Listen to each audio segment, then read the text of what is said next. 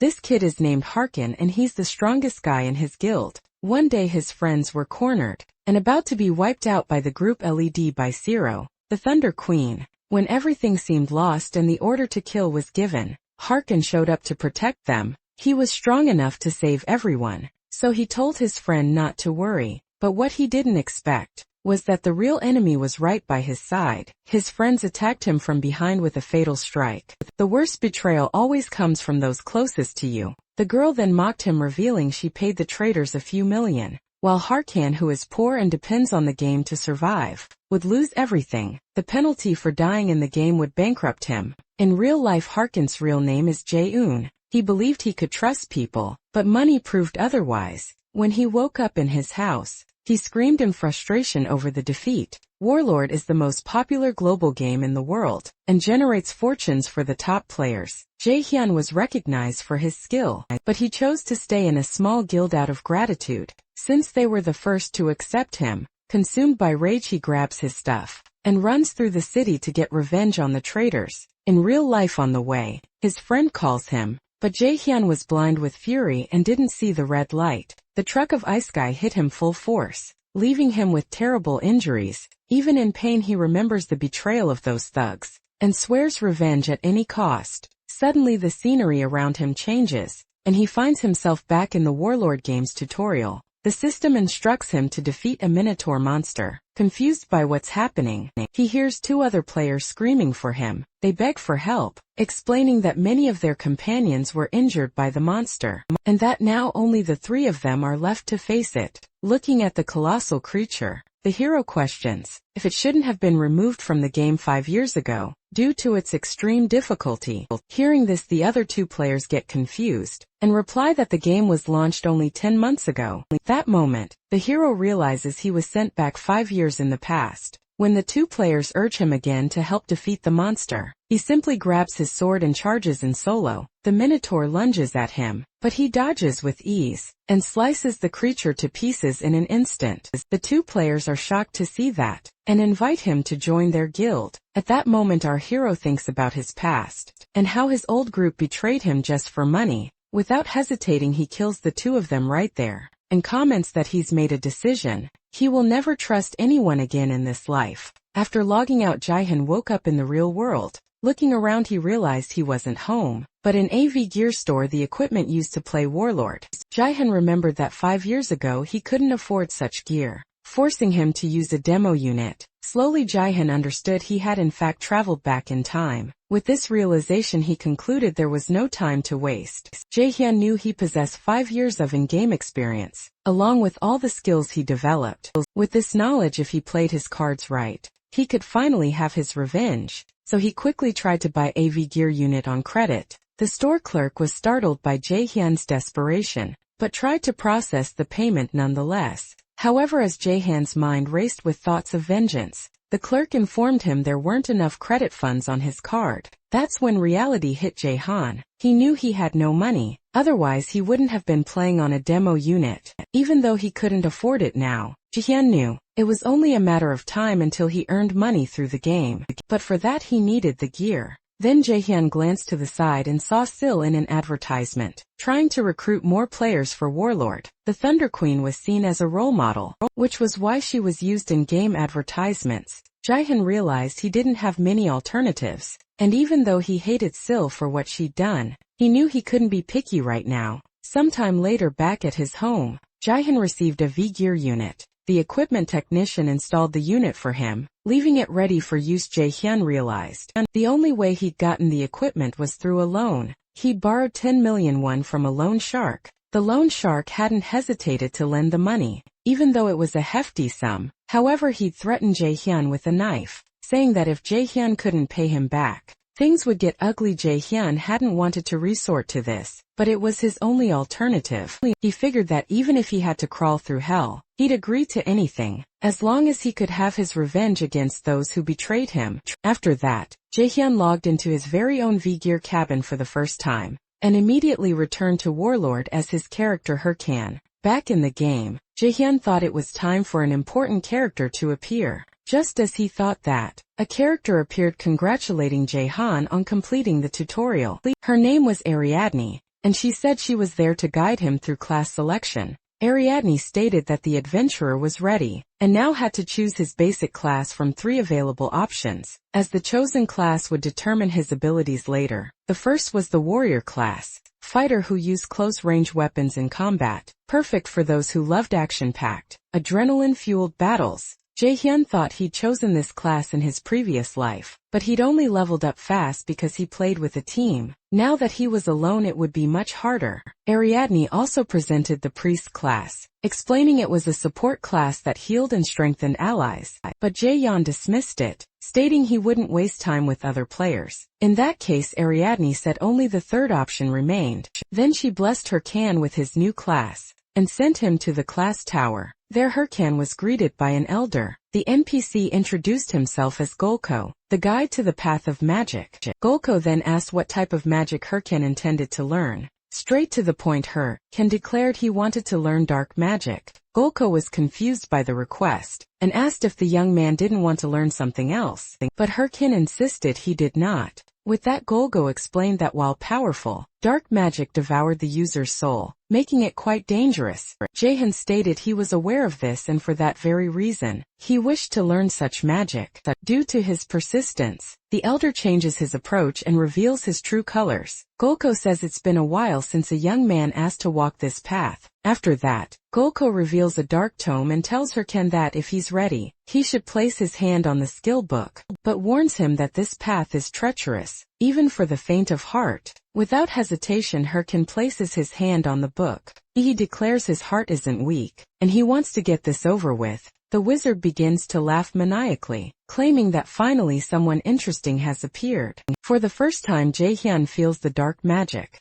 He remembers that in his past life, there were mentions of a necromancer player, who once cleared a boss raid solo, and at this moment this is the power Jaehyun is seeking, the power of a necromancer. Now that his class and skills are set, Jaehyun makes his first use of the bone shard skill. With it, Jaehyun can use bones from dead creatures to summon undead allies, as this is the special ability of the necromancer class. Now, Jaehyun wants to level up and plans to head to the nearest dungeon. However, looking at his ally, Jaehyun realizes it just lost its head, and notes that this task won't be as easy as he imagined. A short while later, Jaehyun enters the training dungeon, but he laments remembering the fragility of the skeleton he created, because according to what he knew from his past life, skeletons weren't this fragile. Jaehyun takes the opportunity to check the skeleton's stats, and figures its weakness is due to low proficiency, so Jaehyun realizes he'll have to level up very quickly. Soon after, some wolves appear to confront him,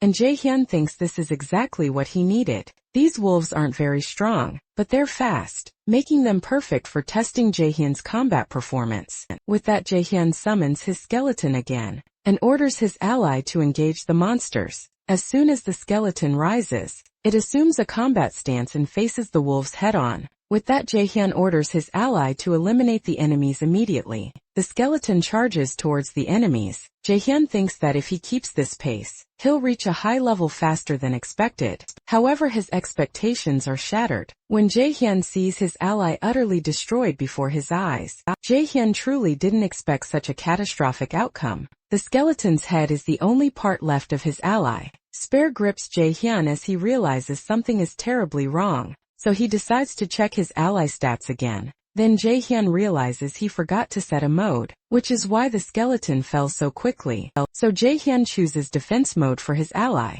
Even so, skeleton loses to the wolves again. In that case, Jaehyun decides to test the special action mode, but instead of fighting, the skeleton starts dancing with the wolves, leaving Jaehyun even more bewildered. Jaehyun starts to think this must be a nightmare, because there's no more time to delete this account and start over. No way to change classes, and the loan payment is already due soon. Just as Jaehyun thought he was finally making progress, he was slammed 2 steps back. Not only that, but he's stuck with an utterly useless ally. It makes Jaehyun wonder, how did the necromancer from his past life manage to evolve so much, with such a seemingly useless class? Suddenly, Jaehyun's system flashes an alert. there's an option to boost the skeleton's combat prowess. Before Jaehyun had to dispatch the wolves himself, the skeleton stood by uselessly. But then a realization hits Jaehyun. The skeleton wasn't uselessly standing by. It was observing his every move, learning to fight from what it witnessed. That's it. Jaehyun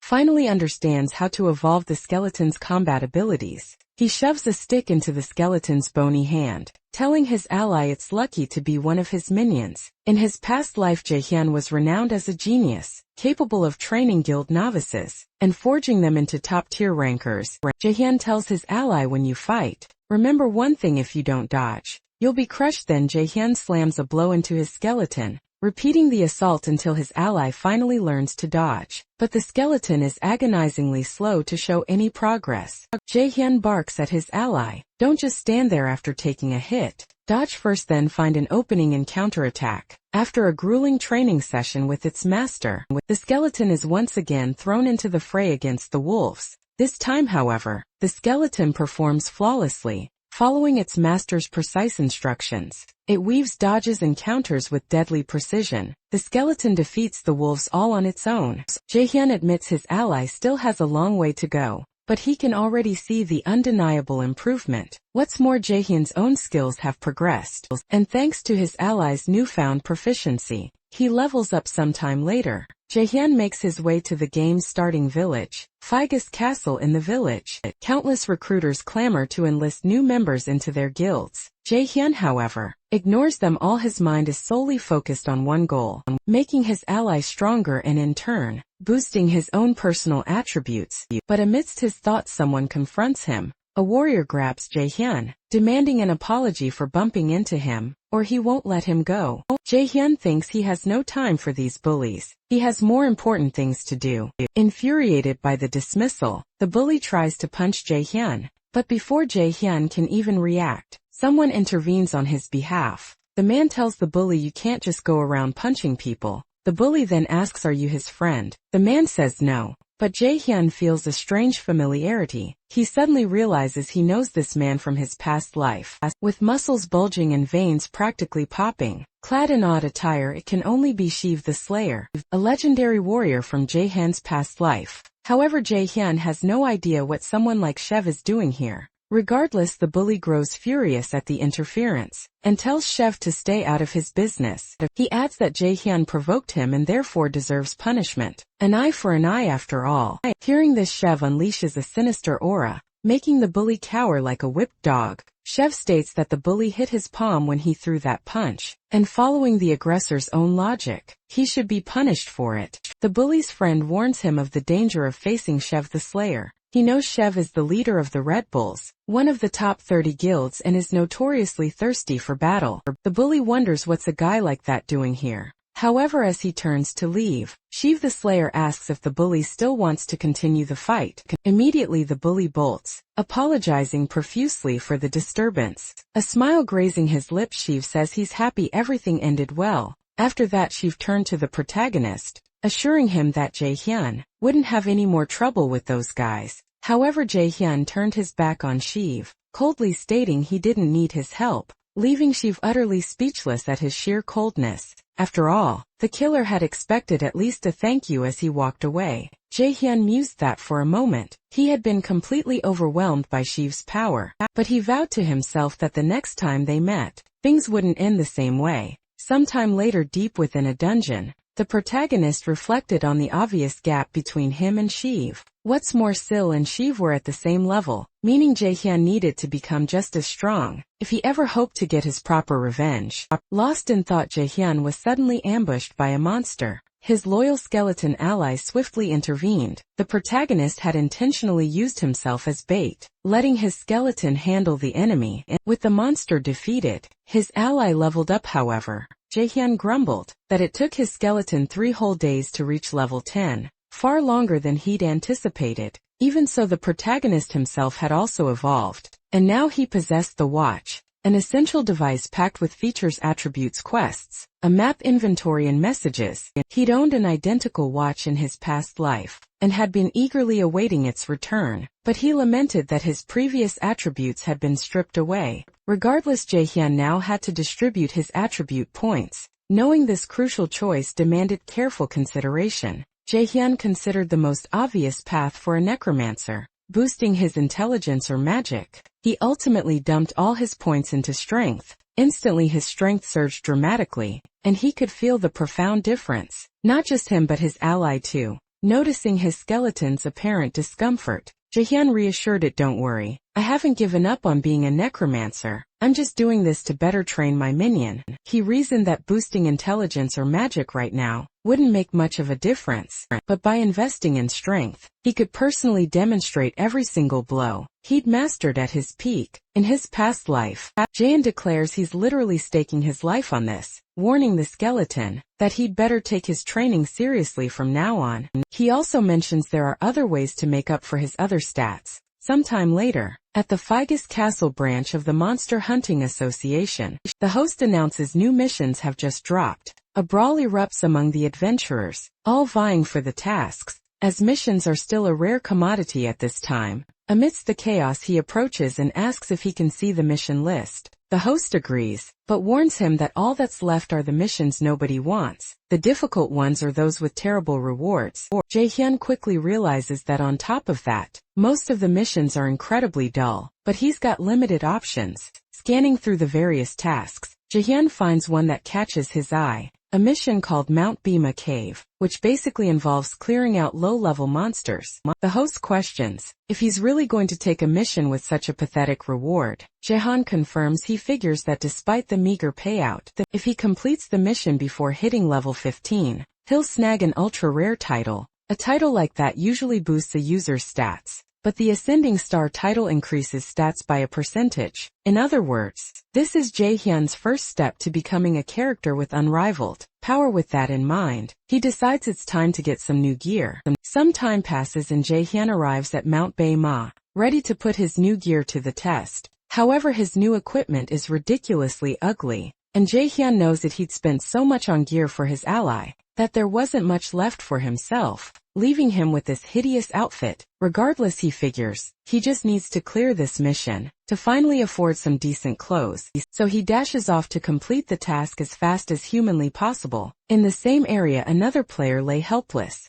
begging for aid, but his pleas went unheard. This player had just fallen into a trap, and the group that ambushed him lurked nearby, waiting for their next victim on Mount Bima. An adventurer named Multi had just arrived. Multi was buzzing with excitement, convinced he was incredibly skilled, and might even become a top ranker in record time. Lost in these thoughts, Multi suddenly heard someone cry for help, claiming their friend was gravely injured. Multi approached and the other adventurer explained that he and his friend had been ambushed. Out of nowhere, their healing potions were gone, and the adventurer couldn't help his friend alone. Concerned, Multi offered some potions and readily agreed to help. The adventurer thanked him profusely, tears streaming down his face. But in reality, the adventurer was just a distraction, a decoy for an accomplice to attack Multi from behind. Just like that, another player fell into their trap. The bandit adventurers mocked Multi's naivety, declaring his items would be very useful. Outraged, Multi couldn't understand why they had tricked him. The bandit adventurer simply sneered, "It's not our fault you fell into our trap too easily." Then the bandit delivered the final blow, eliminating Multi from the game. Multi's watch, containing his inventory and all his precious items, was left behind. The bandits cheered, celebrating their easy loot. They were the Ralph family, infamous as the PK gang, already plotting their next victim. In the same territory, the protagonist's skeleton ally faced an enemy. The skeleton stood before two forest wolves. Then Jaehyun activated the skeleton's attack mode. Instead of defending, the skeleton charged, swiftly defeating the wolves. Jaehyun realized that with the sword he'd bought for his ally, the skeleton could probably take down an entire pack of wolves by itself. Seeing this, Jaehyun felt he'd made the right choice, investing in his ally's gear, believing true gamers focused on performance over appearance. After the fight, the skeleton waited for its master's approval, but instead Jaehyun simply stated they needed to level up fast. So it was time for the next battle. The skeleton obediently followed its master deeper into the forest. Suddenly, mid-walk, the skeleton was struck by an arrow, catching it completely off guard. Jaehyun was equally stunned by the shot. Immediately after, someone appeared profusely apologizing. It was the same gang from before. claiming they'd seen the skeleton from afar and mistook it for a monster. The gang leader quickly apologized for the incident. However, Jae-hyun instantly recognized them as looters just by looking at them, so Jae-hyun went on high alert around this group. Outwardly though, Jae-hyun tried to play it cool, acting natural and saying it was fine, but that he needed a mana potion for his ally. The gang leader claimed they had no potions, but offered to help Jae-hyun level up, since the skeleton's mana would automatically recover upon leveling. The leader added that they felt guilty and wanted to redeem themselves. Just then, some monsters appeared and the gang leader declared perfect timing. He said his group would weaken the monsters, leaving them for Jae-hyun to deliver the finishing blow.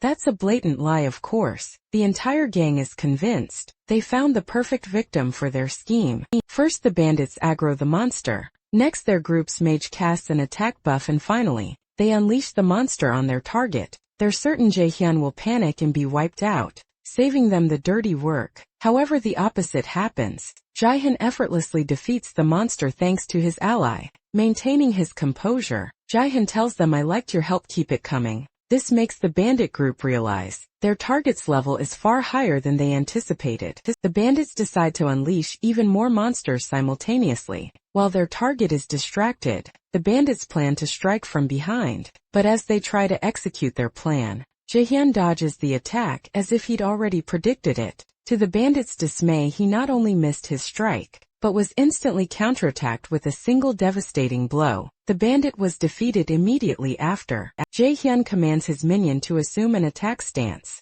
The skeleton readies for battle. The two charge straight into the remaining looters. Seeing this, the bandits descend into panic, suddenly wanting to talk things out. But for Jae-hyun, no argument will sway him. Jae-hyun and his ally mercilessly cut down the bandits, without hesitation. After all, Jae-hyun knows this type of player all too well, the kind who earns a target's trust, only to stab them in the back and loot their items. Jae-hyun believes that, while he might have fallen for such tricks in his past life, he's a different person now, the kind who trusts no one. Jae-hyun delivers the final blow to the bandits, noticing they already possessed 8 watches from eliminated players. But since the bandits won't be needing those items anymore, Jae-hyun decides to claim everything for himself. He needs some decent clothes. After all, meanwhile, Jae-hyun's ally is getting his revenge for the arrow he took earlier. Jae-hyun observes the skeleton's bloodlust, but lets him vent to his heart's content. A short while later, Jae-hyun takes the opportunity to heal his ally.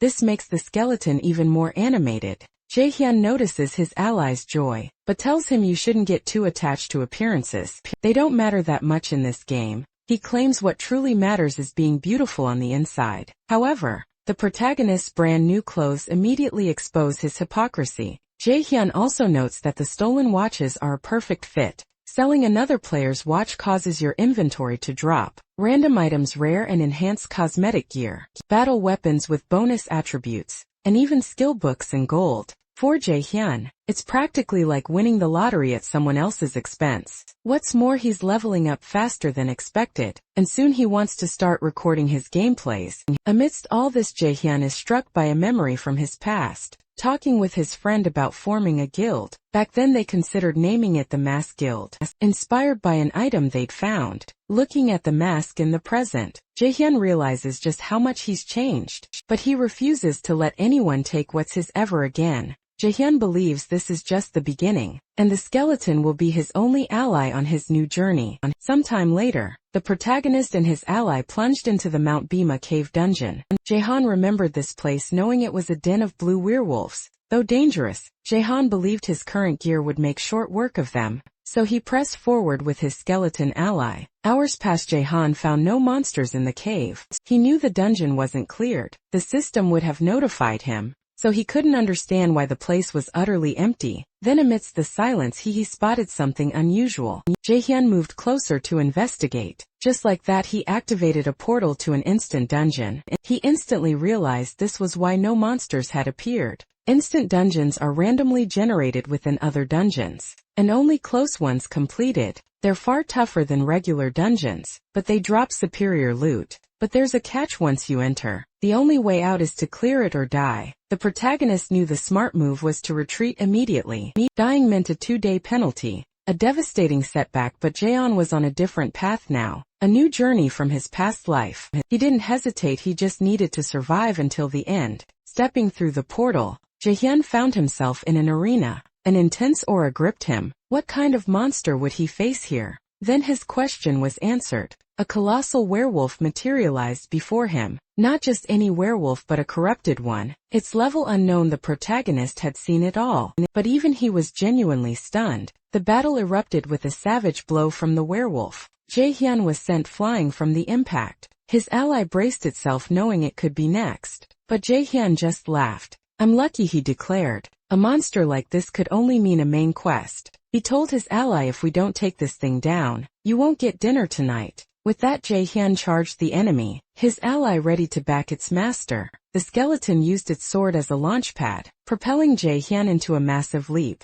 positioning him directly above the monster. He unleashed a demonic curse, infusing his blade with its dark power. Now, Jaehyun had the power he needed to strike the enemy and tear it apart. Not only did Jaehyun land a devastating blow, but he also cursed the monster, weakening it further. He'd never used this before, but Jaehyun was thrilled to have nailed it on his first attempt. The monster, however, was far from pleased and raged. It lunged at the protagonist, attacking him from behind. Jaehyun knew a boss wouldn't fall from a single hit, so he wasn't surprised to see the wolf rise. Now Jaehyun decided to unleash something he'd been saving. He activated his watch, pulling something from his inventory. Moments later, the protagonist was enveloped in magical armor, fully equipped to crush his foe. The Activate Slots feature was unique to Warlord. When used, the watch channeled pure Warlord energy, boosting the player's stats and reshaping their body. The resulting form was usually unpredictable, varying wildly between players. That's why players called it Supreme Mode. With Supreme Mode active, Jaehyun was ready to fight. The enemy glared furiously and lunged again, but as it tried to claw Jaehyun, the wolf missed every strike. Jaehyun dodged them all still. Jaehyun noted the wolf's unnatural speed. He knew getting hit by these attacks would be fatal, so Jaehyun dodged with everything he had. Jaehyun isn't just playing defense though. Spotting an opening, he strikes back. Not only that, but his attacks are even stronger thanks to Supreme Mode. Seeing how effective his blow is, Jaehyun declares this just makes the game even more fun. However, the wolf recovers faster than expected, lunging at Jaehyun immediately. Jaehyun barely dodges, noticing the wolf is still absolutely furious. But Jaehyun reminds his foe, "You must have forgotten something. I'm not fighting alone after all." His skeleton ally is ready and waiting. While the wolf was focused on Jaehyun, the skeleton seized the distraction to attack. Jaehyun tells his ally, "Time to put our training to the test." Confused, the enemy has no idea what's coming next. And to the wolf's shock, Jaehyun and his ally strike simultaneously. They hit the wolf from multiple directions, slicing the monster apart and leaving no room for reaction. After defeating the monster, Jaehyun praises his own high performance. Not only that, but he also reaps the rewards, satisfied with his conquest. After all, tougher dungeons yield the best prizes. Among the items Jaehyun gets, the Corrupted Tracker's Necklace, a unique and incredibly powerful artifact. He notices this item can't be sold, and is far beyond the normal class of such gear. Amidst all this, Jaehyun is stunned to find he's also acquired 3 new titles. One was Expected Rising Star, the second Hero Challenger. Makes sense since Jaehyun cleared an instant dungeon solo, but the third title, Corrupted Tracker, truly grabs his attention. Jaehyun knows this is the introductory title for the first chapter of the main quest. Corrupted Count. The main quest is the backbone of the Warlord world, a crucial storyline with its incredible rewards. Every player wants a piece of it.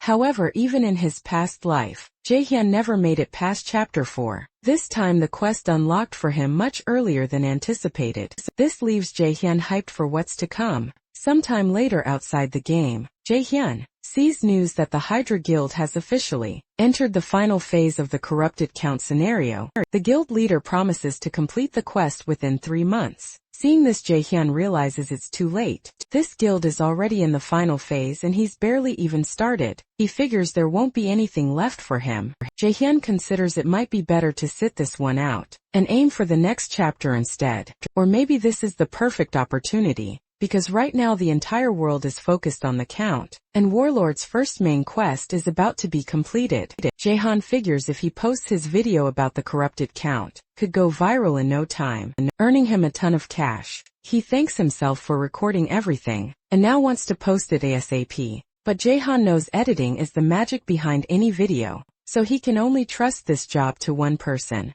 a legendary editor from his past life. She's known as the filmmaker Romaini, since they haven't met in this life yet. Romaini receives the editing request, and wonders what a level 15 player could possibly have that's special enough to warrant her work. But upon seeing the message's content, Romaini is utterly shocked. She stumbled upon something truly astonishing, and immediately Romaini thinks she's found a genuine rare gem. A short while later, a sharp businesswoman summons an employee, announcing a fresh video about the corrupted Count just dropped. What truly grabbed her attention was the video itself, a level 15 player single-handedly taking down a corrupted werewolf. Her employee quickly dismisses it, stating his team reviewed the footage and found no value. But unlike everyone else, the director is intrigued. She orders her employee to bring this player to the company. This is Seo Yun Chea, heiress to Thunder Corporation, South Korea's largest conglomerate, and Jaehyun's arch-nemesis from his past life. After all, her warlord name is Sil, the Thunder Queen. Meanwhile,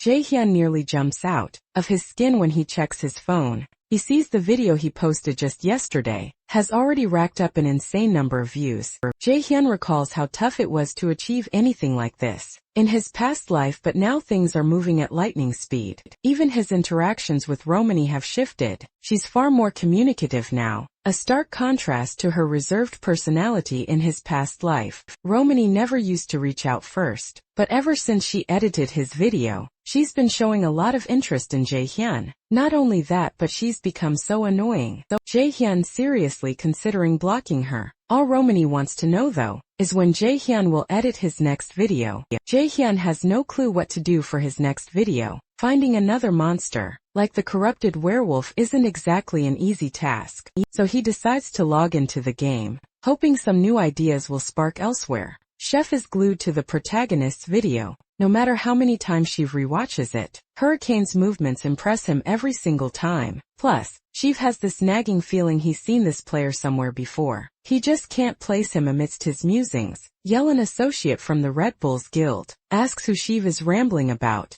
Sheev replies he's talking about Hurricane, the hottest player right now. His friend teases that Sheev has watched the video so many times. He's starting to lose it, but Sheev insists he can't stop watching. Seeing this player fight is just too thrilling. He even wonders what it would be like to face Hurricane in a duel. But Yell cuts him off, telling him to stop spouting nonsense, because she has a live stream to prepare for. Sheev seizes the chance to gush about how much he likes Yell. Yell, however, tells Sheev to hurry up. Over 200,000 people are waiting for the stream to start, and they all want to see Sheev in action. After all, he's Sheev the Slayer, leader of the Red Bulls and ranked 9th in Warlord. A dungeon portal is about to rip open. Chef and his companions stand ready. Then Chef commands his guild members to brace themselves for the coming battle. Back to Jihyun. He headed to the Mission Association but found nothing to his liking. He expected as much, yet still held out hope for a worthwhile quest. With no other options, he had to put his video plans on hold.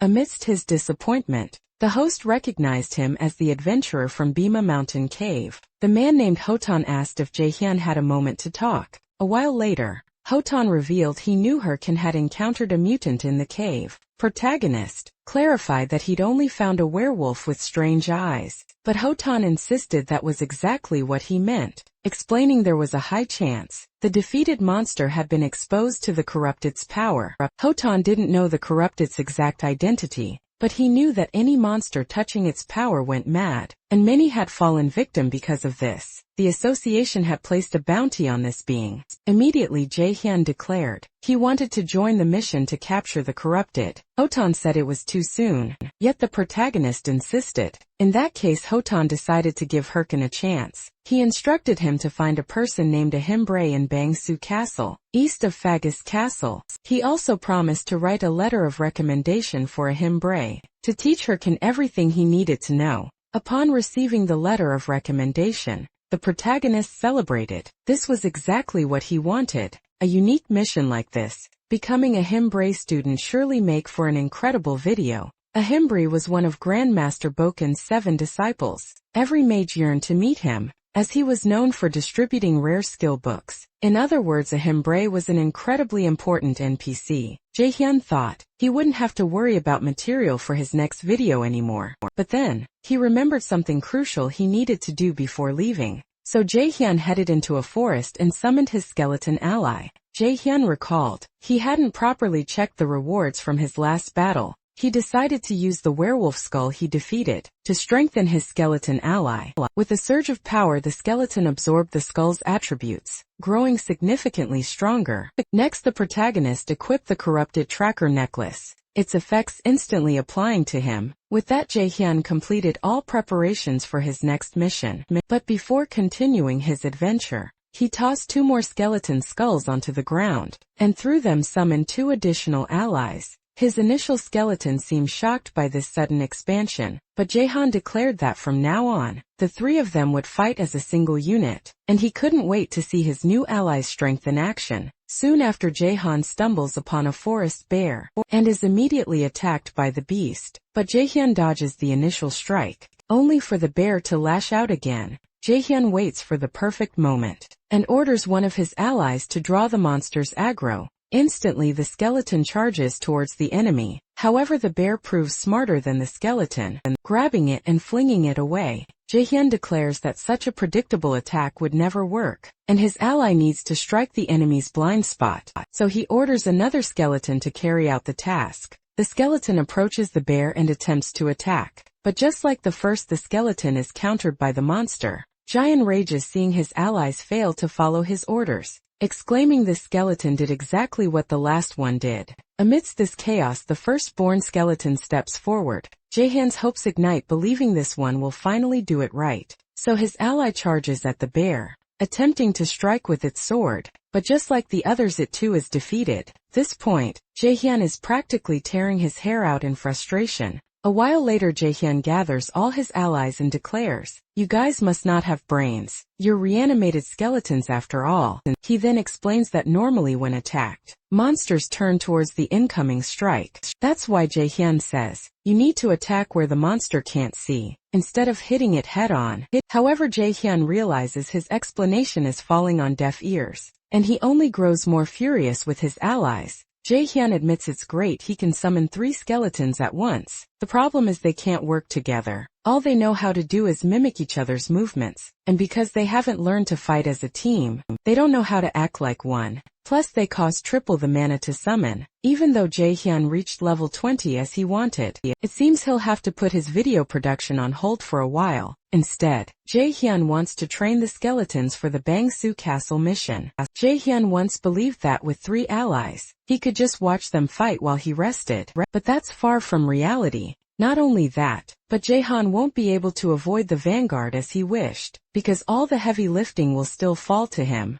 Meanwhile, at the Bank to Castle Branch Association, players are eagerly waiting for something until one of them arrives in the main hall, sending everyone else into a frenzy. They demand to know what mission this player took, wanting to extract the information by force. Jaehyun witnesses it all, and compares the others to hyenas scavenging for meat. He also thinks this type of person can be found everywhere. They don't even try their best. Instead, they prefer to act like parasites. Host tries to greet Jaehyun, but he completely ignores him. Jaehyun decides no one should know about his mission, so he goes directly to the person in charge and hands over his letter of recommendation. The official confirms the letter and authorizes Jaehyun to proceed. Others try to buddy up hoping to tag along, but Jaehyun shuts them down. As he presses forward, Jaehyun's mind races, wondering what rewards await him. His main goal, however, is to forge a connection with a Himbre right off the bat. But when he finally reaches the wizard's chambers,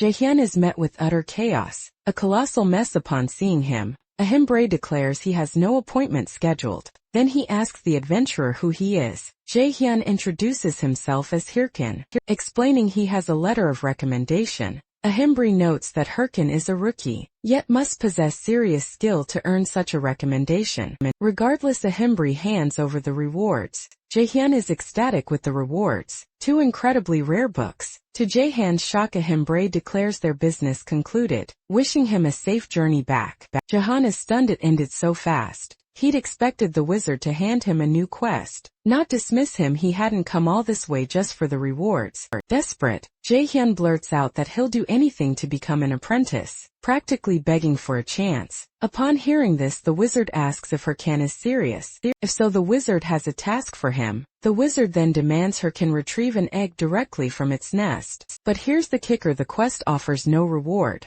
leaving Jaehyun utterly bewildered and terrified. In the same spot, another player approaches wearing incredibly expensive gear. The player immediately draws all eyes. He strides in, declaring, "So this is where Haho Mask is, huh?" Jaehyun curses his luck, lamenting such a pathetic quest from an NPC. He'd hoped for a grand main quest, not a measly unrewarded egg-gathering chore. Confused, he questions if this mission is even worth his time, until someone approaches and asks about the mission. The moment they hear Jaehyun received a quest, players swarm him, a hungry mob. Jaehyun had completely forgotten about these vultures, and now finds himself trapped with no escape from the surging crowd. Amidst the chaos, a figure emerges, demanding everyone clear his path. The mysterious warrior from before approaches Jaehyun. Pushing the crowd aside, the warrior then asks if Jaehyun has a moment, as he wishes to speak privately. Annoyed, Jaehyun wonders who this man is. He's not interested in talking and rejects the offer. However,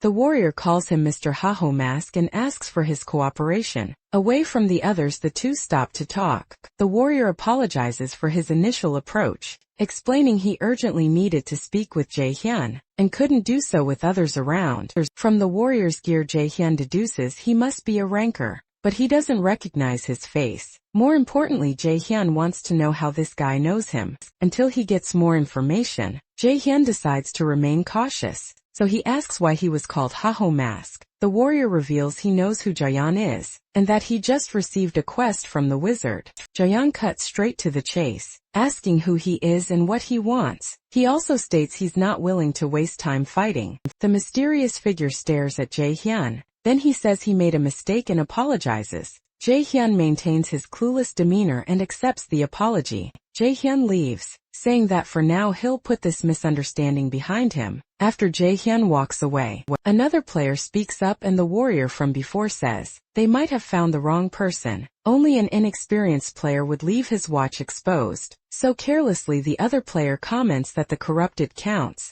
Quest is almost over, suggesting they no longer need to watch the NPC wizard. But the warrior, with glasses, insists that the nest egg quest is the main mission, and they can't afford to make a mistake at this point. After that, each returns to their position. From a distance, Jaehyun watched everything. He noticed the warrior who approached him wasn't alone. Jaehyun concludes the two must be part of some guild. However, instead of offering a deal as is customary, he took a different approach, suggesting they aren't from a common guild. What bothers him most, though, is not knowing who these players are. However, one thing is certain: Jaehyun discovered the egg quest is more than just a simple collection task. These players probably watched his video and came after him because of it. But by letting him go so easily, they must not care who Haho Mask is, but rather about the Ahimbri quest. Jaehyun doesn't know much about this quest, but he knows he needs to avoid drawing attention until he completes it. He was exasperated that more lunatics were still showing up to ruin his day. After all, his past enemies like Chaseolian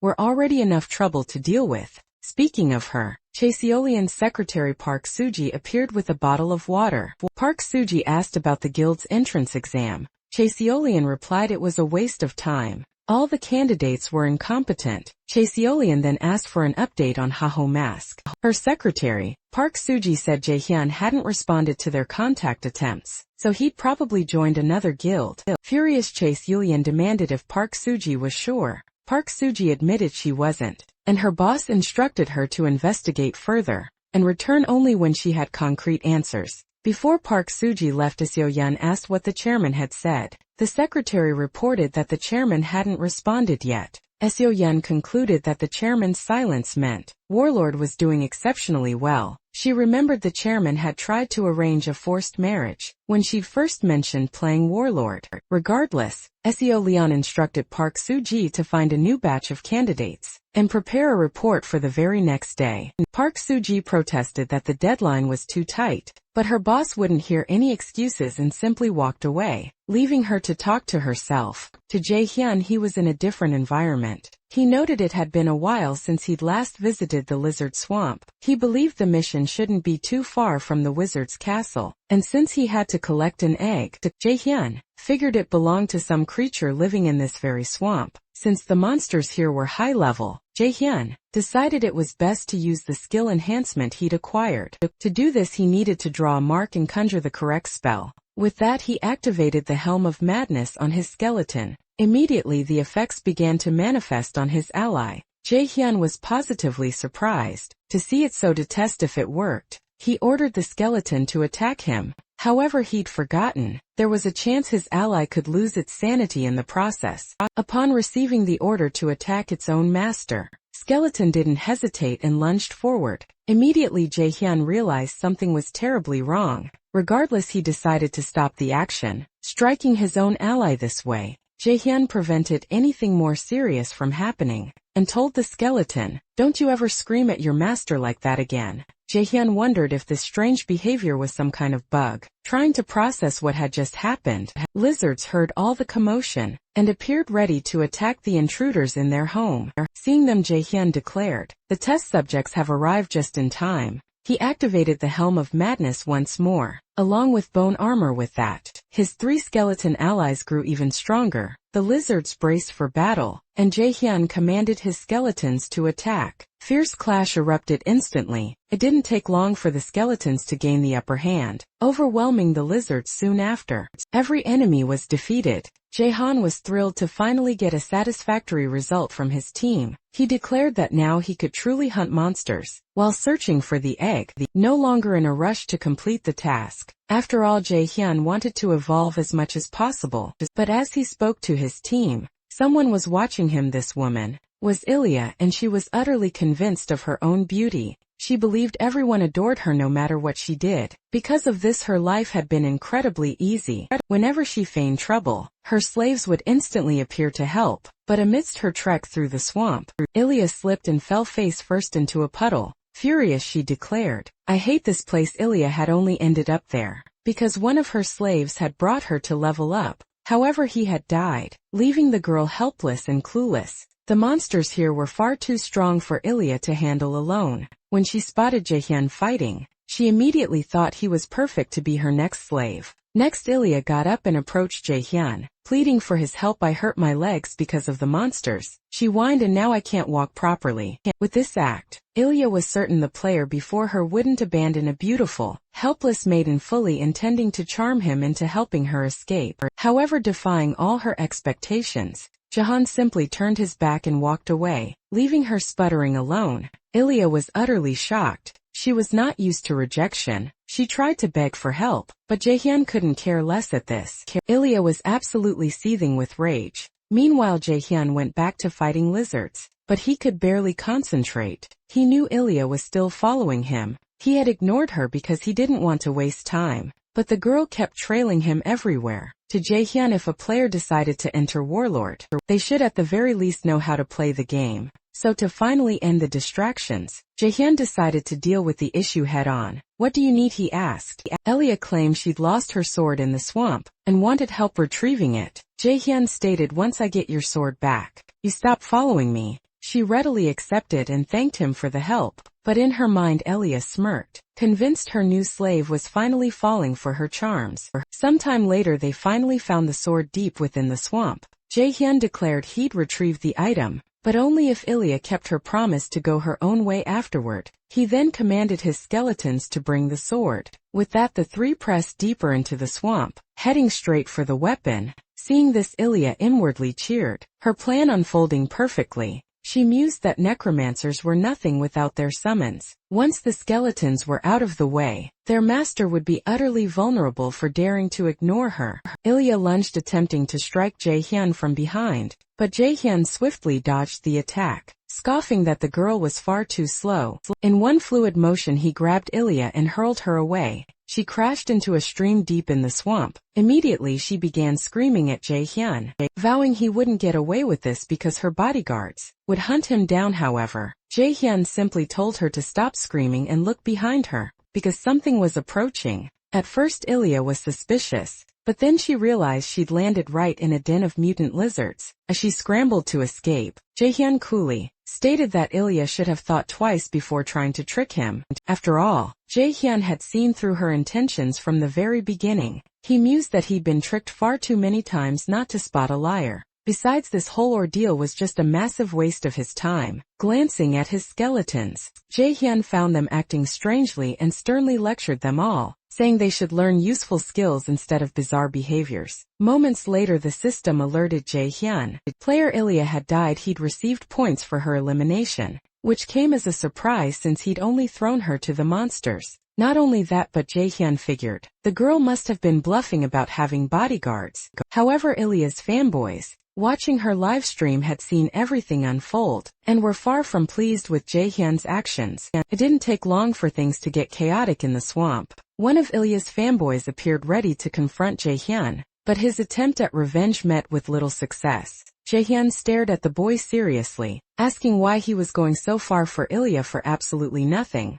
Jae-hyun pointed out that Ilya wouldn't even thank him, let alone talk to him or see him in person. Therefore the boy shouldn't get so attached to someone like that. However, the boy merely laughed at his words. Then he screamed, "I love Ilya. I'd do anything for her." Jae-hyun gets fed up with the nonsense and takes out the guy for good. He remembers Ilya trying to trick him earlier, and realizes she probably pulls this stunt often. So Jae-hyun doesn't regret what he did to Ilya one bit, but he never imagined Ilya was serious about her bodyguards. And now more guys like this are likely to show up and confront him. Ilya, on the other hand, has her own way of charming her sheep. She convinces them to do anything. That's why lately, crazy guys have been showing up to challenge Jae-hyun. He was already itching for a fight, having found no missions, and now, as if that wasn't enough, more obstacles appeared in his path. Jae-hyun would even love to hunt down that player and eliminate her, again just for fun, but he's out of time and wants to avoid drawing more attention.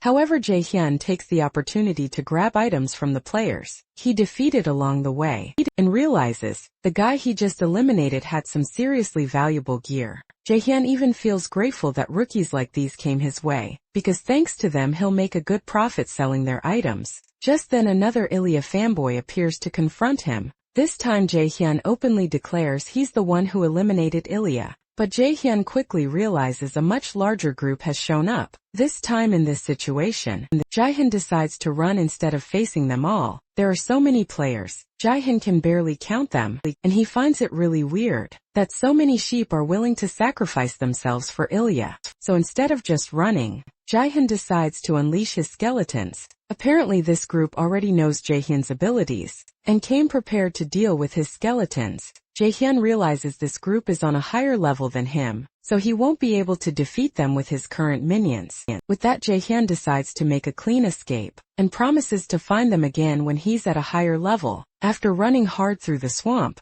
Jae-hyun decides to rest for a bit. He thinks it was tough shaking off so many pursuers, but he can't let his guard down now. However, by now Jae-hyun has no idea where he is. This place looks different from the rest of the swamp. Jae-hyun doesn't remember a spot like this, but he manages to reach a conclusion after thinking it over. Nearby, Ilya's sheep continue searching for Jae-hyun, until suddenly, they spot Jae-hyun's skeletons dancing in the swamp mud. The players don't understand what's happening. Even so, they feel offended, thinking they're being mocked. So one of them charges towards the skeletons, but the player ends up encountering a giant monster. The player doesn't know where it came from and is terrified. Can't do anything as he's snatched by the monster. The other players who witnessed everything are desperate, as they just realize this monster is actually a dragon lizard, the swamp's boss. While they stare at the monster, Jae-hyun stays hidden, observing everything. Jae-hyun had already figured this had to be a lizard's nest, A dragon lizard is a boss with massive defense, health and attacks on average. It takes a group of 20 to 40 players to defeat it, but Jaehyun heard that the dragon lizard raid had already been completed, so this monster shouldn't be here. But if someone with a related quest steps into the zone, the monster can resurface, which means if the dragon lizard is back, this must be the exact spot for the quest Jaehyun got from the wizard. Ahimbre Jaehyun knows his mission: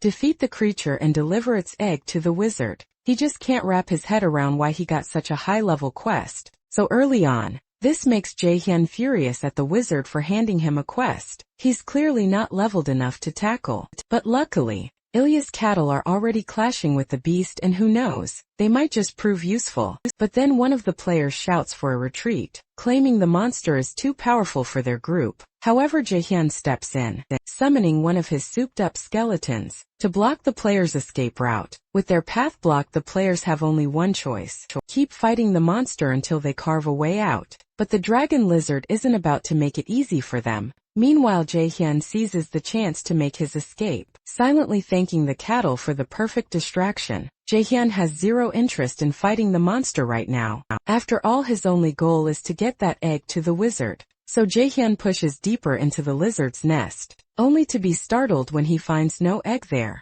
Desperate, Jaehyun frantically searches every corner, until he spots something suspicious. Upon closer inspection, Jaehyun realizes it looks more like a rock than an egg. Suddenly, Jaehyun's system pings: skeleton has been defeated. This can only mean the dragon lizard is heading back to its nest, and Jaehyun's time is up. Enraged, the monster storms back to its nest, searching for its precious item. Jaehyun scrambles to hide any way he can. With the dragon lizard back, Jaehyun can't risk searching the nest any further, so Jaehyun has no choice but to retreat, with only what he's managed to grab, hoping it's what the wizard is looking for. Meanwhile, the group of cattle has been utterly wiped out. Jaehyun approaches, finding nothing but shattered remnants. He muses, that warlord is truly fascinating with so many lunatics running wild. Thanks to the game's boundless freedom, Jaehyun scoops up the loot dropped by the defeated players, then declares he's about to make something crystal clear. Jaehyun states that he's been going easy on them until now,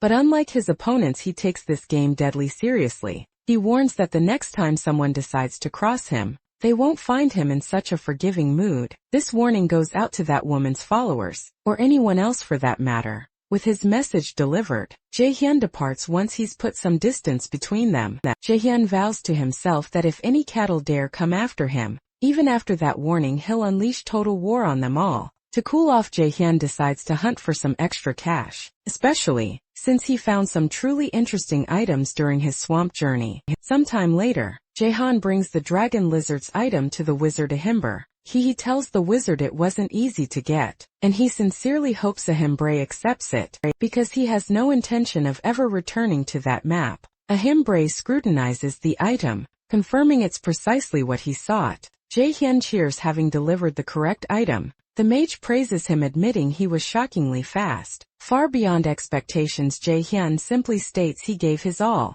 But now he wants to know, is there a next mission? Ahimbre then asks if the protagonist knows what that mysterious item truly is. The mage explains that he and his group discovered this thing while investigating the mutant monster zone. Thus he's dubbed it the Stone of Corruption. For Jaehyun, this revelation explains everything, including why those shadowy figures were hunting him before. An item this crucial is undoubtedly linked to the main quest. Those players were desperate to ensure no one else got their hands on it, as it would severely impact their own progress. Jaehyun initially thought he'd been conned into this mission, but now his opinion has completely flipped. Major Ahimbre admits he knew the mission was difficult, but he needed to test the resolve of a potential disciple. Now that Jaehyun has proven his worth, Ahimbre asks, are you ready to fight corruption? Jaehyun sees this as a golden opportunity, not even considering rejection. However, Mage Ahimbre declares, Jaehyun, you're not ready yet. Difficult missions like these aren't for rookies. Jaehyun instantly realizes his level is still far too low to proceed. Still,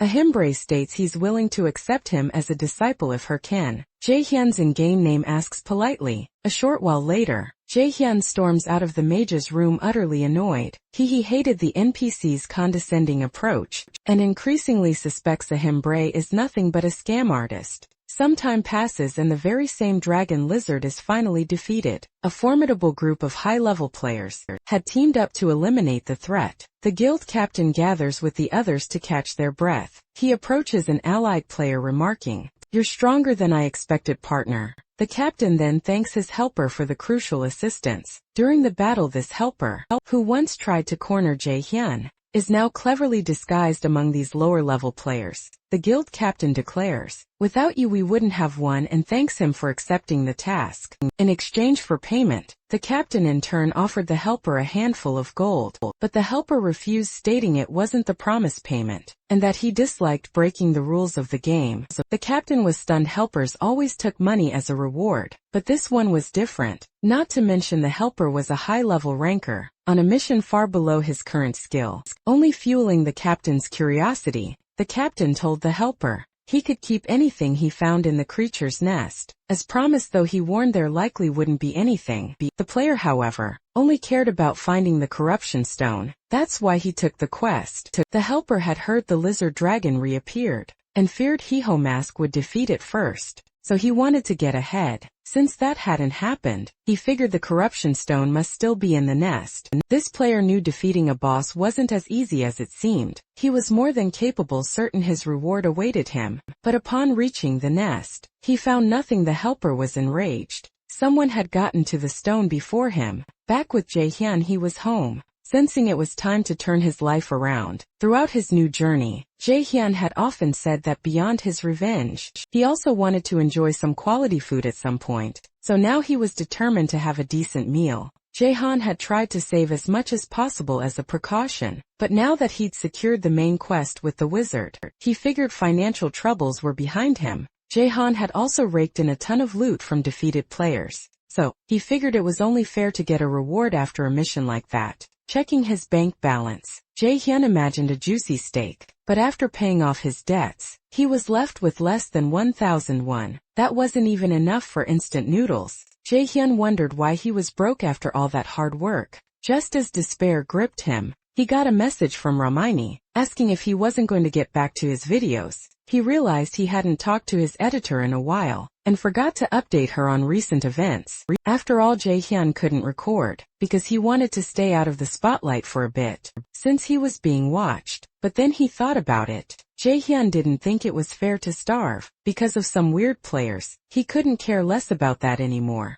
So he decided it was better to do what he had to instead of hiding. With that, Jae-hyun logged back into the game, and prepared to face the challenge of the map, called the Forest of the Dead. Arriving at the map, Jae-hyun remarked that no matter how many times he visited, it always felt creepy still. This was the best place to level up fast, and its terrifying appearance would be perfect for attracting attention to his future videos. With that, Jae-hyun told his allies it was time to hunt, and introduced a new skeleton. He explained that magic would be part of his strategy from now on, so everyone better get along. One of the skills he gained from a Himbre was learning to summon skeleton mages. The more Jae-hyun leveled up, the better his creations would become. Jae-hyun thinks this skill is great, but the skeleton mage drains a lot of mana anyway. Jae-hyun gears up for the hunt. He announces their targets. Enemy skeletons. Unlike his allied skeletons, these are much stronger, so Jae-hyun needs his allies to act as a team. But noticing his allies' hesitation, Jae-hyun orders them not to stand around, and to get into the fight already. He also explains that undead monsters are different from normal ones, so they shouldn't chicken out. However, his words don't motivate his allies. Jae-hyun declares they have no time to waste. They need to start fighting ASAP. Just then one of Jae-hyun's skeletons charges, landing a hit on an enemy. But the enemy skeleton doesn't go down easily. Jae-hyun explains, "This is exactly what I was talking about. Normal attacks won't work. So my allies, you need to change your strategy." Jae-hyun pulls a hammer from his inventory, and shatters a few enemy skeletons as a demonstration. After that, Jae-hyun instructs his allies, "You need to hammer their heads." But Jae-hyun's skeletons are still terrified anyway. Jae-hyun warns them that the goal is to eliminate 100 enemy skeletons. In 100 minutes, that's one skeleton per minute on average. And if you fail, I'll abandon you right here. Fear gripping them, Jae-hyun's skeletons quickly spring into action. After all, they don't want to be left behind. A while later, the team achieves good results, and Jae-hyun looks satisfied. Jae-hyun thinks his skeletons got used to the hammers faster than he expected. This means my next video is going to be a massive hit, he muses. However, Jae-hyun is immediately caught off guard by a giant skeleton. This is a skeleton warrior, a rare monster that spawns randomly, but Jae-hyun only cares about the rewards. More than that, he wants to eat steak. So Jae-hyun attacks alongside his team. However, distracted by his thoughts, Jae-hyun is caught by surprise as the enemy attacks. Nearly hitting him, Jae-hyun barely manages to dodge, realizing he was almost crushed. I think he struck the enemy's arm earlier. Now all Jae-hyun needs to do is shatter the rest of the skeleton. With that, Jae-hyun executes a coordinated attack with his team, then asks, "Is everyone alright?" The enemy rises after the blow and tries to ambush Jae-hyun from behind. But Jae-hyun smirks, "You're forgetting something. Aren't you one of my team members hasn't attacked yet?" Jae-hyun's skeleton mage prepares a magic attack, conjuring a fireball and launching it at the enemy, incinerating it completely. Meanwhile, Jae-hyun can only think about the insane views this video will rack up. He's also dreaming of how he'll finally get that dream steak. But just then his system blares an alert. The map boss has awakened, demanding vengeance for his fallen subordinate. Immediately a portal rips open right in front of Jae-hyun. From within, a monstrous creature bursts forth. But instead of fear, Jae-hyun's eyes light up at the sight. He recognizes it, the golden skeleton boss of the Forest of the Dead. This is the first mage-class boss infamous for wiping out rookies. Jae-hyun never expected to face this boss so soon. He's not even sure he can actually beat him, but he knows if he pulls it off, it'll make an epic video, so he figures he can buff his allies. Only when he looks back he realizes he's completely alone. His mana depletion caused all his summons to vanish. Now Jae-hyun has to face the boss solo and despair grips him. Jae-hyun realized summoning all 4 allies, including the mage, had rapidly drained his mana. Now he has no choice but to fight hand to hand. After all this time, he activates his watch, summoning his armor, and now he's ready for battle. The protagonist doesn't back down from a good fight easily, especially not when there's so much on the line, like that steak he's craving. Seeing Jae-hyun advance, the enemy prepares, unleashing a barrage of magical attacks toward him. Jae-hyun realizes a single hit would be enough to defeat him, confirming this boss isn't called the Rookie Killer for nothing. Plus, he can't let the enemy keep conjuring so much magic. If he wants to win, he decides he needs to stop the enemy from casting spells. With that in mind, Jae-hyun launches an attack, but instead of hitting the enemy directly, he strikes the boss's magic circle. He realizes the enemy's hands are directly linked to his spells, so he just needs to shatter the enemy's hands to incapacitate him. The boss was not happy about that. Even his system blares a warning. Now the monster wants more than just revenge. There's pure bloodlust in its eyes, determined to crush the one who dared injure it. Jae-hyun is bewildered, wondering what just happened, but instead of answers, he's met with a relentless barrage of attacks from the enraged enemy. His only option is to try and run, but Jae-hyun realizes the attack is closing in fast. The strike slams into the ground. Jae-hyun loses his footing and tumbles. He's cornered with nowhere left to go. What's worse, he doesn't remember this enemy attack pattern. Does that mean his memory is betraying him? Or does the golden skeleton have hidden attack patterns? Either way, knowing the answer is the least of his worries right now. To make matters worse, his skeleton allies won't be back anytime soon. With no intel or backup, Jae-hyun wonders how he'll ever defeat the boss. Gripped by doubt, his only option is to attack while he still can. So Jae-hyun charges the monster, figuring he can dodge its attacks, as long as he knows their trajectory. The problem, he can't find an opening to strike without a blind spot. Landing a hit on the monster is nearly impossible. Amidst his hesitation, Jae-hyun is caught off guard, and then the boss manages to capture him. Not only that, but the giant skull now wants to devour the protagonist. Jae-hyun finds himself in a perilous situation, but he still has a trick up his sleeve. He unleashes a demonic curse on the monster, causing its attributes to plummet by 13.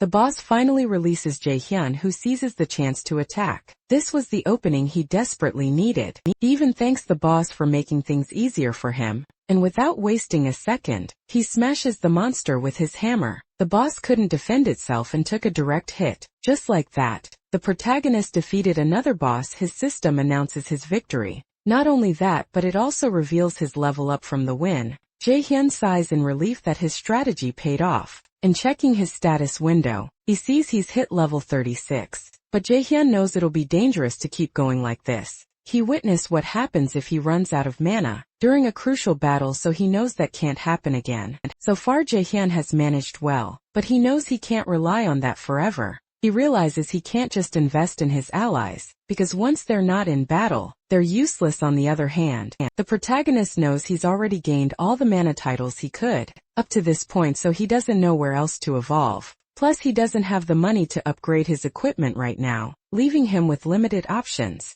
For now Jae-hyun wants to send the raw footage to his editor to turn into a killer video, and he aims to hit level 40 sometime later. Romani receives the files and immediately starts working on the video. But seeing what Hurricane did in his last battle, Romani calls him crazy for taking such huge risks. On the other hand, Hurricane defeated a boss that was a higher level than him, without taking a single hit, something many consider practically impossible. At this point Romani figures she doesn't need to do much, as the raw material is already incredible, so she decides it's best to send the final cut to the protagonist. She thinks the perfect title for the video will be The Solo Emperor. Sometime later, Jae-hyun returns to the Adventurers Association in Bangsu. There he finds the mage who claims to be stronger than last time. The mage in turn finds Jae-hyun's appearance odd and is curious about where he's been. Anyway, the mage hands over the promised reward for completing the quest. Jae-hyun receives a magic book.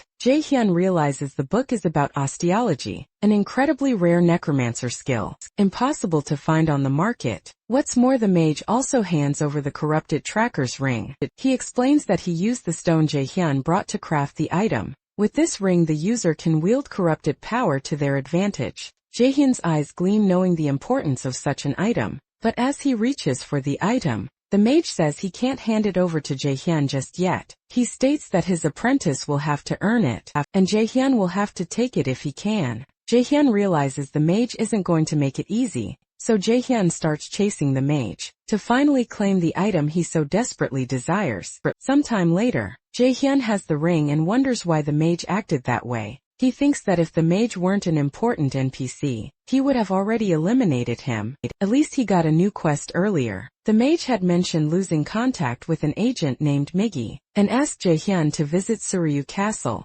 Even furious inside, Jae-hyun decides to let it slide. This time Jae-hyun knows Suryu Castle is a very high-level area, so he decides to level up on his way there. Meanwhile Romani contacts him, saying he just posted the latest video, and Jae-hyun needs to see something. Jae-hyun checks it out and sees the video's numbers are mind-blowing. Not only that, but the earnings from it are skyrocketing too. Shocked, Jae-hyun stumbles backward. After all, he'd never seen such incredible numbers before. But one thing is certain with this money, he can eat whatever he wants. Jae-hyun expected positive reactions to his video, but the results blew all expectations out of the water. He's so hyped he wants to stop playing and just go eat right now. Everything else can wait. However, Jae-hyun receives an unusual message. The leader of the Thunder Hunters Guild sends Jae-hyun a recruitment offer. Obviously, Jae-hyun knows exactly who this woman is because in his past life, Chase Alien relentlessly tried to recruit him. Due to his refusal, Hurricane became persona non grata and was intensely hunted by her and her guild. That's why Jae-hyun doesn't even consider accepting the offer. Stopping to think, Jae-hyun realizes he's acting exactly like he did in his past life. A flashback shows that once, Jae-hyun was outraged by Chase Yulian's persistence. He didn't understand why she kept trying to recruit him, when he was already part of a guild. At the time, one of his allies said Hurricane was lucky, because the Thunder Hunters Guild was one of the best, and being considered by them meant the player was incredibly skilled. Furthermore, the guild leader was the daughter of a wealthy family, and people who worked there often earned exorbitant salaries. His guild partner said Jae-hyun was truly talented, and the videos they made always brought in good returns. Not only that, but his partner also said Jae-hyun was too good to stay in a small guild. However, Jae-hyun claimed he didn't care about wealth or fame. He believed his guild had potential and would likely grow over time, and that money would also come in gradually. That's why Jae-hyun preferred to remain in his guild, rather than join another at the time. His partner couldn't convince him. Back in the present, Jae-hyun realizes that even then there were signs of what was to come, but he hadn't noticed even so. Jae-hyun believes he didn't deserve to be betrayed by his companions, but Jae-hyun thinks it's not the time to dwell on the past. He needs to focus on his goal and can't abandon the game now. After all, he'll have time to use that money later. Besides, it's too early to be satisfied when he can still earn so much more. With that, Jae-hyun summons his skeleton companions. Again, he says that last time he did all the heavy lifting, so Jae-hyun will start a new training regimen with them to boost the entire team's effectiveness, precisely so what happened last time doesn't repeat itself. Jae-hyun remembers that in the past, his companions always slacked off during training, but now his skeletons at least obey his commands. With this, Jae-hyun believes he has everything he needs to make a difference in this life, so Jae-hyun just needs to get stronger to achieve his goals. Jae-hyun tells the skeletons their next destination is Churyu Castle. Along the way they'll grow stronger. Jae-hyun explains that the training is quite simple. Run until they reach the objective, but if anyone falls behind, they'll get a beating until they start running again. With that motivation, everyone starts running like never before, because they don't want to be punished. Far from their chase, the only reflects for a moment, until someone approaches and asks what she's thinking about so deeply. This is Hatch, an affiliate of the Thunder Hunters Guild. Hatch tells the leader that the meeting is about to begin. He also says the guild isn't progressing on the corrupted count mission, and still hasn't found any clues for the next one. Chase Yulian says she feels humiliated, knowing the Hydra Guild got ahead of them on this mission. Hatch says the meeting is precisely with the leaders of all 30 top guilds, and they might discover something important. However, Chase Yulian says there's no way such a meeting will be useful, but she'll be there. So all that's left for Hatch is to wish his guild leader good luck. Back to our protagonist. The success of his latest video almost made him lose control with all the money he earned, but his hatred for Chase Yulian brought him back into focus, and he decided to continue the game instead of abandoning it. Upon returning home, the first thing Jae-hyun did was pay off all his debt to the loan shark. He wanted to get rid of that problem once and for all. Next, Jae-hyun bought rare skill books to gain more advantages in the game. However, after spending all the money he earned, Jae-hyun was broke again as his bank balance hit zero. Although he only spent the money on necessities, seeing his bank account empty was still painful for Jae-hyun. To shake off the frustration, Jae-hyun focused on mastering his newly acquired skills. His first new skill was Skin Graft, an ability that significantly boosted his defense. Thrilled, Jae-hyun immediately put it to the test. Paired with his Skeleton Warrior's Essence skill, his defense skyrocketed. Jae-hyun then grabbed one of his swords and tried to wound himself. When nothing happened, he realized his defense was even better than he'd hoped. Next, he moved on to the Curse of Sloth. This skill slowed down its target. To test it, he cast it on one of his skeletons and instantly saw its future utility. Finally, Jae-hyun moved to his last new skill. It was a golem summoning ability, the hardest one he'd acquired and the one he desired most. With a surge of power, Jae-hyun performed the summoning, leaving his allies stunned. Jae-hyun himself was ecstatic. He'd been waiting for this. He had finally summoned a golem. Gazing at his creation, Jae-hyun declared, "A necromancer is nothing without a golem. This creation is more reliable than any tank I've ever known." What's more, the golem boasted a copy mode, active debating. It would allow Jae-hyun to synchronize his movements with the golems. He believed that combining the golem's raw strength with his own battle skills would make him unstoppable in future fights. However, when he tested this option, disappointment washed over Jae-hyun. It didn't work as intended, making him suspect a game bug. But then Haein saw the golem move, throwing a punch, albeit with a significant delay. He quickly realized the problem lay in the golem's sluggish movement speed. This infuriated Jae-hyun. After all, the entire game was built on a pay-to-win model. Meanwhile, the guild leaders' meeting was underway. Nurgle, leader of the Ares Guild, thanked everyone for attending. Shev, the Red Buffalo Slayer, was also pleased to see so many familiar faces. Berg, leader of the Big Smile Guild, looked far from pleased to be there. And Chase Yulian showed no satisfaction at all in attending the meeting. Berg grumbled that out of 30 invited guilds, only 4 had bothered to show up. Sheev, however, countered that it was more than he'd expected. Nurgle, the organizer, was genuinely surprised by the low turnout. He knew the top 30 guilds were locked in fierce competition, and a meeting like this was a rare event, let alone one with full attendance. Nurgle revealed that the Hydra Guild had uncovered the corrupted Count's identity and was planning a final raid in a month. Chef admitted it was impressive that no other guild had even come close, putting Hydra far ahead of the pack. To make matters worse, Berg warned that Hydra could monopolize all future main quests, and if that happened it would be game over for everyone else. Chaseol Yin finally spoke, telling Berg you and anyone else who's scared should just shut up. Annoyed, Berg shot back, "Are you looking for a fight?" But Sheev and Nurgle quickly intervened, reminding them that this wasn't the purpose of the meeting. Nurgle then proposed an alliance against the Hydra Guild. If they all agreed, they would promise to cease hostilities until the corrupted Count's missions were complete, and share all intel. Shev wasn't a fan of these deals, but he saw no other way out, and he wasn't alone in that thinking. Even if they hated each other, there was no choice but to accept the alliance, and that included Chai Shuyuan. Later at her home, Chai Shuyuan reflected on what had happened while taking a bath. She thought it was even more humiliating than she'd imagined. Not only had she failed to defeat the Chapter 1 boss on her own, but she also had to stoop to an alliance with rival guilds. But Chase Olin knew there was nothing else to be done. After all, if the Hydra Guild completed the quest alone, it would be bad for everyone. Better to share the spoils with an alliance than end up with nothing. Concluding her thoughts, Chase Yulian decided it was best to wait for the next opportunity to strike next. Chase Yulian ordered all her guild members to keep a close eye on Hydra and report any suspicious movements. Victory was her only goal, no matter what it took. Back to our protagonist. Jahan found himself at the Adventurers Association once more. An NPC asked him to go to Babaru Forest. The NPC explained that Agent Miggy had vanished there, so Jahan would likely find clues to his disappearance. But Jahan argued that the area was swarming with level 70 monsters, and at his current level he couldn't even set foot there. However, the NPC insisted that Jaehyun, as a Himbra's apprentice, was perfect for the mission, but if he refused the task, he'd lose his status as a corruption tracker. After leaving the Adventurers Association, Jaehyun felt lost. The quest window flashed warnings about the dangers ahead, plus if he didn't accept, he'd lose everything he'd achieved. So far, Jaehyun realized that taking on quests above his level,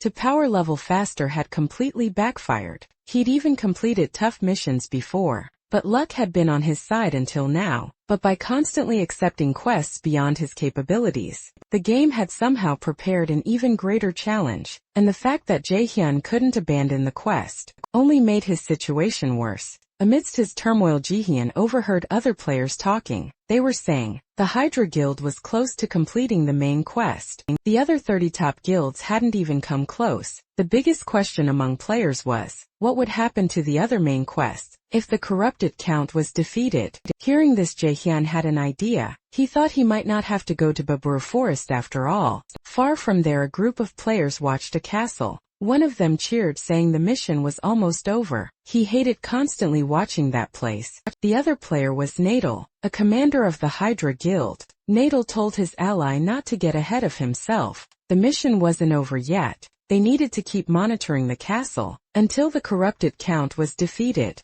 Plus, they had to be discreet to avoid leaking any information. But then another player burst onto the scene shouting. His name was Kim's, rank 3 of the Red Buffalo Guild. Nathal demanded to know what a Red Buffalo member was doing there. Kim's declared that the mountain boss was high level, so he was going to defeat it, and asked if Nadal and his ally weren't there for the same reason. Unable to reveal the truth, Nadal said yes. However, Kim's remarked that they didn't look so good. But either way, Kim's would leave them to continue his mission. The sheer informality of this approach left Nathal fuming.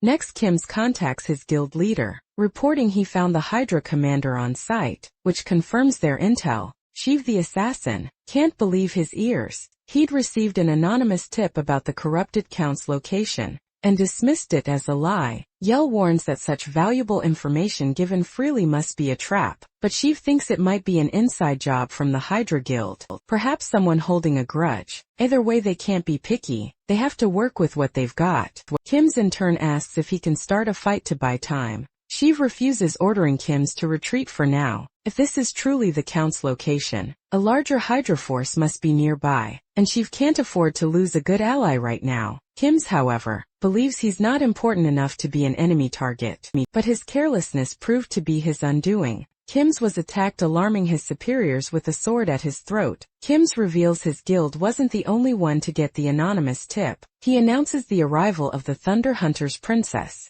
This princess, Howie, demands Kim spill everything he knows or he'll be eliminated. Far away, a fierce bear prepares for battle on the other side. Jaehyun's golem stands ready. The bear strikes first, slamming into the stone giant. After defending against the onslaught, the golem tries to counter, but its sluggishness prevents it from landing a hit. The bear turns it into a punching bag. Instead of focusing on the fight, Jaehyun wonders why everything is so quiet. Jaehyun had sent out emails with the count's information, already knowing it from his past life, and was expecting replies. He did this, believing it was the only way to avoid the Babaru Forest mission. Once the count is defeated, that mission will vanish. Warlord's main storyline consists of multiple chapters. Currently the game is in Chapter 1, titled The Corrupted Count. When this chapter ends along with the count's defeat, all related missions are forcibly concluded, making way for a new chapter. Jaehyun knows he couldn't defeat the count on his own, even if he wanted to, because he's still too weak, so he preferred to let someone else handle it.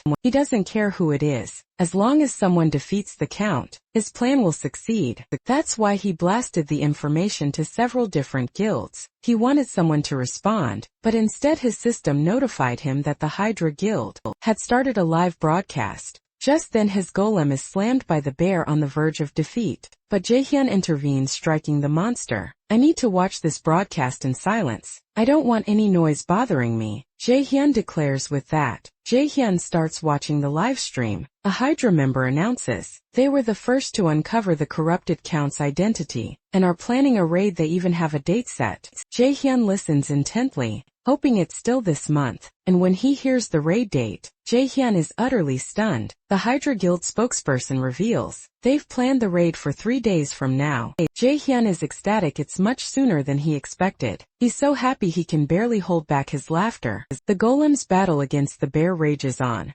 Meanwhile, Jaehyun figures the Hydra Guild must be in a hurry. Knowing the intel has leaked, he doesn't care if Hydra defeats the count. They've been ahead from the start, and have enough players to clear the mission. All Jaehyun needs to do is wait for the mission to conclude, and things will look up for him. But everyone is stunned by how the raid unfolds. The news shocks everyone. The Hydra Guild has been utterly crushed. Watching from home, Jaehyun is in disbelief. He mutters, if you're going to join a raid, at least prepare properly. Don't fail in less than an hour. Jaehyun realizes he overestimated Hydra. Now he needs to find another way. Right after he gets a notification for a Red Buffalo's live stream, Jaehyun knows their leader is Shev the Slayer. Shev announces that Hydra Guild has apparently failed. As the map is being reset, he tells his team this enemy is strong enough to wipe out an entire guild. Not only that, but he admits they don't have many reserve supplies, which lowers their success rate. Still, in the name of the Red Buffalo's Guild, Shev declares he'll accept the challenge. This fires up his allies. Jaehyun, however, thinks this is a terrible idea. Even if they're the Red Buffaloes, they're not as strong as the defeated Hydra Guild. But then Shev announces he'll have a partner for this mission, and introduces the leader of the Thunder Hunters Guild, the Thunder Queen Sil. Jaehyun is absolutely floored by this. I never imagined Chase Leon would agree to ally with a rival guild. A flashback reveals that while he was at his camp, Shev was approached by Chase Leon. He said he hadn't expected her to request a meeting like this. Chaselian stated she had no ill intentions. After all, they were allies for now. However, Shev countered that one of his own had been beaten by the Thunder Queen, still dismissed it as a mere setback, but insisted she was there to talk business. She'd heard Shev had received intel about the corrupted count. Shev tried to dodge the question, but Chase Leon claimed they had no time for games. She'd confirmed the same intel with other guilds before setting up this meeting with Shev. Chase Olean also pointed out that Shev wouldn't be able to track down something like that alone, so he obviously had outside help. Cornered, Shev finally relented, but claimed he didn't know the source of the information. After that, Chase Olean asked if Shev truly believed in the Hydra Guild's success. He didn't think they could win. After all, Hydra had rushed their raid wanting to be pioneers. However, a main quest like this wasn't something to be tackled so hastily. Chase Olean believed the smartest move was to let other guilds try first, and gather intel and formulate a plan. Shev then asked, what exactly are you getting at, Chase Olean?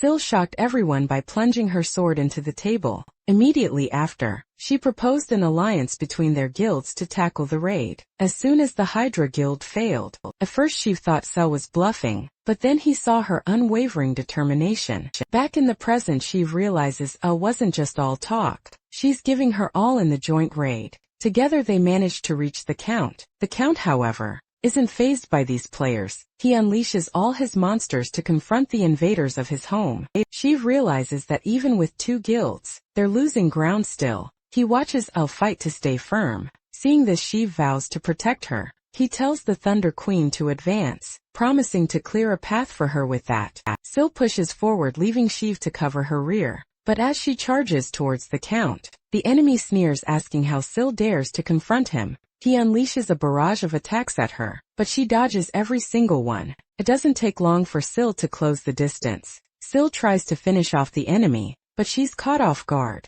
Struck by the Count wouldn't be defeated so easily. He managed to ensnare his target in a trap. Seeing this, Shevra grows worried. However, Sil hasn't given up yet. She gathers her strength, slicing through the tentacles that bound her. Now she's more determined than ever to defeat the enemy. Sil closes in, getting close enough to strike. With a mighty swing, she cleaves the Count in half with her sword. Sheev is thrilled to see her succeed. He remarks that Sil is even more terrifying than he imagined. Everything was broadcast live, and Jaehyun was shocked to learn that Kizil-yoon had defeated the Count. He was furious, but tried to console himself that the important thing was the Count's defeat. No matter who took the credit, Jahan wished his enemy would enjoy it while she could, claiming the Count would be her last victory. After all, he believed that in the end, his revenge would be complete. In the Bulkas Mountains, Jahan embarked on an adventure with his team. He knew that after his revival, his greatest goal was to exact revenge on those who had eliminated him. That's why Jaehyun ventured into increasingly dangerous locations,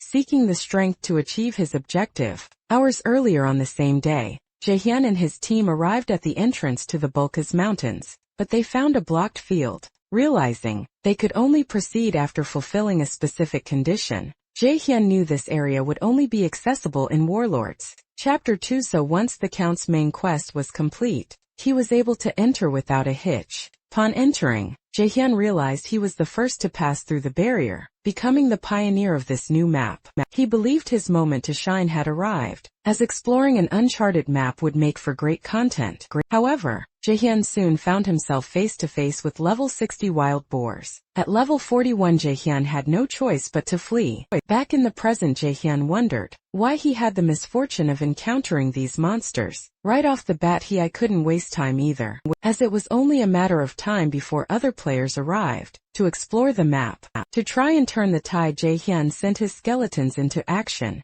but it was useless. His team was annihilated in a matter of seconds. Jaehyun wasn't surprised, stating it was merely a distraction. That Jaehyun unleashed his magic on the monsters, freezing them in place. Now all his targets were completely vulnerable, but to his utter misfortune, Jaehyun slipped on a banana peel with no idea where it came from. Nearby, a monkey cackled at his fall. This was an armored monkey, a monster known for playing tricks on humans. Jaehyun vowed to go after the monkey, but forgot about the boars, and discovered the hard way that his magic's effect didn't last long. Just as he thought he was about to be attacked, a light appeared at the end of the tunnel. Jaehyun was stunned to see an arrow strike the boar that was attacking him. Not only that, but all the monsters were felled by the single arrow. Jaehyun wondered how someone could defeat so many with just one shot. After the monsters were defeated, a hunter approached and asked, "Are you alright?" Far away at Suryu Castle, a group of players moved through the area.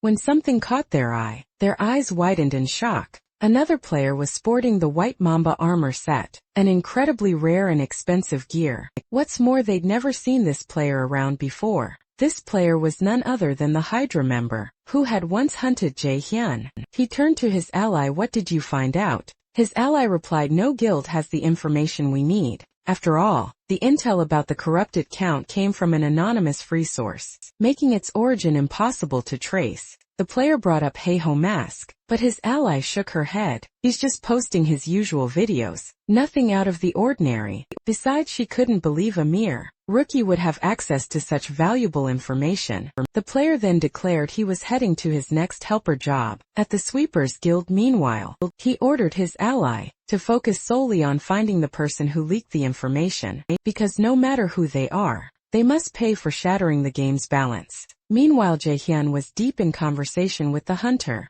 who had come to his aid. Jaehyun knew this was none other than Maong, the main NPC of the game's Chapter 2. Ma Wong was incredibly skilled, once serving as the prince's personal fencing instructor, but an unfortunate event led to his expulsion, and he eventually became the captain of the guards, protecting the Bulkas Mountains. Jaehyun felt his luck had finally turned a corner by encountering Maong. However, Maong warned him, "You can't stay here. This place is crawling with nothing but monsters." For Jaehyun's own safety, the hunter urged him to leave these lands before another attack. But Jaehyun knew exactly how to twist the situation to his advantage. He simply stated the corrupted count is dead. But even with the count gone, corrupted monsters still roam these lands. He claimed to be tracking the source of the corruption, which led him to this very forest, and now he needed help to unravel the mystery. Maong admitted, "I have some ideas about this, but no solid evidence." He then asked for Jaehyun's help to uncover the truth. This was exactly what Jaehyun wanted to hear.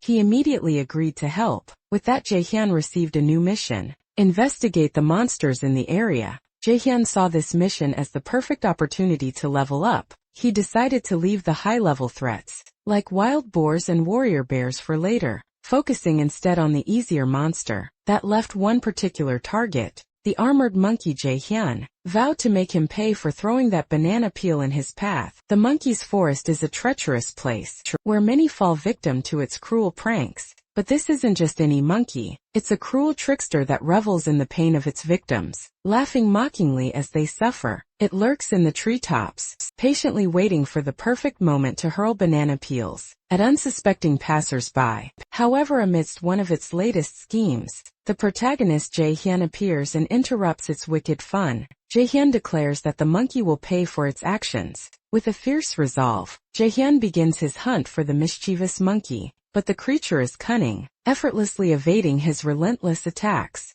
The monkey is incredibly swift, and knows this forest like the back of its hand. This only fuels Jaehyun's rage. The dense canopy of trees makes it impossible for Jaehyun to land a proper blow. He realizes he needs a new strategy. Jaehyun changes tactics, opting for a long-range assault. Instead of closing in, he hurls his sword directly at the target. Seeing the blade flying towards it, fear grips the monkey, its panic clouding its judgment, almost leading to its demise. However, Jaehyun's sword strikes a tree instead, causing the monkey to erupt in triumphant laughter. But Jaehyun remains unfazed, revealing that the sword was merely a diversion. Immediately, Jaehyun's golem lunges, smashing into the monkey's tree. Just like that, Jaehyun achieves his goal. He finally eliminates the treacherous monkey, and earns the prestigious title of being the first to hunt an armored monkey. With this victory, Jaehyun decides it's time to hunt even more of these formidable creatures. Meanwhile, the world's attention is fixed on a single event: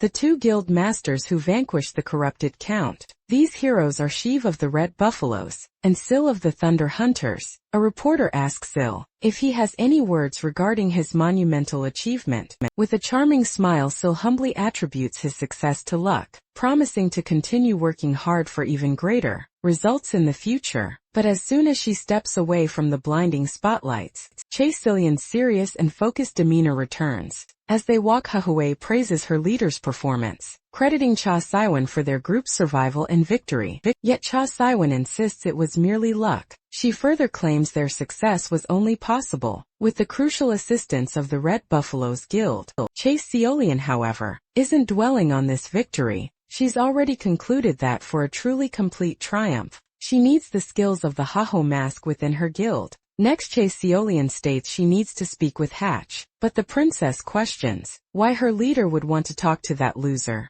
Chae-Sillian simply replies that she needs to hunt something, and Hatch will prove useful for the task. Back with our protagonist, Jaehyun is still relentlessly hunting monkeys, but his sword has been completely worn out in the process. He realizes it's high time to acquire new equipment. The only problem, he's completely broke. With no other options, Jaehyun turns his attention to monster gems. These rare gems have an incredibly low drop rate from defeated monsters, however. They are essential for crafting powerful items, each possessing unique special characteristics. Jaehyun knew the gems dropped by armored monkeys were perfect for crafting equipment, so he commanded his skeletons, hunt down every last armored monkey. 9 grueling hours later, Jaehyun had hunted countless monkeys. Not a single gem had dropped. Desperation knotted him. He was determined to keep going until he found one, but then someone interrupted him, claiming he must be Haho Mask. Confused, Jaehyun wondered who this was.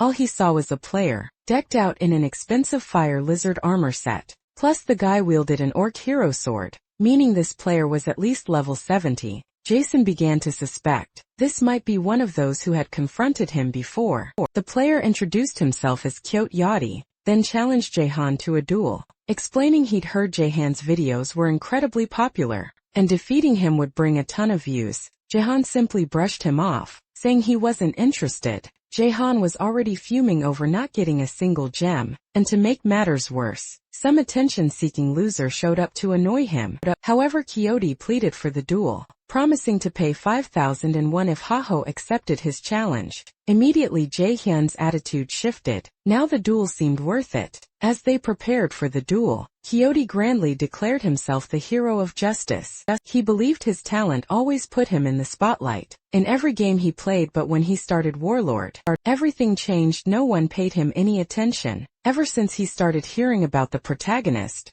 it had piqued Kyote's interest. He wanted to know who this Haho Mask was, and perhaps defeat the one who had stolen his beloved spotlight. Kyote also thought Haho had inferior levels in gear compared to his own, so he couldn't understand why someone like that got so much attention, while he got none before encountering the protagonist. Cody had been aimlessly wandering, desperate for the attention he felt he deserved. Then by chance he spotted Haho in the forest, and was shocked to find the very person he was looking for. What truly caught his eye was Haho being in a blocked-off area, a place Kyote himself had only stumbled upon by sheer luck. That moment, Kyote realized if he recorded a video defeating the famous Haho Mask, he could finally steal the spotlight for himself. Back in the present, Kyote removed his armor, leaving only his helmet. Jaehyun, the protagonist, asked why he did that. Kyote replied it was to balance the fight, making it fairer for Haho. He believed Haho was inferior due to his low level, and he'd also noticed the protagonist's sword had just shattered. Kyote declared his desire for a fair duel, so no one could accuse him of winning, solely because of his superior gear. He also warned Haho to give it his all, because Kyote wouldn't hold back. Kyote gets tired of talking and lunges forward. The protagonist remarks that he can't take an opponent without clothes. Seriously, regardless, Jaehyun deftly dodges the attacks. Kyote, fuming, tells him to stop playing defense and fight for real. Jaehyun retorts that his opponent needs to earn his seriousness. Suddenly Kyote unleashes an ability supercharging his attacks. He lands a devastating punch, sending Jaehyun sprawling. Jaehyun quickly realizes his foe used a booster, a warrior skill that grants a burst of speed. Not only that, but he sees that despite Coyote's idiotic appearance, he's on a whole other level. Facing him head-on would be suicide. Jaehyun gets back on his feet, deciding to test another strategy. Coyote, seeing this, declares that Haho is finally ready to fight seriously.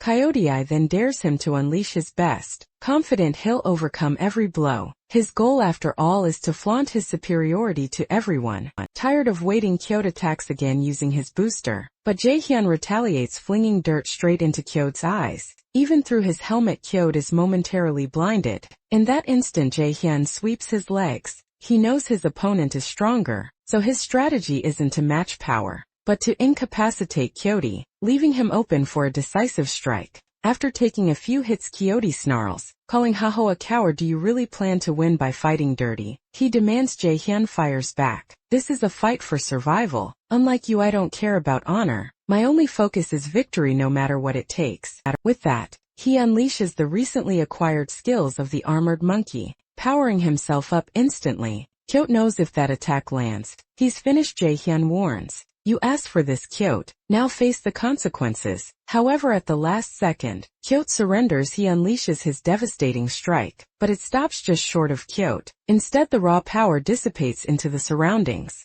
Terrified, Kyote had forgotten he was in a game, genuinely believing he was about to die. Meanwhile, the protagonist is ecstatic about his victory and ready to claim his reward. Jae-hyun explains that a 2-day logout penalty is brutal, which is why Kyote surrendered just in time. Spared by the promised payment, Kyote finally removes his helmet, admitting Haho is far stronger than he ever imagined. He concedes defeat and hands over the promised 5,000. But that's not all. Kyote also hands over his sword. Jae-hyun is stunned. It's the hero orc sword. Beyond its rarity, it boasts unique attributes, leaving the protagonist thrilled to receive such a priceless treasure. Kyote tells Haho to consider it a symbol of gratitude. He admits he was so blinded by popularity that he never truly pushed himself to become strong. Kyote adds that his fight against Haho opened his eyes, and from now on he considers him a brother. Jae-hyun thinks this guy might be an idiot, but he's got a good side too. Anyway, the protagonist declares he doesn't want to be anyone's brother, and strikes Kyote. Not only that, but Jae-hyun orders his skeletons to finish off the opponent. After taking a brutal beating, Kyote insists he still wants to be worthy of being Haho's brother, and will grow stronger for it. He also says he's looking forward to the day they meet again. Jae-hyun figures the guy must be crazy, but he's glad Kyote is at least enjoying the game regardless. The duel wasn't a waste of time. The protagonist earned money and a new sword, so he no longer needs to hunt monkeys. Now Jae-hyun believes he has enough to take on his next quest. However, he still thinks he could hunt the monkeys. Convinced he's close to finding one with a gem, his skeletons try to stop him, sensing their master's obsession with the gem. A while later, Jae-hyun reveals his latest achievements. He had defeated 950 armored monkeys, 104 rabid wolves and 76 venomous lizards. Seeing this, Ma-won praises Jae-hyun's performance and says the investigation is progressing thanks to him, but noticing Jae-hyun's distracted expression, Ma-won asks if he's paying attention. Jae-hyun apologizes, explaining he was just imagining what to do with his recently acquired money. Ma-won tells Jae-hyun to focus, as the next mission will be exceptionally dangerous. He explains that a warrior bear has appeared near the mountain summit. Warrior bears are colossal monsters that wear armor and behave like human warriors. Ma-won states the mission is to discover where these monsters are, getting their equipment, as it would help uncover more about the corrupted. In other words, Ma-won wants Jae-hyun to defeat one of the bears and bring back one of its weapons. Ma-won acknowledges the difficulties and asks if Jae-hyun can complete the mission alone. Jae-hyun confidently says yes. After all, he knows how to handle these monsters. A short while later, Jae-hyun is already on the mountain trail, but before continuing with the mission, he wants to spend some money. Jae-hyun opens his system to the auction window, looking to buy an item suitable for his current level. He spots a skeleton serpent set and finds it perfect for the occasion. Without hesitation, Jae-hyun buys the new armor set and equips it. Instantly, Jae-hyun celebrates having money to spend and imagines buying magic books with the leftover amount. Meanwhile, his skeletons grow hopeful, wanting new equipment too. Jae-hyun says he almost forgot about them and takes another look at the shop. But Jae-hyun quickly realizes he doesn't have enough money to equip everyone. He's surprised he spent so much so fast, but unfortunately, he'll have to leave his team without upgrades for now. His allies wouldn't take that well. Of course, Jae-hyun justified himself, saying it wasn't his fault the equipment was so expensive. Jae-hyun spotted boar monsters and figured he could get more money by defeating them. That was all the motivation his team needed to charge in. A while later, only one boar from the pack remained. Haeun told his skeletons to finish it quickly. After all, if they wanted gear, they needed to hurry up, but then someone else struck the boar first. Jae-hyun was caught off guard. Someone then asked Jae-hyun, "Who do you think you are hunting here without permission?" They declared this area belongs to the Apollo Guild, and anyone who gets in our way is asking to die. The leader of the group introduced himself as Wang Zhang and threatened Jae-hyun. Jae-hyun, however, just thought they were a bunch of losers and immediately attacked them. Afterward, Jae-hyun stated, "Don't bother me again thinking about it." Jae-hyun realized he'd been attracting too many idiots lately and might need to do something about it. Regardless, Jae-hyun decided to continue on his way for now. As he walked away, Wang Zhang snarled, "No one attacks our guild without retaliation." A while later, Apollo, the guild leader, received news that someone had attacked his subordinates. Even after being told they were from the Apollo guild, Apollo ordered one of his men, "Bring me this enemy no matter the cost. I want to punish him with my own hands." Back with Jaehyun, he finally reached the bear area. Jaehyun declared it's time to hunt, but seeing his team wasn't taking it seriously, Jaehyun ripped into them. He explained, "Our target is a level 70 warrior bear with 3 phases. We can't mess around." Jaehyun added that being the first to defeat a warrior bear would give him a massive advantage over all other guilds in the main quest, so Jaehyun expected his team to make no mistakes from now on. Immediately after, Jaehyun sensed the enemy approaching. After all, a bear of that size wasn't subtle in the slightest, so Jaehyun prepared for battle. Donning his full armor, Jaehyun's intention was to claim everything from the main quest for himself, leaving nothing for anyone else. Nearby, Hatch spotted the Bulkas Mountains, hoping the Haho mask was still around. However, Hatch resented being sent to a place like this, believing himself to be an important person who shouldn't be chasing a mere rookie. Besides, Hatch didn't want to forcibly recruit anyone into his guild. That was a crime. Amidst his thoughts, Hatch was attacked by a boar, but as an experienced mage, Hatch incinerated the enemy. Hatch then thought he just wanted to finish the mission and get out of this place. Ballista Hatch was a respected ranker in his guild, and believed that should be enough for him to be assigned better tasks than this. Jaehyun remembers trying this exact raid 6 times in his past life, with his guild mates barely managing to defeat the monster. But this time, if he fails, someone else could snatch the main quest's leadership to land a critical blow on the bear. Jaehyun knows he needs to target the armor seams, leaving the beast vulnerable. Armed with this foresight, he'd prepared specific skills just to take down this bear. Jaehyun signals his skeletons, telling them to follow his lead. He's got a new passive skill, muscle modification. Once active, it lets him move at incredible speeds, but he's not used to this speed, overshooting his target and leaving his skeletons wide open. In a flash, the bear wiped them out. Frustration boils as Jaehyun's plan crumbles. He tries to recover to harness the speed to his advantage, but this is a power he hasn't fully mastered. He can't wield it effectively against the enemy. The bear strikes, forcing him to abandon the muscle boost. Still, Jaehyun managed to rip off one side of the enemy's armor,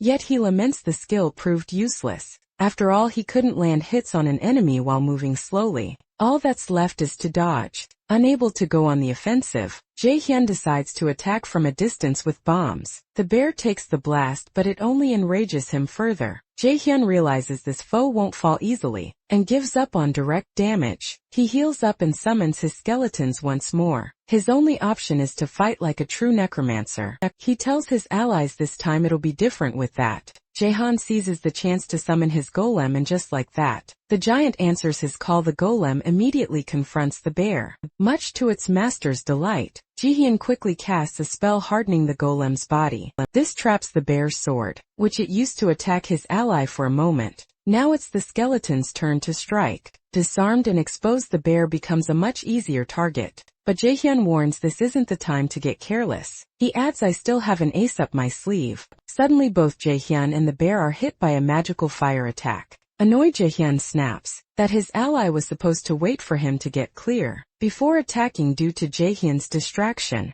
the bear used a skill and recovered 50 of its health. Immediately, the bear charges. By now, Jaehyun is fed up with his strategies failing. He figures the best plan is always to resort to brute force. With a roar, he unleashes his most destructive bombs at the enemy, shocking even his own allies. In a blinding flash, Jaehyun finally defeats the bear. He thinks back last time. An entire guild couldn't do what he just accomplished alone. Brimming with confidence from his newfound strength, Daehoon tells his skeletons that all he needs to do now is report back to the NPC and complete the quest. However, he soon realizes he's the only one celebrating. His skeletons, eager for more action, are visibly disappointed they weren't more useful in the fight. Meanwhile, at Bocus's western base, Hatch is losing his mind in a tavern, utterly frustrated by his inability to find Haho mask. He's been scouring these mountains for days, without a single trace of his target. To make matters worse, Haho just dropped a new video, drawing even more players to the mountain, and making Hatch's job exponentially harder.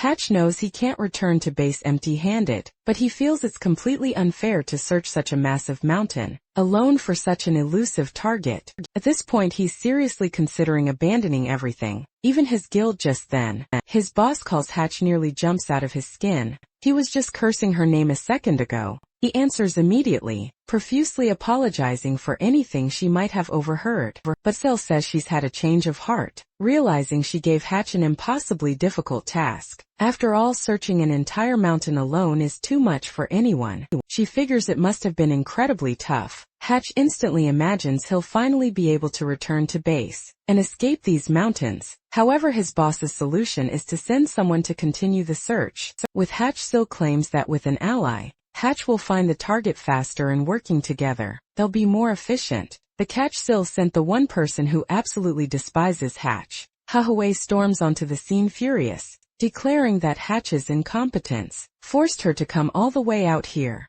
Hatch's heart sinks. His situation just went from bad to worse. Curses the world for this twist of fate. Sometime later, Jaehyun notices Bulga's is far more bustling than usual. He knew it was only a matter of time before this happened. Now he decides to head back to Mong, while he's still the only one who knows about the NPC. Mid-journey, however, he's intercepted several members of the Apollo Guild stand in his path. Jaehyun immediately assumes they're out for revenge, so he challenges them to attack, already declaring he has no time to waste. But the men rush past him terrified, screaming for help. Jaehyun doesn't understand their reaction. He hasn't even done anything yet. Moments later, he sees the Apollo Guild soldiers getting struck down. Nearby, he spots the culprits behind the assault. The princess of the Thunder Hunters Guild and her ally were hunting, and just stumbled upon their main target. Jaehyun recognized them instantly, but he never expected to find them in the forest. The princess in turn declares she's finally found Haho Mask. Aoi is the Thunder Hunters number 2, though known as the princess.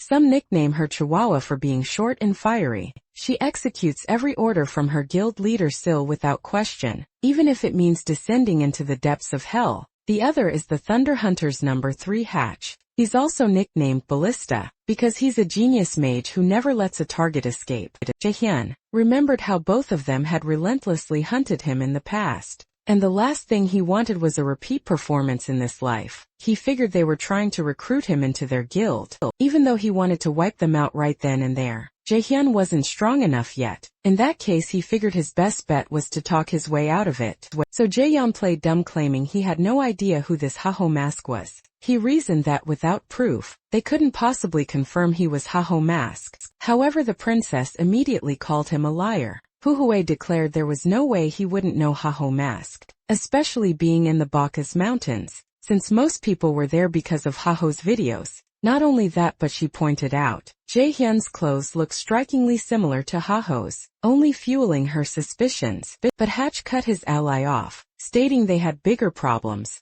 Hatch called Hahui an idiot, reminding her she destroyed an inn upon arrival, and eliminated several players just on suspicion, leaving a massive trail of chaos. Hatch stressed that their guild was renowned, so they couldn't just cause such a mess, and expect no one to hold them accountable. With that, Hatch demanded Hahuei apologize for her actions, so they could continue their mission without further trouble. Reluctantly, Hahuei apologized and asked if the mage was satisfied. Hatch also apologized to Jaehyun, regretting his colleague's behavior, and asked for permission to proceed. Jaehyun thought he was finally out of the woods, but then a fist slammed into his face. Hahui had tricked him. She'd feigned leaving, only to return and land a powerful punch, sending Jaehyun flying desperate. Jaehyun struggled to understand why Huhuei had done it. The princess, in turn, justified herself by saying she thought he would dodge the attack. Jaehyun then demanded to know if they usually attacked innocent, unsuspecting players. He declared he would file a formal complaint against the Thunder Hunters Guild. Furthermore, he'd make a public post exposing them, ensuring everyone knew the Thunder Hunters attacked other players. Just for fun, however, Hatch quickly interjected, saying there was no need for that, and he could compensate for the damages with money. Jaehyun accepted, stating he'd let it slide this time. After that, Hatch told Hahuei they needed to leave before she caused any more trouble. Jaehyun, for his part, seethed at being attacked, but for now he preferred to maintain appearances rather than reveal himself by attacking them both. After all, he just needed a little more patience before he could exact his revenge. Far from there, Hatch reprimanded the princess for her actions, stressing the need to maintain the guild's reputation. But Hahoe argued that players usually dodge such an attack instinctively. Hatch asked if she was blaming Jaehan for not dodging her attack. The princess denied it, but pointed out that Jaehan had only seemed annoyed by what happened, which she found highly suspicious. Regardless, Hatch pleaded with Hahoe to behave from now on, insisting she not try anything like that again. Sometime later, Jaehyun went to Mong bringing a piece of the bear's armor. Mong confirmed that something strange was indeed happening, and thanked Jaehyun for his help, admitting he wouldn't have discovered it without him. However, Jaehyun only cared about the next mission and was incredibly anxious, desperate not to be overtaken by other guilds anyway. The NPC appeared with a box and told Jaehyun to choose one of the items. Mong explained these were maps he'd created for monster dungeons. Jaehyun, this meant they were treasure maps, and by choosing one, he could go after the rewards. But as he handed over one of the maps, Mong said he wanted a favor in return. Jaehyun immediately realized it wouldn't be as easy as he'd thought. The NPC revealed he'd heard rumors of armed monsters appearing in regions beyond the Bulkas Mountains, and needed Jaehyun to investigate. Jaehyun asked where he should look. Mong said it was the Parang Forest, but seeing Jaehyun's expression, he realized he didn't like hearing that. Indeed, Jaehyun wasn't thrilled, but he agreed to go anyway. Outside, Jaehyun muttered that this place required level 90 to explore, meaning he'd have to level up on the way there. Jaehyun starts devising a plan to level up fast. He figures after defeating the warrior bear, he's ready for any challenge to gain levels. But amidst his thoughts, an unexpected visitor arrives. Chef the Slayer approaches Jaehyun and asks if he remembers him. Sometime later, Hatch calls his boss. He says he can't stand working with the princess anymore, but insists he's not giving up on the mission. Hatch warns that the Red Buffaloes have already taken control of Sirak Canyon, and thinks it's better to drop this and focus on the main objective. After all, he doesn't want to keep trying to recruit someone who doesn't want to be their ally. Sil considers this and allows them to focus on the main mission, leaving Haho Mask aside. But personally, she hasn't given up on recruiting him, believing the strongest are destined to meet. She believes Haho won't be able to run for long, so she just needs patience to find him.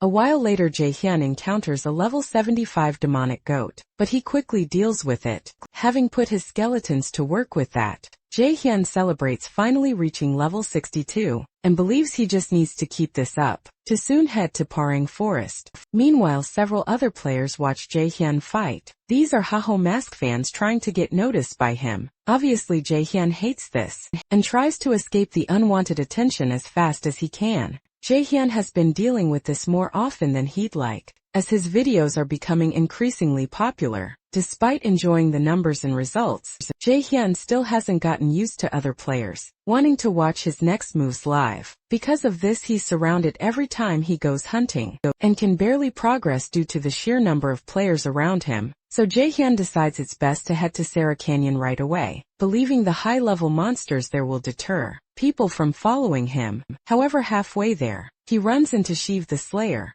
who is thrilled to finally meet Jayan again. But for Jayan, this was the last thing he needed. Sheev says Jayan is the guy he met in the starting village a while back. He hasn't forgotten that day. After all, it's not every day he gets humiliated like that. Not only that, but Sheev notices Jaehyun has evolved incredibly fast. Just a few months after their encounter in the starting village, he finds Jaehyun about to enter Sura Canyon. In turn, Jaehyun states that this canyon offers no challenge for a player like Shev, so he asks what he's doing there. Shev replies that his guild started taking control of Sura Canyon overnight, thinking it would be a good idea to have a base near the main mission. Not only that, but Sheev had a hunch that Haho Mask would pass through this area, which is why he decided to wait at the entrance. Sheev explains that after watching Haho's video, defeating the warrior bear, he heard rumors of Haho being in the vicinity, so he's just strolling around. Then, Sheev asks if Jihyun is also curious about the identity of Haho Mask. Jihyun quickly denies it and bolts from the spot. Once he's put some distance between them, Jihyun wonders why everyone is suddenly after him. First Sil, now Sheev. Two powerful guild leaders are hunting the same person. Haho Mask. Jihyun realizes that at this rate, he'll never level up as he needs to, and he can't just leave the region, because his crucial quest is right here. Amidst his growing frustration, Jaehyun remembers the map he received from Maewang. He recalls it was a dungeon map and this could be his perfect escape. Rare dungeons are usually hidden in inaccessible places, but with the map everything changes upon reaching the designated spot. Jaehyun knows it won't be easy, but he believes the potential rewards are worth the risk. At least he hopes so. He then takes a deep breath and dives, as his destination lies beneath the water's surface. As he swims deeper he spots a hidden cave entrance, but the entrance is still too far, and fear grips him as his lungs burn, threatening to give out before he can reach it. But in the absolute last second, Jaehyun bursts into the cave. He's made it. The secret dungeon marked on his map is finally before him. Jaehyun figures the best way to escape prying eyes is to go somewhere utterly untraceable, and that's exactly what he's done. After all, this is a hidden dungeon accessible only with a specific map, a map that for now only he possesses. Plus he expects to find unique monsters here, likely powerful foes that will push him to his limits. After a short walk, Jaehyun spots something and feels a surge of apprehension, wondering what awaits him. However, his excitement quickly deflates when he sees it's just a measly slime. He'd been expecting something far more formidable. Furious, Jaehyun mutters, "Why is there only a pathetic slime in a hidden dungeon like this?" But then the slime begins to morph, its form twisting as it emanates an intense fiery glow. Jaehyun immediately suspects a spirit monster is nearby. These types of monsters are incredibly rare in Warlord. Their drops are crucial for crafting elemental artifacts, making them highly sought after. This means Jaehyun could get seriously rich by selling just one of their drops. Without hesitation, Jaehyun commands his skeletons to attack. But as the slime senses danger, it lets out a piercing cry for help. The cavern begins to tremble violently, and right beside the slime, a massive flaming salamander erupts into existence. Jaehyun is utterly terrified. To make matters worse, the salamander immediately spews a torrent of fire in his direction, forcing Jaehyun and his team to scramble for cover and flee. Jaehyun couldn't believe an attack of this scale was happening in such a confined space. To prevent things from escalating, he had no choice but to resolve the situation fast. Luckily, Jaehyun had a trick up his sleeve. He activated the Helmet of Madness magic, combined it with bone armor, and then finally the Black Orc skull, an item Jaehyun had spent a fortune on, was applied to one of his skeletons. With everything combined, Jaehyun forged a powerful skeleton knight, and commanded his new ally to confront the enemy. His knight charged the salamander before it could even react. The skeleton knight struck, obliterating both the salamander and its slime minion. Jaehyun was thrilled to finally have such a formidable ally under his command. No sooner had the first salamander fallen, then a new horde surged forward. The horde charged straight for Jaehyun, but Jaehyun remained unfazed. After all, he had a powerful ally by his side. He simply ordered his skeleton warrior to attack. In an instant, his skeleton effortlessly wiped out the entire enemy horde, and Jaehyun's system flashed a victory alert. His newly upgraded skeleton was admired by the others. However, Jaehyun could only think about how much easier his future battles would be. Now that he'd upgraded one of his skeletons, Jaehyun could send it to fight in his stead whenever needed, allowing him to rest and watch. Not only that, but the salamander essence Jaehyun collected proved far more valuable than he'd anticipated. Jaehyun realized it was only a matter of time until he could perform the same upgrade on all his skeletons, building his very own army. Next, Jaehyun decided they needed to press on, beat the boss, and then finally head to Purung Forest. However, Jaehyun's joy was short-lived. He stumbled upon an instant dungeon portal, and a thought crossed his mind. His journey had been far too easy to be true.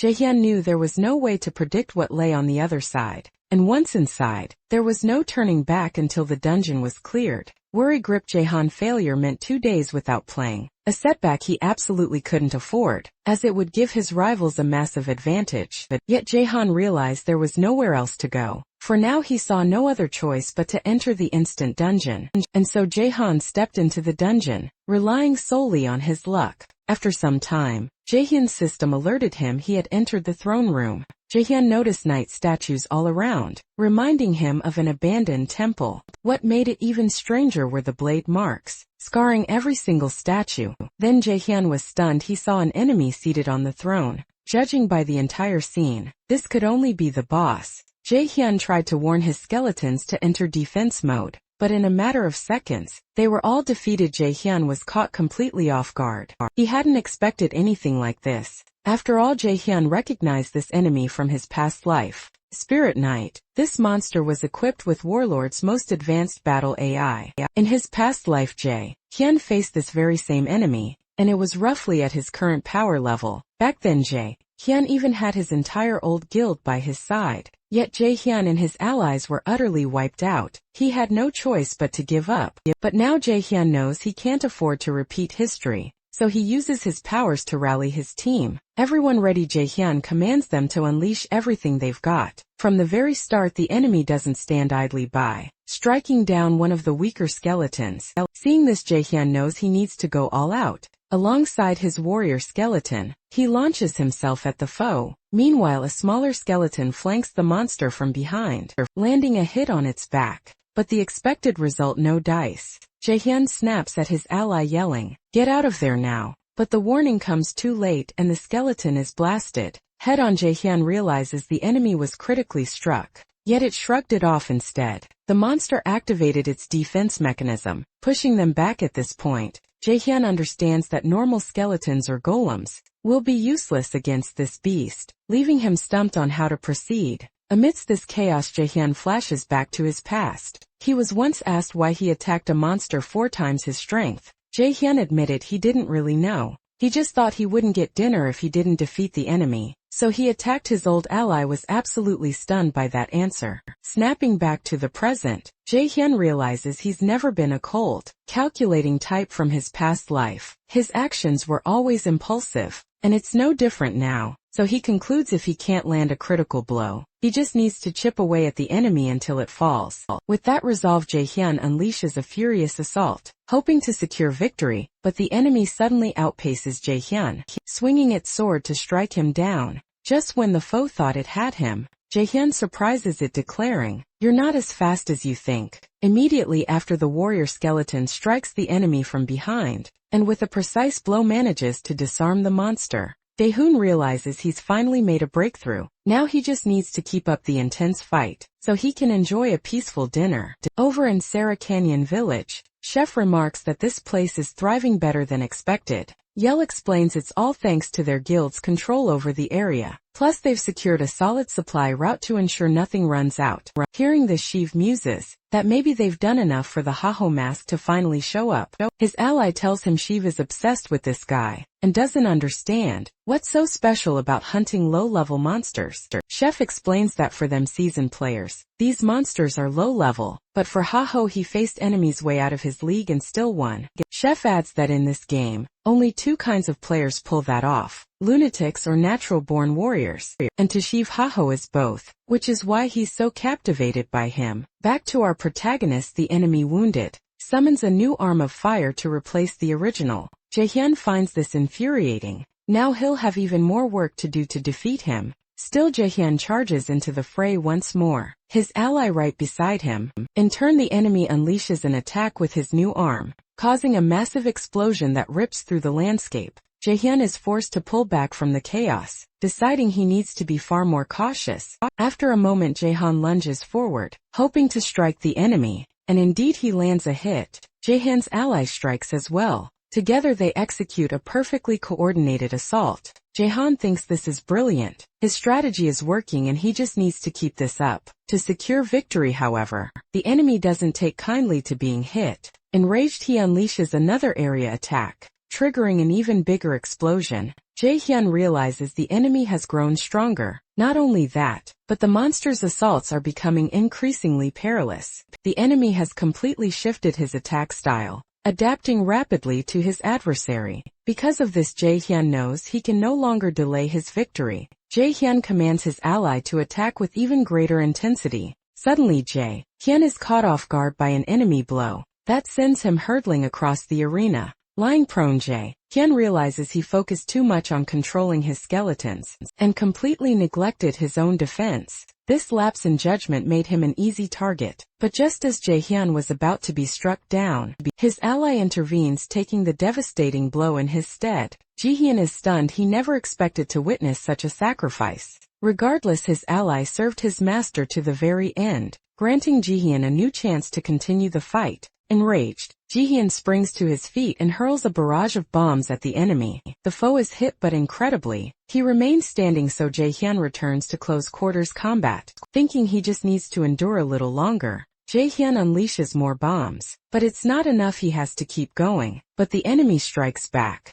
surprising him again, charging straight at Jihyun, intent on finishing him off for good. Jihyun explains that spirit monsters aren't easily damaged by magic, and he knew this when he launched his attack. That's why he mixed fragments of his fallen skeletons into the bomb's magic with a surge of power. He activates his skill for a maximum skeleton summon. Jihyun believes this is the monster's end. There's no escape this time. With a precise strike, Jihyun lands a direct hit on the enemy. Immediately his system confirms his victory, and then a level up notification flashes. For a brief moment, Jihyun remembers how his past team blamed him for their defeat against the Spirit Knight. But now he has allies who support him instead of judging him. Even though they aren't human, his skeletons prove more loyal than many people he's met. He realizes this life is vastly different from his previous one.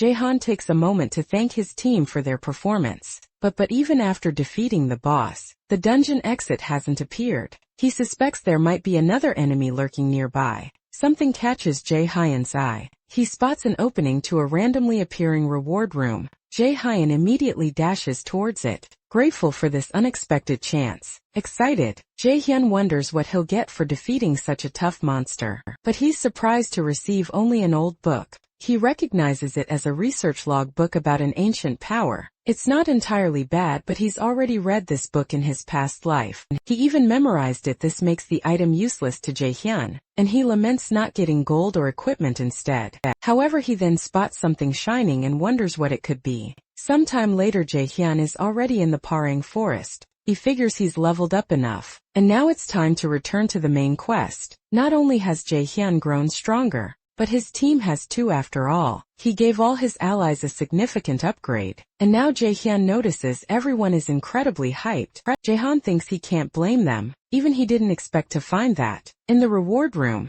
Jihyun discovered a skill that lets him equip his own gear onto his summons, meaning he can continuously upgrade both his equipment and his allies. This didn't come cheap. Jihyun had to spend a fortune on better gear, but Jihyun believes it will be worth it in the end, telling his skeletons make it count. Amidst all this, some players appear, congratulating Haho Mask on his achievements, saying he's exactly as the rumors describe. They declare, "We live for romance and we die for romance, for we are the outlaw romantics," also known as the R2 family. Jihyun, for his part, concludes that he's encountering more and more weirdos in the game. It's moments like these that make him consider logging off for a while. Jihyun tries to go about his business normally, but the romantics group follows him, saying, "Haho, you're walking too fast. I asked Jihyun to slow down a bit, otherwise we won't be able to keep up with you for long." Furious, Jihyun snaps, "Leave me alone." However, the romantics insist that Jihyun still hasn't answered if he'll accept their guild's offer. They explain that the R2 guild is training to reach level 100 and then enter the Parang forest, but they claim the monsters are too strong, beyond their capabilities. That's why they're looking for strong people to recruit into the guild, and they ask, "Why won't Haho join us?" The romantics persistently try to convince Jihyun, claiming that only someone as strong as him can keep the guild's romance protected. Sometime later, Jihyun settles the score. He thrashes the players, declaring he'd never join them, and couldn't care less about their romance nonsense. Jihyun also warns them he works alone, and if they ever follow him again, he won't go easy on them like this time. After Jihyun leaves, the players lament his refusal, seeing him as their guild's last hope against the Toon Guild. That rival guild had trapped them in a tree, just because they thought they were weirdos. But now one of the romantics reveals the Toon Guild is actually asking for help. Back to Jihyun, he's facing a new enemy. This time it's a giant ogre. However, Jihyun isn't alone. His team is with him, and together they charge the enemy. With a single strike, Jihyun obliterates the monster. He's far stronger than before. Not only that, but Jihyun has already taken down over 50 ogres just like it. Ever since he defeated the Spirit Knight, most monsters have become trivial for Jihyun. Jihyun doesn't mind after all. He's evolving rapidly amidst all this. Jaehyun remembers receiving a quest to find traces of armored monsters in the forest. However, he hasn't found any such monsters yet, nor has he made progress on the main quest. Jaehyun knows he can't waste time. Other guilds have already started the main quest and could complete it soon. In that case, Jaehyun realizes he needs to gain an advantage and considers perhaps asking for information from those who approach him before beating them up. Still, Jaehyun would rather log out of the game than work with the idiots from the R2 guild. Suddenly, Jaehyun hears an explosion and wonders what kind of monster could cause such a massive commotion. But then an idea strikes Jaehyun, and he thinks he can turn this situation to his advantage. Not far from there, members of the R2 guild are in a fierce battle. They were ambushed by a horde of armored ogres, and now have no idea how to cope. These monsters are simply too strong for them. What's more, their armor is incredibly tough, making the situation even harder. But beyond the vast army of enemies, a larger ogre commands the rest. A monster intelligent enough to command an army is truly unprecedented. Regardless, the group's leader orders a coordinated attack immediately. The leader's team summons a wall of fire to slow the enemy's advance. The others express their concern to the leader. They're protecting the heavily weakened Toon Guild, and believe Toon won't last much longer. They conclude the best strategy would be to retreat, while the R2 Guild can still stand. The leader agrees that's the most sensible course of action. He recalls once asking the Toon Guild for help, but they left them high and dry, refusing to join a bunch of weirdos. Even so, the leader decides to help. So the leader tells his companions to use all their remaining mana to create an escape route and flee with the Toon Guild. The leader states they know all too well what it's like to be abandoned when you need help. Therefore, the leader refuses to abandon those who need them, even if it's the Toon Guild. Then the leader tells his companions to go help the Toon Guild members. While he holds off the enemies, the leader charges forward, declaring he won't let anyone pass him. He attacks one of the monsters, thinking he just needs to hold on long enough for the others to be safe. But then the leader gets struck head-on by an enemy, and realizes he's no match for these monsters. With death staring him down, he knows he isn't strong enough to win. But amidst the despair, a light appears at the end of the tunnel. Jaehyun arrives, immediately calling out the leader's foolishness. However, Jaehyun makes it clear he isn't there to save him, so the leader shouldn't get the wrong idea, and definitely shouldn't try to steal Jaehyun's monsters. Jaehyun quickly takes control, unleashing his skeletons into action. His group attacks the armored ogres. Seeing this, the R2 leader wonders, can familiars really move like that? He realizes Haho is no ordinary necromancer. His skills are out of this world. This only fuels the curiosity about who Haho truly is. Jaehyun wasn't there to chat. He leaves his group to handle the monsters, and quickly defeats the ogre squad. But now Jaehyun faces the army leader. He tells the enemy, don't mourn your army too much because you're about to join them. Before that, Jaehyun orders his skeletons to clear the other players out of the way. Challenged, the monster charges forward, glaring at the protagonist, consumed by hatred over what happened to his army. The R2 guild leader, however, doubts Haho's victory, deeming the monster far too powerful. Just then a Toon Guild member chimes in, pointing out the monster's black and red eyes. They signify it's corrupted, tied to the main quest. Corrupted monsters are typically 3 times stronger than normal ones. So even with Haho's fame for taking down tough foes, the Toon member believes he won't win this one. Haho, in turn, attacks the enemy and immediately feels its immense resilience, confirming it's far stronger than its minions. As the other players watched the fight, fear gripped them for Haho. A monster this dangerous could easily wipe him out. A player from the Toon Guild insisted Haho stood no chance and should retreat. But defying all expectations, Haho charged straight at his opponent, practically daring it to stop his attack. With a single precise strike, Haho's sword tore through the enemy's body. As if its thick flesh was nothing, the armored giant immediately crashed to the ground, and every player present witnessed the awe-inspiring power of masked Haho Jaehyun. The masked Haho casually remarked that was almost too easy, but now he needed to get back to Mong to continue his main quest. Before he left, Jaehyun paused to consider how the victory spoils would be shared. After all, he wasn't the first nor the only one to arrive here. In total, there were 20 helmeted armored ogres. As rare monsters selling their drops could fetch a fortune.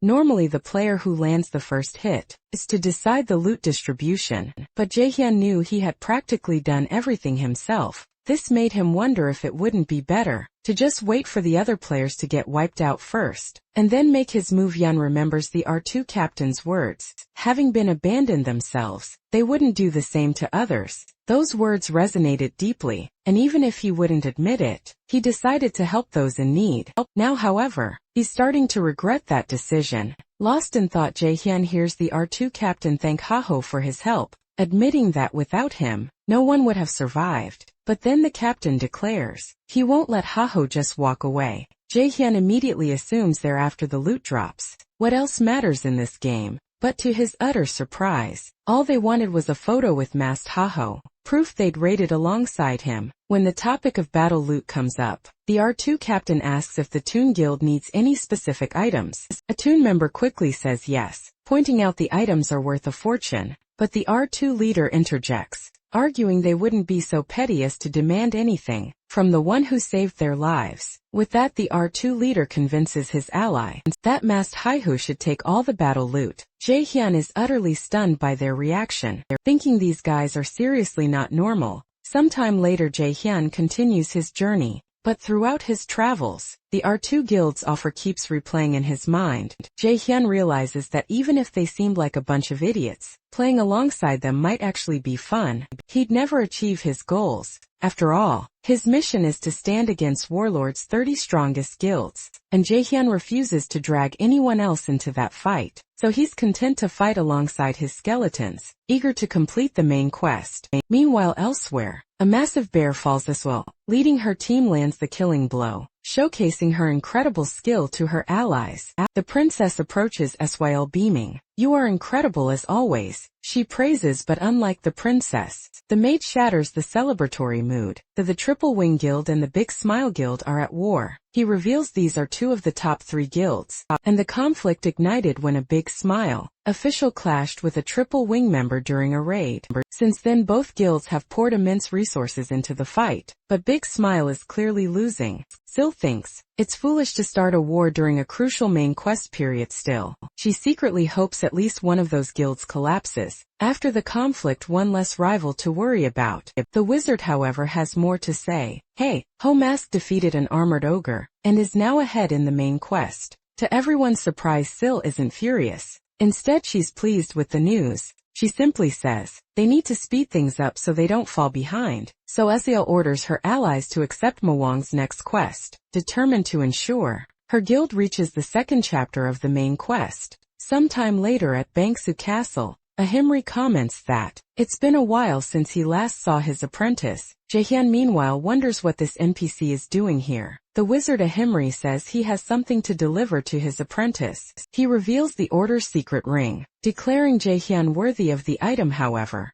Jaehyun isn't happy. In fact, he thinks things were going perfectly until the wizard showed up earlier that same day. Jaehyun received an invitation to join the secret order. Mong invited him but warned him to think carefully, as a member of the secret order must be willing to sacrifice his life for the organization. Jaehyun claimed he wasn't afraid to risk his life fighting evil, but deep down, all he could think about were the benefits the invitation would bring. Regardless, Ma Won agreed to recruit him, sparking Jaehyun's hopes of finally receiving the order's ring. But then Ma Won told Jaehyun to go find his mentor, and that news chilled him to the bone. Hunter Maung revealed that Ahimbri was also part of the order, so Jaehyun would have to get his emblem from him. However, Jaehyun wasn't thrilled by this news. He knew Wizard Ahimbri wouldn't just hand over what he wanted on a silver platter back in the present. Wizard Ahimbri forces Jaehyun to beg for the item, and he's genuinely surprised by the protagonist's reaction. Jaehyun sighs. It's always like this. Still, he does what the wizard wants, practically groveling to be accepted into the order. Wizard Ahimbri struggles to hold back a laugh at the sight, but finally agrees to accept Jaehyun into the order. However, he declares that Jaehyun must complete a mission that will make him stronger, and with that he sends him straight to the war zone. Jaehyun is utterly stunned by what he hears. A short while later the protagonist arrives at the scene. He's met with a full-blown war zone. Jaehyun knows this place is infamous for an endless tide of monsters, pouring in from beyond the castle walls. These relentless waves make the raid far more perilous than usual. But here's the kicker. Players are handsomely rewarded for every enemy they defeat, meaning massive cash payouts. Plus it's a prime spot for leveling up. Jaehyun recalls how he yearned to reach this very place in his past life, but his guild members refused to follow, leaving him unable to experience it. Now free from any constraints, he's itching to tackle this raid for the first time. But first preparation is key.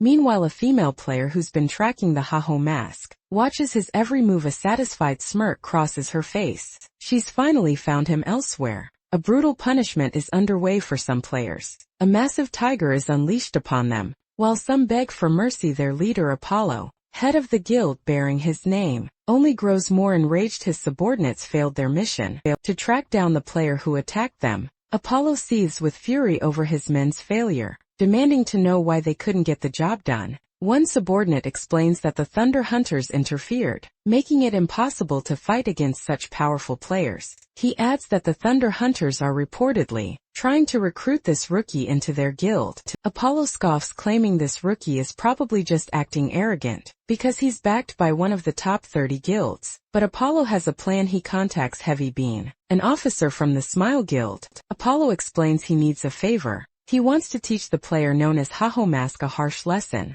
Heavy Bean asks what Apollo's beef is with this rookie. Apollo fumes, explaining that the Haho Mask attacked his men and didn't even bother to apologize. In short, Apollo felt utterly humiliated by the act and now demands revenge. Heavy Bean, however, finds the reason utterly petty. He flatly refuses dating. His guild has no business getting involved in such a trivial matter. With no other choice, Apollo declares he's cutting off the Smile Guild's sponsorship. Effective immediately, he claims. It was his sponsorship that propelled the Smile Guild into the top 30. But since he can't count on their support when it matters, there's no reason to keep funding an ungrateful guild. Furious, Heavy Bean realizes he'll have to give in, even if he doesn't want to. He tells Apollo he'll help teach Haho Mask a lesson. He also promises to report back once it's done. But the moment Heavy Bean hangs up, he spirals into a panic. Heavy Bean thinks refusing the request would cripple his guild's funds, but attacking Haho Mask would shatter his reputation. Both options are terrible.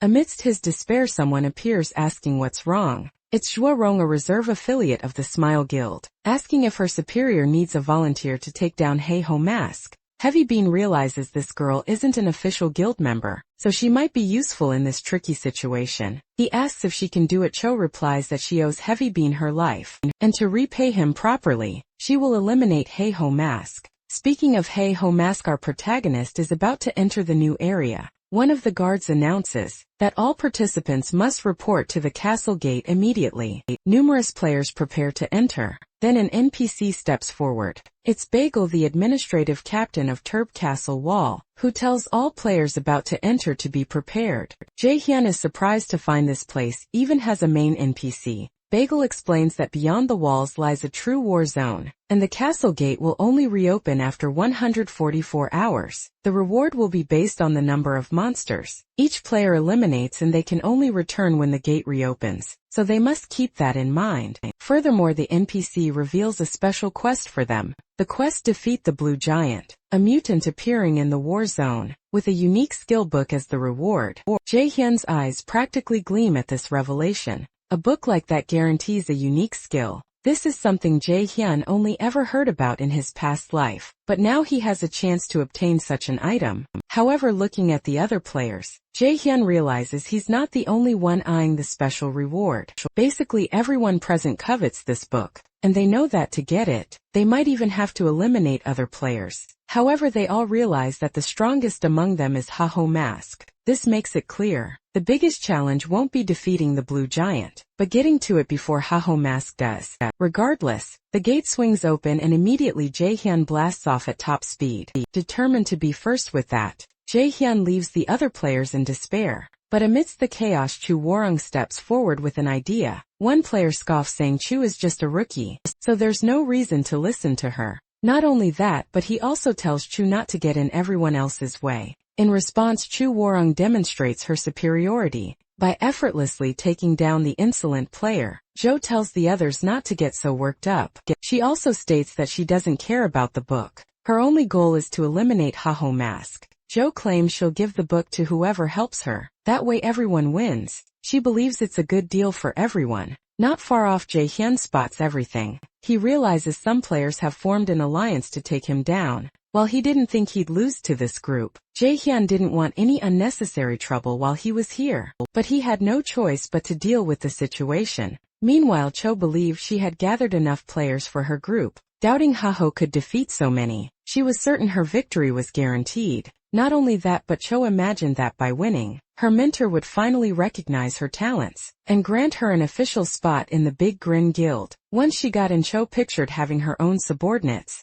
She'd make them fulfill her every whim. She'd be a true boss, and with that, Cho could have anything she desired. Suddenly one of her allies called out to Cho. Cho had been so lost in her thoughts that she hadn't seen the monsters approaching. Snapping back to reality, Cho ordered the others to take an attack formation. However, an ally pointed out that there were more monsters than usual surrounding them. Cho realized this was true. They couldn't hold this formation for long. Amidst the chaos, Cho spotted Haho. The masked one. Jae-han decided to tackle his problem creatively. He drew the monsters' attention to himself, then unleashed them straight onto his enemies. Seeing this, Cho was stunned. Haho's unexpected strategy had caught her completely off guard. The other players were attacked, and some fell into despair as they watched their comrades drop. The players told Cho they wouldn't last much longer. They thought it best to retreat, rather than try to face so many monsters. Cho in turn realized her plan was ruined. She had planned to ambush Heya during the raid,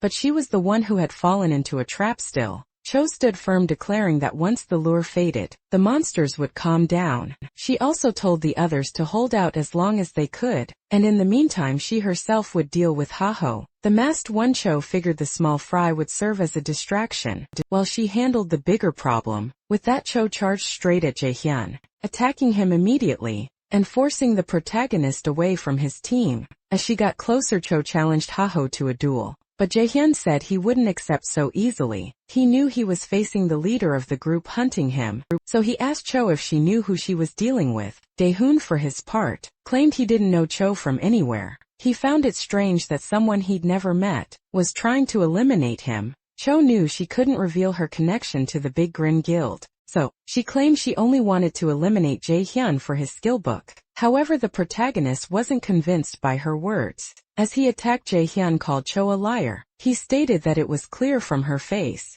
that she didn't care about the book at all. Cho neither confirmed nor denied it. Instead, she simply fought her opponent, trying not to fall for his provocations. Jae-hyun, on the other hand, realizes Cho's moves aren't bad at all, meaning he might have to unleash his necromancer skills. He hurls a bone bomb, but as it explodes, Cho deftly dodges it. Jae-hyun states that someone so skilled couldn't possibly be unknown, then asks Cho which guild she belongs to. Cho refuses to reveal anything, declaring she'll satisfy Haho's curiosity in a different way next. Jo pulls out battle gear from her inventory. Jae-han notices his opponent is donning her armor, a clear sign she's taking this fight seriously. He realizes that even if he eliminates Cho, he won't learn anything about her. Yet he knows he can't afford to play around with an opponent like her. In this situation, Jae-hyun has no choice but to fight for real. Cho declares, "I won't go easy on you, Jae-hyun." But then Cho spots several skeletons watching them. Jae-hyun tells her not to worry, explaining he ordered his allies not to interfere in this fight. Cho asks, "Why did you do that?" The protagonist replies that Cho challenged him to a duel. Therefore it wouldn't be a fair duel if he accepted help from an ally. Hearing this, Jo thinks she once believed Haho was just a superficial guy, but now she's starting to see a naive side to him, and Cho believes this is a weakness to exploit. With that, Cho attacks Jae-hyun with fierce intensity. However, Jae-hyun states he felt no difference between this attack and the previous ones. Yet Cho moves incredibly fast, managing to get behind Jae-hyun and catch him off guard. Jae-hyun never expected that, but Cho thinks she's just getting started. Cho unleashes more attacks, and Jae-hyun takes heavy damage from the blows. Seeing Jae-hyun fall, Cho says, "In a way I find him cute, but now I'll finish off the one who dared to defy Heavy Bean." However, things don't go as Cho planned. As Jae-hyun receives outside help, one of Jae-hyun's skeletons intervenes in the duel. sweeping Cho off her feet. Surprised Cho can't understand how this happened. Jae-hyun in turn reveals Cho, "You're from the Big Grin Guild." After finally extracting the information he wanted, Cho is no longer useful a while later. Jae-hyun ties Cho to a tree trunk and asks why the Big Grin Guild is after him. Cho declares, "Ha-ho, you won't get any information from me." However, Jae-hyun states that Cho must be Cho Wrong, Heavy Bean's subordinate from the Big Grin Guild, but Cho pretends not to know what Jae-hyun is talking about. Jae-hyun says he knows everything, and Cho asks how Jae-hyun thinks that in his past life, Cho was Heavy Bean's most famous subordinate, but he doesn't intend to tell her that. He tells her, "You're not in a position to ask questions. Instead, you need to tell me why your guild is after me." Cho claims she doesn't know, then demands Ha-ho eliminate her at once. Jae-hyun retorts that he won't do that, as it would be a waste to eliminate someone like Cho. Plus she'd just respawn in 2 days anyway. Now that he's dealt with this problem, Jae-hyun knows he needs to find the blue giant. But before leaving completely, Jae-hyun warns Cho not to interfere in his affairs again, otherwise, "I won't go as easy on you as I did this time." At this, Jo realizes Ha-ho was a step ahead of her from the start, as Jae-hyun used the exact strategy Jo had planned, luring monsters and setting an ambush. A mix of fear and admiration grips Cho, as she wonders who this guy truly is.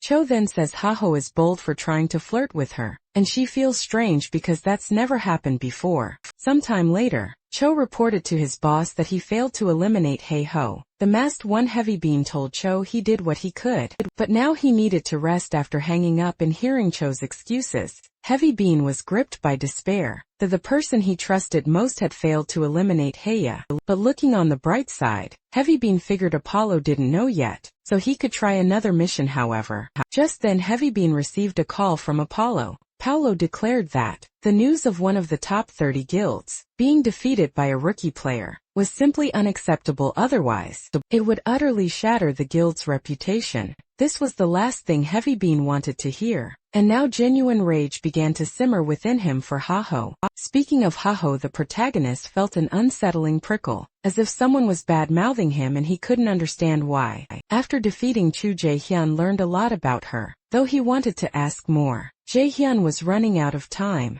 His main objective was to be the first to reach the blue giant. With that, Jae-hyun and his team set off on their adventure. Sometime later, Jae-hyun found himself utterly exhausted. He claimed he barely managed to defeat the giant. Recovering after the brutal battle, Jae-hyun admitted he hadn't expected it to take so long, but the enemy proved stronger than anticipated regardless. He thanked the other players for fighting amongst themselves and leaving the monster all to him. But Jae-hyun was still annoyed that Cho tried to scheme against him. Thanks to that, he discovered the Big Smile Guild was after him. However, Jae-hyun still didn't know the reason why. In his past life, due to the sudden rise of his personal guild, the top 30 guilds felt threatened and launched a joint attempt to eliminate them. Leading the charge was none other than Chai Seolian, alongside the Thunder Hunters Guild. Because of this, Jae-hyun wondered if Chai Seolian was doing the same thing now. Jae-hyun knew something was wrong, but he was furious that he still lacked the details.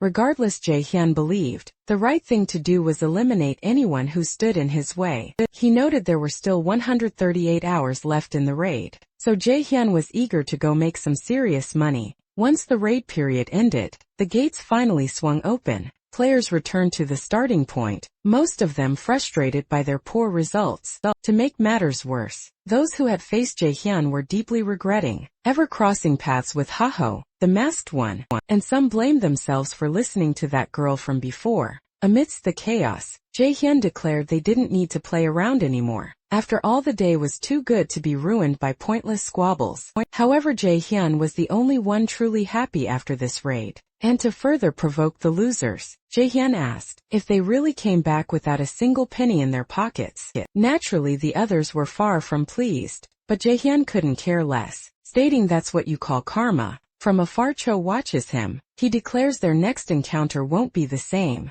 because now Cho is smitten with Jae-hyun and has no desire to kill him anymore. Yet even Cho can't explain why. Immediately after, Bagel announces he'll reveal the mission's top contributor. He instructs the necromancer Herkin to report to his office. Jae-hyun in turn is ecstatic. Inside Bagel's office, Bagel acknowledges Jae-han as the one who defeated the most monsters, even taking down the blue giant. He insists on thanking him properly. Bagel also mentions a recent surge in strange monsters, complicating the local team's efforts. Bagel suspects the Ice Mountain is the source of these creatures. Not only that, but he plans to send an expedition to that mountain soon. Jae-hyun, however, isn't listening. He already knows all this and is there for one thing only. But the moment the reward is mentioned, Jae-hyun's demeanor shifts entirely. Finally, the topic he's been waiting for has arrived. But before handing over the book, Bagel reveals he received a letter from Hirkan's master. The master wants his apprentice in the Urgel Mountains.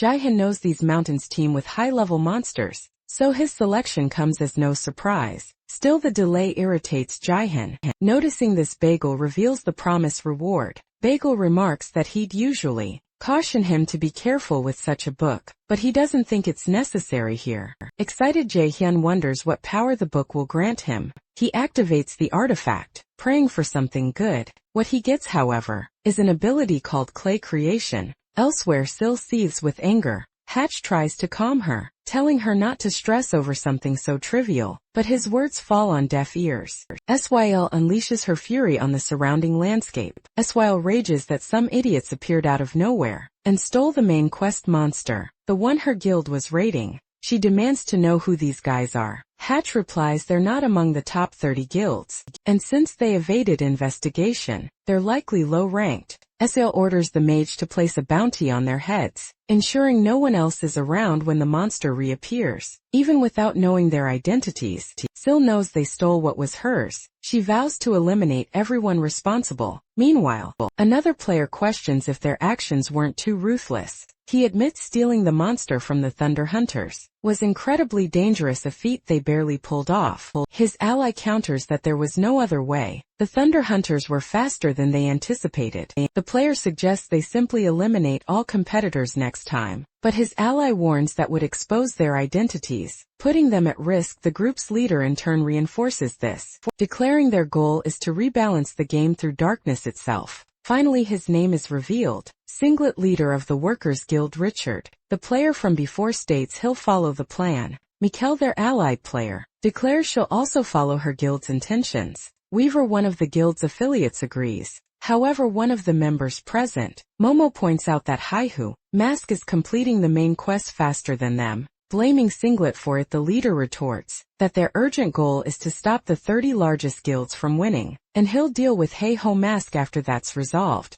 Mikkel cuts in, saying they should stop the chatter and get straight to the next mission. Everyone agrees, and with that, they band together to proceed. Jae-hyun discovers his clay creation skill lets him transform his golem into any other monster drilled. Jae-hyun immediately pictured himself soaring on a dragon's back, or perhaps even summoning titans for future battles. Both possibilities were simply too good to be true. With that, Jae-hyun decides to put the skill to the test. He uses a blue giant's tooth, combining it with his clay creation skill. His golem begins to transform, and Jae-hyun imagines something magnificent is about to unfold. But Jae-hyun is utterly disappointed with his creation. Instead of a colossal beast, he summoned a gnome. His system alerts him. That's the maximum you can achieve at your current level. Infuriated, Jae-hyun curses the game once more, realizing anything truly interesting is locked behind high levels. Sometime later, Jae-hyun returns to Urgel village, kicking himself for setting his expectations too high. He remembers that even in his past life, achieving something like that was incredibly difficult, so why would it be easier now? Jae-hyun figures he'll level up eventually, even if it's slow, but for now, he wants to focus on the main quest. He recalls meeting the blacksmith Wolf in his past life. The blacksmith is part of a secret order, and also the most renowned NPC blacksmith in the game. After all, Wolf is known for crafting epic items with extraordinary attributes. What's more, there's no way to meet him outside the main quest, which is why Jae-hyun never encountered him in his past life. But now that he has this chance, Jae-hyun hopes to get his hands on some interesting weapon. However, upon entering the blacksmith shop, Jae-hyun finds no sign of the owner, wondering why the blacksmith isn't there. In that very instant, Jae-hyun is blindsided by a blow from the blacksmith, catching him completely off guard and sending him flying. Jae-hyun wonders what just hit him. He knows this is an NPC area, so being attacked like this is far from normal. The blacksmith in turn asks, "Is that all you've got?" Adventurer Wolf scoffs that today's rookies are incredibly weak. Back in his day it was the exact opposite. Jaehyun asks, "Are you Wolf?" The blacksmith Wolf confirms, "That's me." Jaehyun then demands, "Then why did you attack me?" Wolf replies, "It's a test for new recruits of the order." Annoyed Jaehyun snaps, "What kind of test is that?" But just by meeting Wolf his system rewards him. Suddenly Jaehyun realizes he's definitely not dealing with a normal NPC. Wolf meanwhile remarks that besides being weak, the rookie is also impatient. However, Wolf notices the rookie's sudden change in behavior, and doesn't understand why. Jaehyun latches onto the blacksmith declaring, "I'll accept anything you have for me." Wolf finds this even stranger and tells Jaehyun, "Get off me," after kicking him out of his shop. Wolf tells Jaehyun to go to the Barine forest and deliver something. Even after getting beaten and kicked, Jaehyun feels no humiliation. He's ready to do whatever it takes to gain more benefits from the blacksmith. Jaehyun realizes he's received a new quest. Deliver a package to those residing in the Barine forest. Jaehyun knows only elves live in that region, but elves are usually hostile towards humans. The elves hide deep within the forest, making them even harder to find. In his past life maps led straight to the elves, but now Jaehyun is completely in the dark. In that case, Jaehyun will have to find another way to locate the elves. Nearby, a player nicknamed Pitbull, one of the top 100 in the rankings, is recognized by others. They wonder what someone like him is doing there, until they consider the possibility that he might also be after Heiho Mask. In his past life, Jaehyun faced Pitbull. Even though his opponent was incredibly strong, Jaehyun managed to defeat him, albeit with difficulty. However, Jaehyun was at his peak then, and now he's unsure if he can defeat such an opponent. Furthermore, Pitbull earned his nickname from the cruel way he defeats his enemies. Therefore some believe Heiho Mask wouldn't stand a chance against him. However, Jaehyun hears everything and is enraged. He declares he doesn't like hearing such nonsense, and refuses to be called inferior to anyone.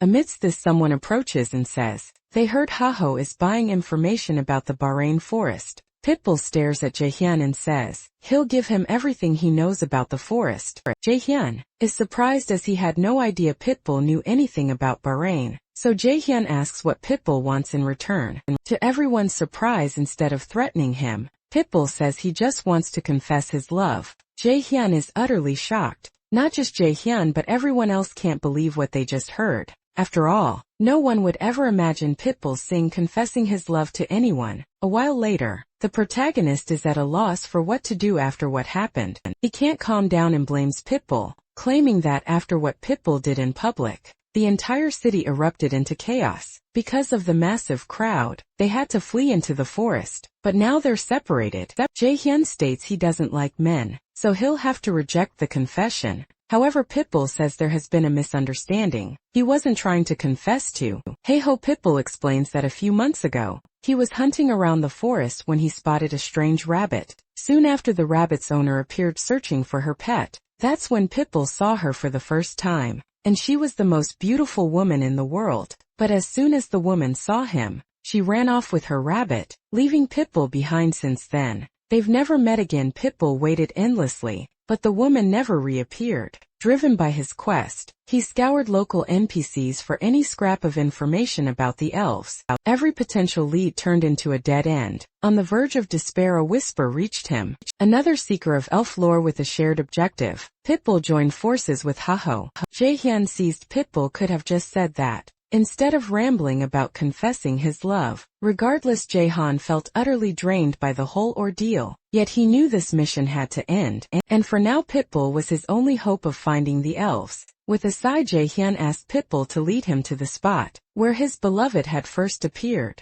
Their journey led them to a majestic waterfall. Pitbull explained that based on his intel, Bekong Waterfall was a prime location for elf sightings. Other frequent spots included the ancient oak tree, or the outskirts of the nearest village. Jaehyun's gaze sharpened. Are there monsters here too? He asked. Pitbull nodded grimly. Yes, and they're massive. You'll need to be extremely cautious. Jaehyun declared his usual strategy, Time to hunt some monsters and see what shakes loose. Suddenly a colossal serpent emerged. Pitbull instantly moved to engage it, but Jaehyun stopped him. "I'll handle this serpent myself." Pitbull warned him. "Its level is incredibly high. Even for me this would be a tough fight." The protagonist merely smirked. "I know, but I am Haho, the masked one," without a flicker of fear. Jaehyun charged headlong into the monstrous foe. The serpent struck first, its massive blow sending the protagonist hurtling through the air. Pitbull cried out, "Jaehyun, are you alright?" The protagonist slowly rose, dramatically clutching his side,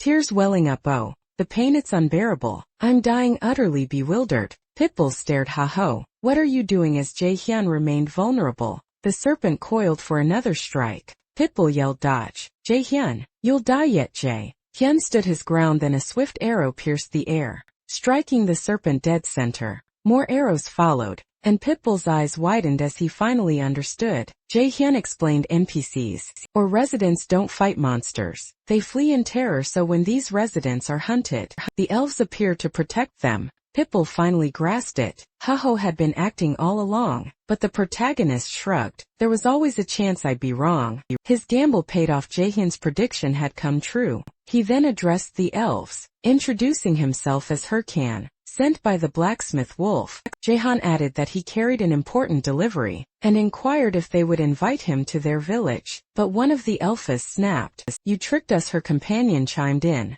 "This is precisely why elves never trust humans. You are disgusting, greedy creatures." They scoffed, refusing to believe Lord Wolf would entrust such a vital task to a scoundrel like him. Jaehyun knew force was out of the question. It would ruin the mission. But how else could he possibly proceed? Suddenly Pitbull dropped to his knees before the elfess, pleaded, "I apologize for our deception, but I had no other choice. I needed to meet your leader." Pitbull confessed that he'd seen her in the forest some time ago, and had fallen instantly in love. Now with their paths crossing once more, Pitbull begged for a chance to truly get to know her. Jaehyun was gripped by despair. Elves already hated humans, and this approach wouldn't improve their situation one bit. But to his surprise, the elf declared she couldn't blame anyone for falling for her, knowing full well her own beauty. Her name was Celine, and she quickly invited Pitbull to visit her village. With that, the protagonist completed his mission to find the elves.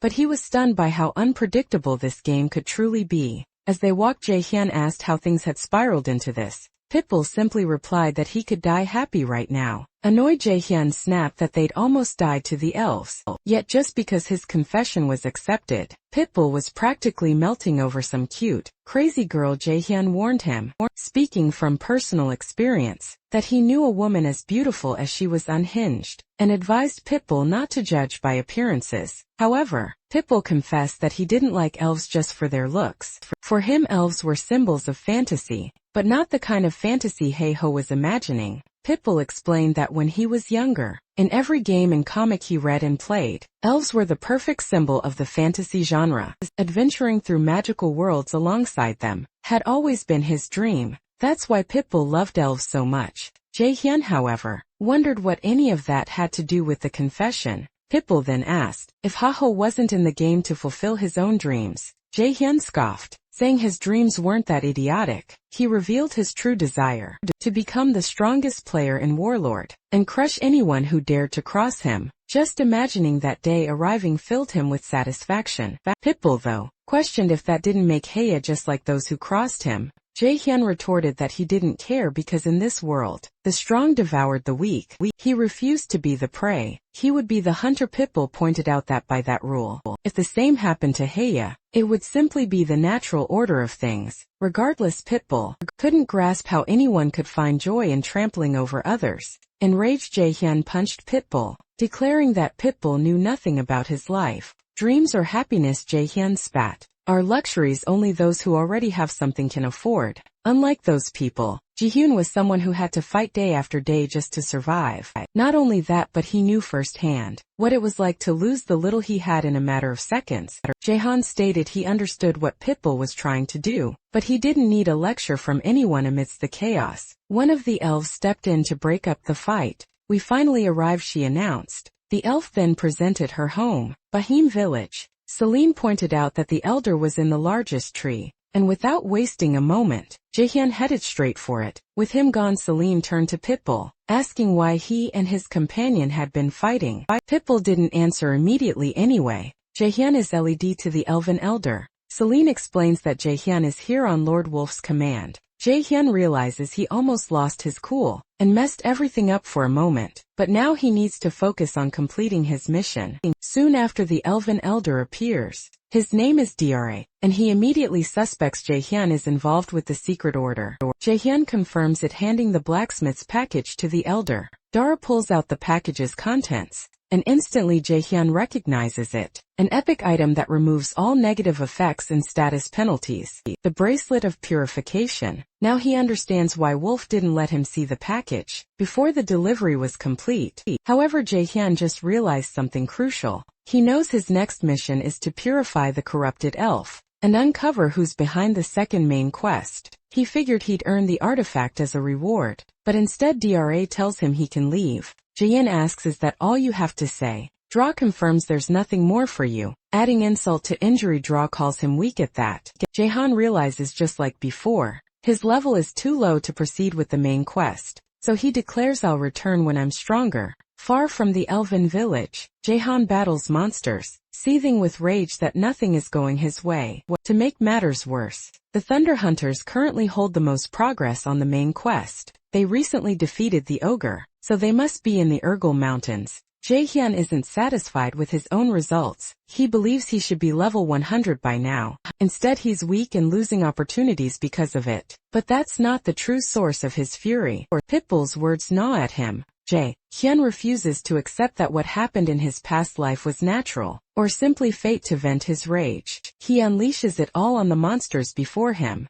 To amp up the tension, Jaehyun casts aside his sword and faces the monsters barehanded. He declares he's sick of all this nonsense, and maybe it's time to put an end to it. Meanwhile, Pitbull recounts everything that happened earlier to Celine, admitting he overreacted and meddled in someone else's life. Celine then asks why he doesn't apologize to Jaehyun. She tells him it might seem hard, but he should try after all. Being honest with each other is what friends do. Jaehyun is about to be attacked by an enemy, but just then Pitbull appears, intervening on his behalf. Pitbull says, "I'm here to apologize," and apparently he arrived just in time. After defeating the monster, Pitbull confesses something is bothering him. Jaehyun retorts, "If you're looking for a fight, you'd better do it now because I'm not in the mood." However, Pitbull looks Jaehyun in the eye and apologizes for what he said earlier. With that, Jaehyun shuts down the argument. Pitbull insists he was just worried and didn't mean to meddle or lecture him about life.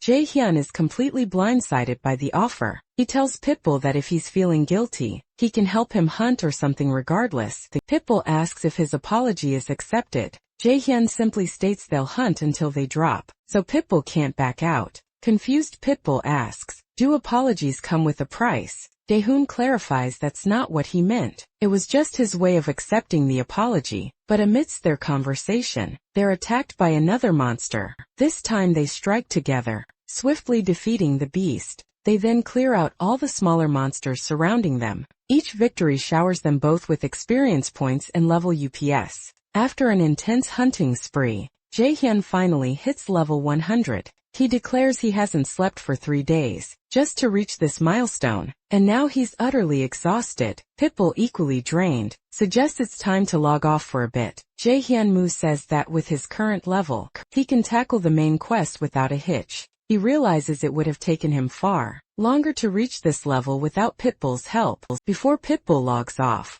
Jaehyun a little shyly thanks him for the assistance. Pitbull tells him, "Don't be so shy, man. We're both guys. It's embarrassing to see you so flustered." With that, Pitbull logs out, leaving Jaehyun behind. Jaehyun isn't thrilled with their farewell, but there's nothing he can do about it now. Instead of logging off, Jaehyun heads back to the elf's house. Sarah declares Jaehyun is strong enough to find the child and entrust him with the bracelet. However, Jaehyun isn't even listening, his mind fixed on getting the item. He finally receives the elf's bracelet, celebrating his reward for all his hard work. Jaehyun tells the elf to trust him with the mission, secretly thinking he'll keep the item for the rest of his journey once it's done, but to his shock, The elf admits he doesn't know where to send Jae-hyun. Dra explains that if he knew the location, he would have gone himself. Jae-hyun's first task is to find the location of the next quest, before he can even complete it. Jae-hyun, however, begs for at least one hint before leaving, but it's useless, the elf has nothing.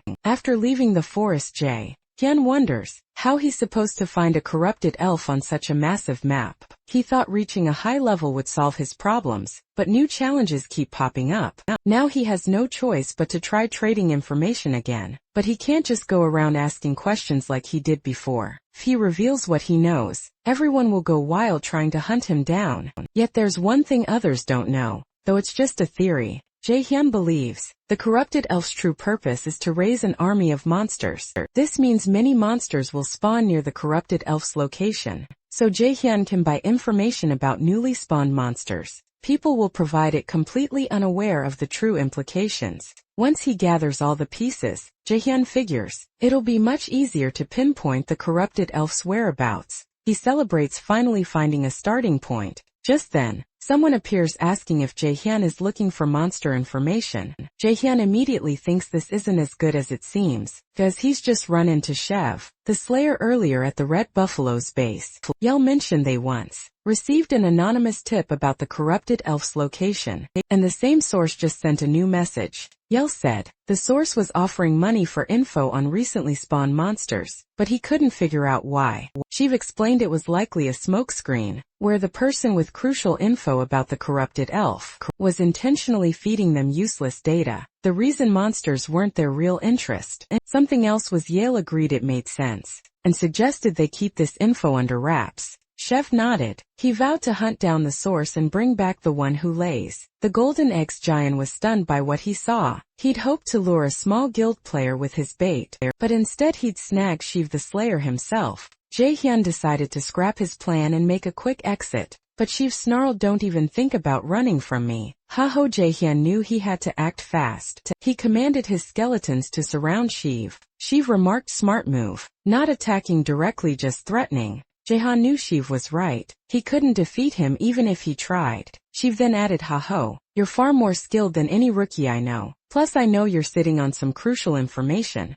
Then Sheev demanded, "So who are you?" "Ha-ho, really?" Jae-hyun didn't answer, leaving Sheev slightly puzzled. Suddenly Jae-hyun started shouting, claiming he was just a helpless rookie. "And now some crazy red buffalo is threatening me." He insisted all he wanted was info on monsters for his videos, not a fight with stronger players. Sheev stared at Ha-ho, clearly unconvinced by the act. Jae-hyun pleaded with Sheev to leave him alone and not hurt him. Chef then said, "Apparently there's been a misunderstanding. After all, Ha-ho, you don't seem to fit the profile of the person who fed information to my guild." Jae-hyun inwardly cheered, believing his plan had worked. Chef continued, "The person we're looking for is about to get a 5 billion bonus. Plus the guild is ready to offer a full salary with tons of benefits. But since you're not that person, we'll just have to keep searching until we find them." Hearing this, Jae-hyun said it had always been his dream to join the Red Buffaloes. But 5 billion is a huge sum, even for you guys. He added that Sheev's actions didn't match his words. He shouldn't try to buy everyone he met. But in his thoughts, Jae-hyun mused, "With that kind of cash I could feast like a king." Chef then asked, "So Ha-ho, what do you think about joining my guild?" He added that if Ha-ho was interested, he could offer the same contract. Jae-hyun said the offer came out of nowhere and he didn't understand why. However, Chef told Ha-ho to think carefully before answering. "Because if I don't have you as an ally, Ha-ho, I'll consider you a rival and I'll have to eliminate you right here, right now." But Jae-hyun declared it wasn't time to accept yet. He claimed he didn't want to rely on anyone else's strength to grow powerful. His desire was to achieve his goals through his own merit, even if it meant dying along the way. Then Jae-hyun added, "But when I'm strong enough, the Red Buffaloes will be the first to crumble beneath my might." Chef stepped back, remarking, "The view from this peak truly is beautiful." He pointed out Red Lake from there. "My guild confirmed an exponential surge of monsters near the lake." Jae-hyun asked why Chef was telling this to a rival. Chef scoffed, "I don't recognize a mere brat as my rival. Besides, my guild is strong enough not to bow to anyone, much less some arrogant nobody." Sheev said he was only sharing the info because he admired Ha-ho's play style, but warned him not to jump to conclusions. With that said, Sheev announced he was leaving. But before he could go, Jae-hyun told Sheev to pay attention to the Salt Mountain. Jaehyun argued that if they were staying away from elf territories, it meant the red buffaloes were advancing through the main quest dwarf path. Therefore the closest location had to be the Salt Mountain, but Jaehyun told Shiv not to get too worked up about it. Meanwhile Jaehyun thought to himself that he wouldn't be called a brat, not when he'd been in this game longer than anyone. Hearing this, Chef burst out laughing. He declared that Haho was constantly being made a fool of. Jaehyun bristled but simply decided to leave. Chef announced his recruitment had failed. Apparently his target would rather die than join his guild. Chef even considered pushing the offer. However, Chef was curious to see how far Haho would get on his own. For Chef it was fine to take one step back to take two forward later. The same, however, couldn't be said for Yell. When he returned to base, Chef's ears were ringing from what he heard. Jaehyun believed no one was smarter than him. He only wished the same could be said for his skeleton allies. Annoyed, Jaehyun snapped at the skeletons to stop messing around in the lake. In the past, the same thing happened with his old guildmates. While Jaehyun focused on slaying monsters, his companions just played in the lake, mesmerized by the water's unusual color. Because of it, Jaehyun was branded a game addict. Jaehyun found this place far too familiar. Regardless, Jaehyun ordered his skeletons into formation. He'd already sensed they weren't alone. Jaehyun noticed a warrior, 2 mages and a priest approaching, likely setting up an ambush. With that, Jaehyun told his skeletons to prepare, and on his signal everyone was to attack. Jaehyun waited for the perfect moment,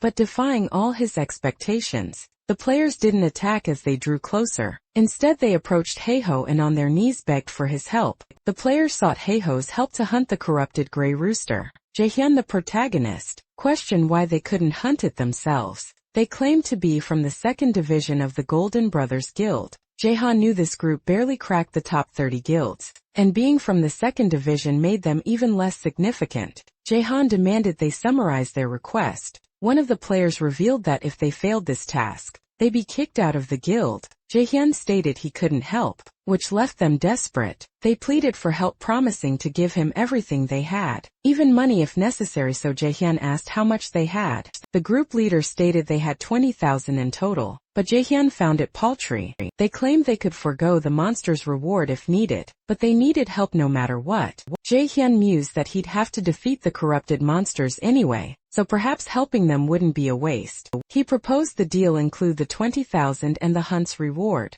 The players accepted profusely, thanking him for his help. However, something was off about these guys, and Jaehyun hadn't realized it yet. Flashback revealed that before this encounter, they had been toiling in a mine to pay off a debt. For a long time they had been slaves to the Apollo Guild. Those who failed to pay their debts to the Apollo Guild ended up in these mines, and they were no exception. Apollo promised them another chance after they failed to pay their debts. However, the task was to eliminate Haho the Mask, and only then would their debt be settled. But they claimed they couldn't handle such a difficult mission. Apollo assured them he'd lend high-quality equipment, and didn't care about the method, as long as Haho was eliminated. Only then would he consider the task complete. Otherwise they'd spend eternity in the mines. Back in the present, the players planned to distract Haho with the monster, then seize the opportunity to ambush him. However, upon seeing the monster, they realized it wouldn't be as easy as they'd imagined. After all, the rooster was level 120,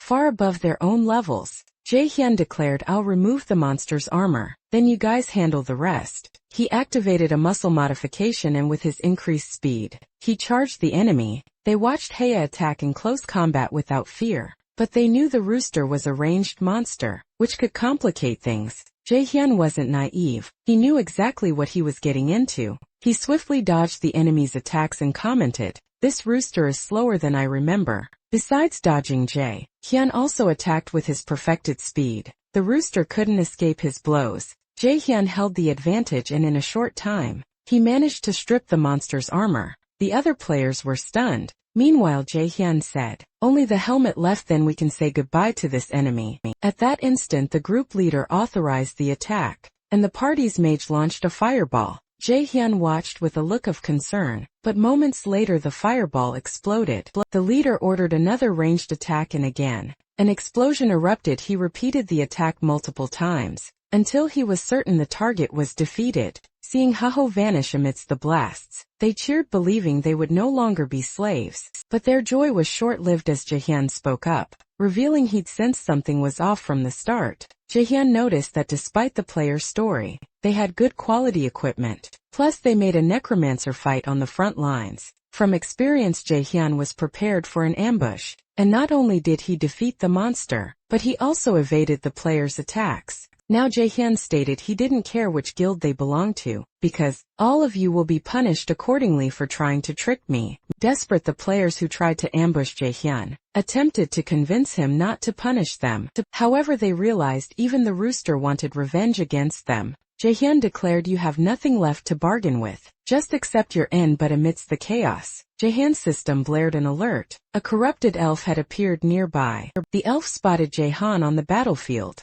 but vanished before he could pinpoint her. Immediately, his system warned him less than 3 minutes to capture the target. Jaehyun didn't want to leave, but he ordered the other players to keep the rooster busy. His skeletons would watch over them until his return, but he warned them, try to escape and it'll be worse for you. Jaehyun realized this was a golden opportunity. He knew it was only a matter of time until he captured the elf. Succeeding would buy him crucial time, and secure his top spot in the main quest rankings. With less than a minute left, Jaehyun tried to close the distance, but something felt off. Even after unleashing every buff he had, he couldn't catch her. Desperate, Jaehyun resorted to throwing a volley of skeleton bombs in her direction. The bombs detonated near her butt, but the elf still managed to evade them. Jaehyun cursed. He should have known it wouldn't be this easy. Time was running out, but failure wasn't an option for him. Jaehyun launched one final attack. Again the elf dodged his bomb, but Jaehyun smirked. Don't celebrate too soon. He warned that skeleton bomb wasn't meant for you.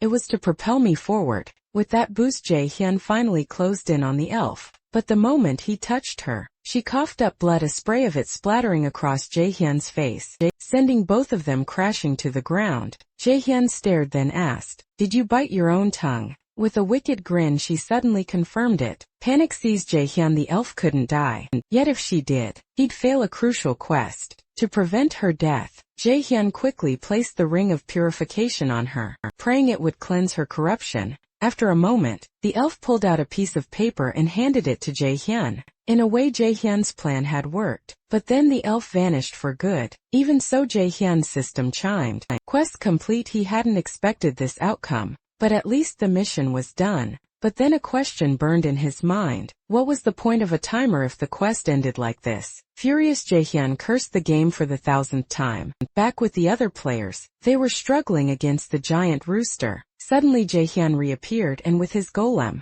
utterly annihilated the monster. They cheered Haho's back and thanked him for handling the monster. But their gratitude didn't stop him from dishing out a beating. To everyone they revealed the Apollo Guild sent them, leaving them no choice but to accept the mission to eliminate Haho. This made Jaehyun realize Apollo was going to extreme lengths to take him down. Not to mention Polo had heavily armed its thugs with gear even a rich guild would struggle to acquire. This, combined with the player from the Grin Guild he encountered earlier, led Jaehyun to conclude both guilds had formed an alliance to eliminate him. With this revelation, Jaehyun couldn't just stand by. He then ordered the players to get up and hand over all their equipment. Not only that, but Jaehyun declared they now owed him 1 million gold per week, making the players think Haho was even worse than Apollo. Meanwhile, at the Grin Guild's headquarters, Heavy Bean was relaxing to classical music, thinking these quiet moments were the only pleasures in his life. Until in the middle of it all, an ally burst in with an urgent message. Heavy Bean learned the Red Buffalo Guild had declared war on them. Heavy Bean demanded to know why. His subordinate explained they were blamed for attacking Haho Mask. Bean hadn't known Haho was associated with the Red Buffaloes, but he dismissed it as a misunderstanding, and vowed to sort it out with the rival guild leader. However, his subordinate then revealed that the items they'd lent to the Apollo Guild that appeared on the used item market. Not only that, but the asking price for the items was above market value, making them difficult to recover. Utterly shocked, Heavy Bean asked, "Who's the seller?" His associate replied, "It's Haho Mask." Naturally, Heavy Bean was furious and cursed Haho with every name imaginable. Sometime later, in Behind Forest, the elf asked Jaehyun to return the Ring of Purification, stating he didn't trust humans. As he left, Jaehyun thought the elf was petty, for not just giving him the item outright. At least he managed to get the next quest. The quest involves searching for a marked location on the corrupted elf's map.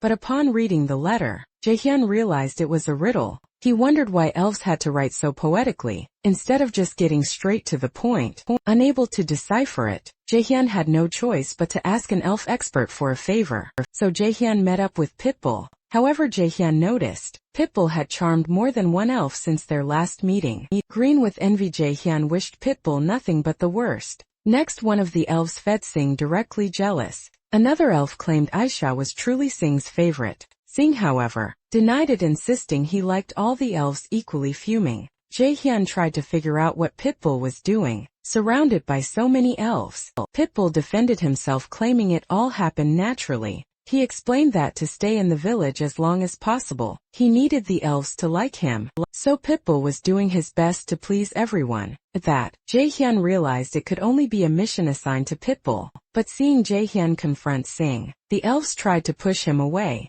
However, Sing calmed them, saying they didn't need to resort to violence. Sing declared that even if they tried, no one could harm him. Jaehyun, meanwhile, was outraged, risking his life while Pitbull flirted with elves anyway. Sing mentioned it had been a while since their last meeting, and asked what Jaehyun wanted. Jaehyun handed over the document requesting a translation, and Sing revealed the poem referred to the Blue Mist Forest. Jaehyun asked how Pitbull deciphered it so quickly. Sing explained the poem mentioned a place guarded by eagles, where blue clouds covered the sky. Therefore, there was only one place with that description. With that, Sing told Jaehyun he should stop playing games and start reading some books. After getting what he wanted, Jaehyun unleashed his fury on a tree far from the elves' forest. He muttered that elves were supposed to hate humans, not date them. His skeletons tried to comfort their master, claiming it was fine to be single. Jaehyun insisted he wasn't jealous, asserting that if he wanted, he could build a harem of beautiful women.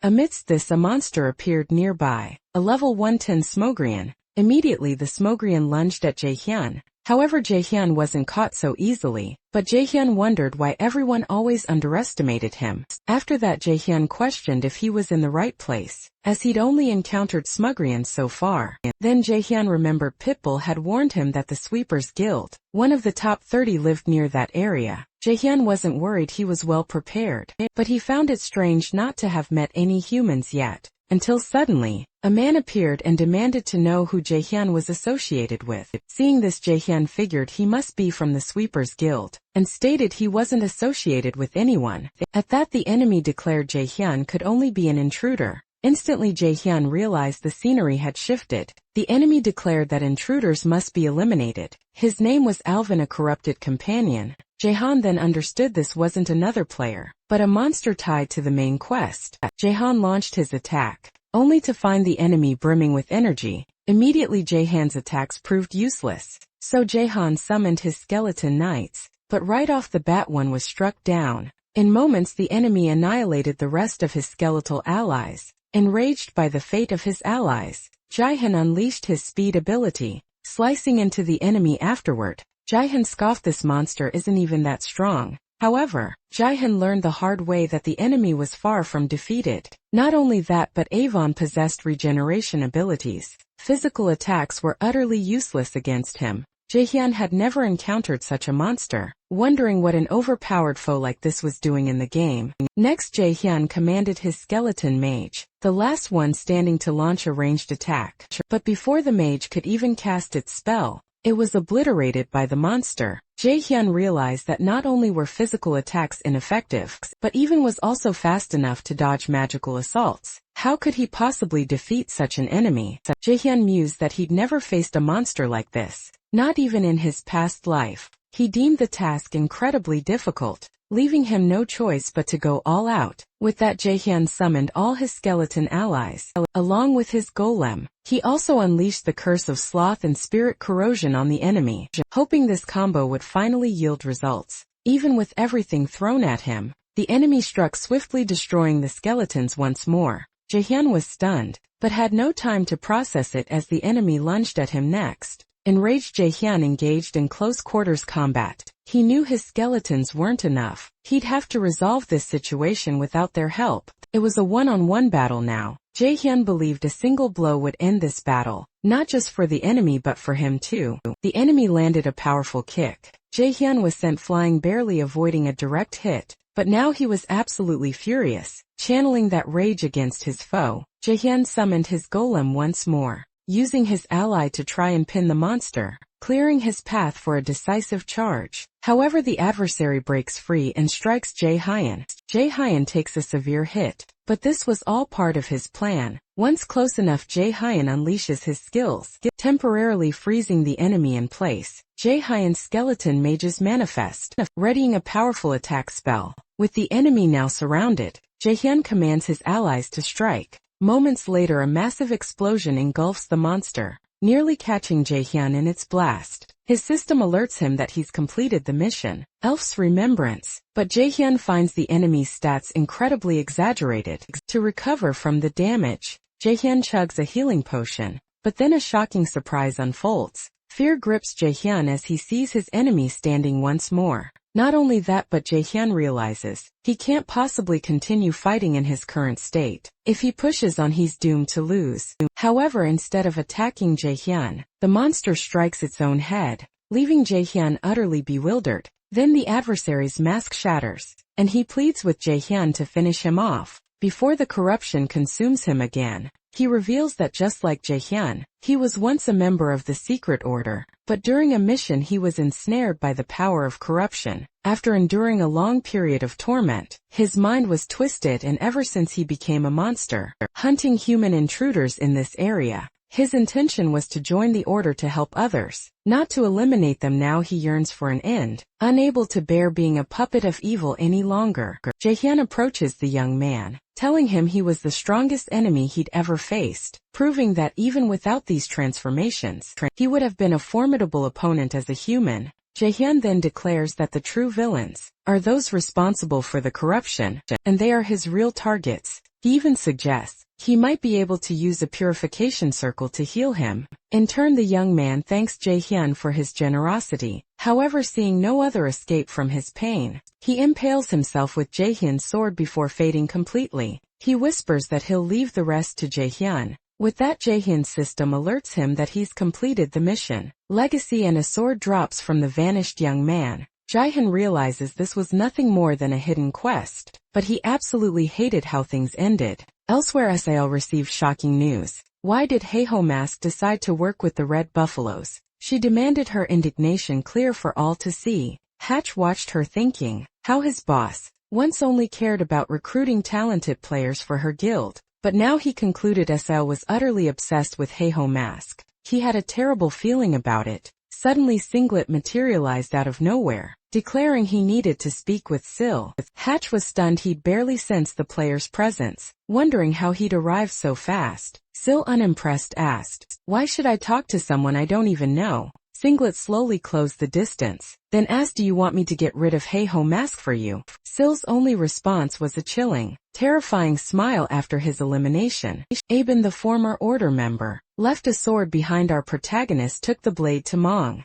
who was deeply moved to hear what had befallen his old friend. Mong lamented that he couldn't do anything for Aben, but thanked the protagonist for bringing closure to his friend's story. With a heavy heart, Mong told Jae-hyun to keep the sword. Jae-hyun initially felt a pang of discomfort, thinking it would be hard to wield a sword with such a tragic history. However, when he checked the weapon's stats, his eyes widened. It boasted insane attributes. His opinion instantly flipped. Jae-hyun profusely thanked Mong for entrusting him with such a powerful item, realizing he'd hit the absolute jackpot with this quest. Stepping outside, Jae-hyun silently thanked Aben for the incredible gift. Thanks to the sword, he wouldn't need to buy a new weapon anytime soon. Even better, the money he'd been saving for new gear was now free to be spent on other things, but his relief was short-lived. Outside the NPC's hut, the protagonist found himself completely surrounded. A horde of players attacked Haeho without warning, leaving him utterly bewildered. "I'm not even wearing my mask," Jae-hyun shouted. "How do you know I'm Haeho?"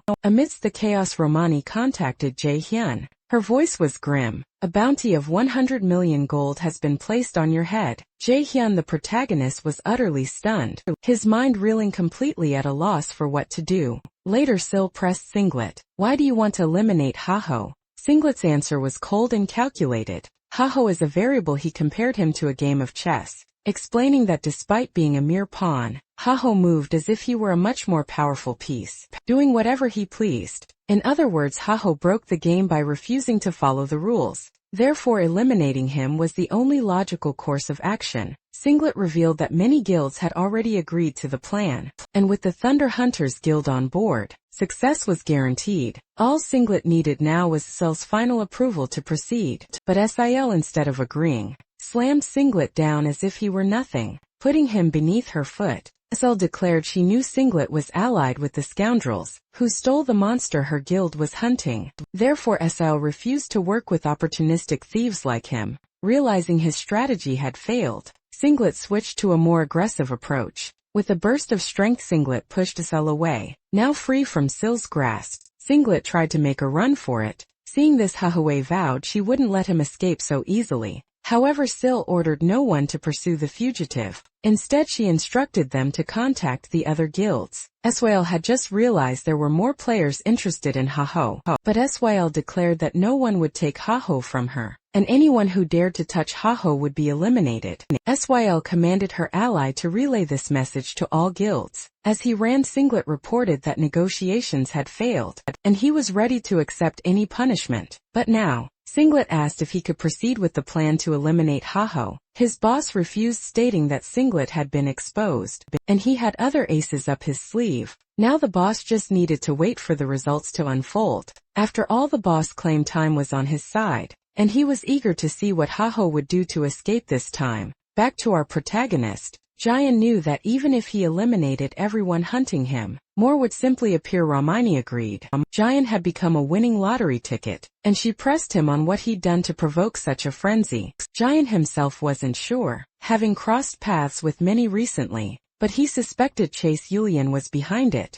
However, Jaehan knew her personality. Chase Yulian would have confronted him personally, not sent mirror hunters without an answer. Romani asked what Jaehyun planned to do. She didn't want to run out of editing material, so Romani insisted he couldn't stop playing now. But Jaehyun would rather die than quit, and he used his system to purchase an item that might be his way out. Beyond that, Jaehyun wanted to know who was truly after him, and wouldn't give up until he found out. With that, Jaehyun summoned his golem. The golem immediately entered the fray, eliminating several adversaries. Some were struck with fear, but others concluded that golems were typically slow and posed no real threat. What they didn't know was that our protagonist had invested all his stats into his clay creation skill and fused it with a wyvern skull. With this, Jaehan transformed his golem into a terrifying new creature. Jaehan mused that he'd given up a lot of good food to buy this item, and now his opponents would pay with their lives. With a flourish, Jaehyun unveiled his wyvern-transformed golem and challenged, "Who wants to be the first to face it?"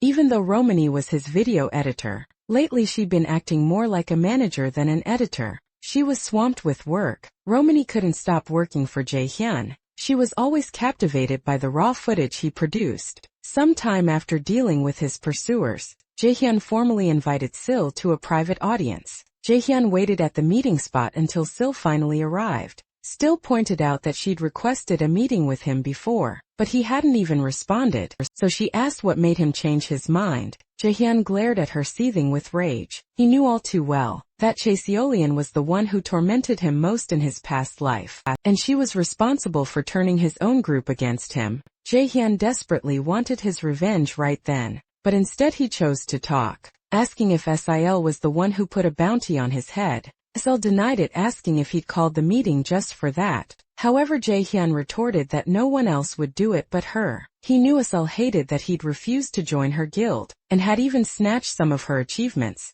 He also accused Sil of always eliminating anyone who interfered with her interests. Sil clearly noticed Jaehyun's nervousness, and asked for a chance to respond. Hearing this, Jaehyun remembered Chase Yulian saying the exact same thing in his past life, which only fueled his suspicion. However, Sil explained that some time ago, an unknown player approached her claiming Haho was causing trouble. The player then suggested that the 30 largest guilds form a pact to eliminate him. Jian recalled something similar happening in his past life, but Sil claimed she refused to be part of such a pact, stating she would never join something like that. seeing how they interfered with her guild's main quest. Sil believed Haho wasn't the only target. Jaehan figured an unknown player, bold enough to mess with the Thunder Hunters, had to be insane, and he only knew one guy capable of that. Sil in turn asked if he believed her. Jaehyun replied that he only believed half her story, but that was enough at least. He'd found out Chaseolian wasn't the one who placed the bounty, but before Jaehyun could leave, Sil invited him once more to join her guild. Annoyed, Jaehyun told her she should learn to take no for an answer, and stop trying to recruit him. Sil in turn said she realized Jaehyun didn't like her, claiming she always felt many people hated her for no apparent reason. However, Sil insisted she was saying this for Haho's own good. He believed he wouldn't last long on his own, as 100 million gold target. That's why she wanted to officially protect him, but for that she needed Haho to trust her, and she guaranteed she wouldn't force him into anything. Annoyed, Jaehyun declared he'd rather die than join the Thunder Hunters. Sil told him not to be so proud, but Jaehyun insisted he wouldn't join any guild. His ambition was to become Warlord's strongest player on his own, and he vowed never to accept a guild's offer. At first Sil found his answer quite childish. However, Sil simply told Jaehyun to do his best. She wished him luck on his journey, and promised to be one of his strongest competitors. Jaehyun, however, took this as a declaration of war, especially since his rival said it with a smile. With that, Jaehyun flew off on his golem, leaving Chaseolian behind. Pausing to think, Jaehyun remembered Chaseolian was heavily pursued in his previous life, and figured something must have happened before his regression, but he decided it was better to ponder that later, after he figured out who was behind the bounty on his head. Soon after, Romani called Jaehyun demanding to know what he'd done this time. Romani claimed a new wanted poster had been plastered everywhere, promising an even bigger reward for Jaehyun's head. Romani then asked if Jaehyun had found a sponsor or something. Jaehyun replied it wasn't a sponsor, but a crazy woman who wouldn't leave him alone. Sometime later in Missandra Castle, a young boy was getting beaten by bullies. They were demanding he hand over a quest item, claiming he couldn't complete the quest anyway, so it was better to let someone else handle it. The boy declared he wouldn't be robbed again, and for that he took a kick. The bully sneered, saying the boy just needed the right incentive to think things over. But amidst the chaos, someone stopped him. The bully didn't understand what was happening, until Jaehyun asked the boy if he was Git, the quest guy. The boy replied his name was Git, but he knew nothing about being the quest guy. With that, Jaehyun realized it was still too early. This event hadn't happened in his current life yet. Even so, Jaehyun told the boy to follow him. Enraged, the bully demanded to know who Jaehyun thought he was, interfering in their business uninvited. When attacked, Jaehyun defended himself, swiftly putting the bully and his gang to sleep. It realized this unknown man had taken down 3 guys in one go. Jaehyun, sensing he'd piqued the boy's curiosity, simply said he was a good person passing by who decided to help. After being saved from the group of bullies, the boy thanked the protagonist for his help. He revealed he had already given up, and if not for the intervention, he would have been robbed by his attackers. Jaehyun, the protagonist, explains, the mission the bullies almost stole was a ruin exploration quest. He states that completing it would nullify the blocking field behind them. Surprised, Git asks how Jaehyun knows this. Instead of answering, the protagonist simply demands the quest for himself, making Git think Jaehyun isn't much different from the bullies who attacked him. Sometime later, Jaehyun heads to the mission location. Visibly annoyed, he was forced to bring Git along, and the kid wouldn't stop complaining. Jaehyun tells Git to shut up and suggests that instead of whining, he should focus on getting stronger so he won't get robbed again. Git, however, argues it's useless. He's tried to defend himself countless times but never succeeded. The kid confesses he hates being weak, but everything he tries fails, leading to his constant subjugation. Git explains his attempts to join team raids always flopped, because he just messed everything up. Even when he tried to go solo, monsters would kill him. That's why he gave up being an explorer, and started taking smaller quests, helping the village NPCs. That's how he got the current quest, and for the first time he felt the game was rewarding his efforts. For that reason he fought so hard not to let the quest slip away, and only didn't confront Jaehyun because he knew he couldn't win, instead convincing him to come along. Jaehyun, however, retorts that if Git doesn't want to change, he can keep living pathetically. He declares that no matter what, he'll clear the dungeon. However, Jaehyun adds that just because Git has lived this way until now, doesn't mean he has to live like this forever. Git in turn reflects that he once believed he'd die if he didn't hand the quest over to the protagonist. Now Jaehyun left him behind, making the kid consider quitting the game and abandoning the protagonist. However, Git knows that if he does, the quest will fail for both of them and Jaehyun might seek revenge. So Git decides it's best to wait at the dungeon entrance until his quest partner finishes clearing it. But as he tries to wait, it encounters a massive monster and spirals into despair at the danger. From afar, Jaehyun hears the screams and asks what's happening. Then Git comes running and hugs him, consumed by fear. The protagonist tries to push the kid away and in doing so, leaves him at the monster's mercy.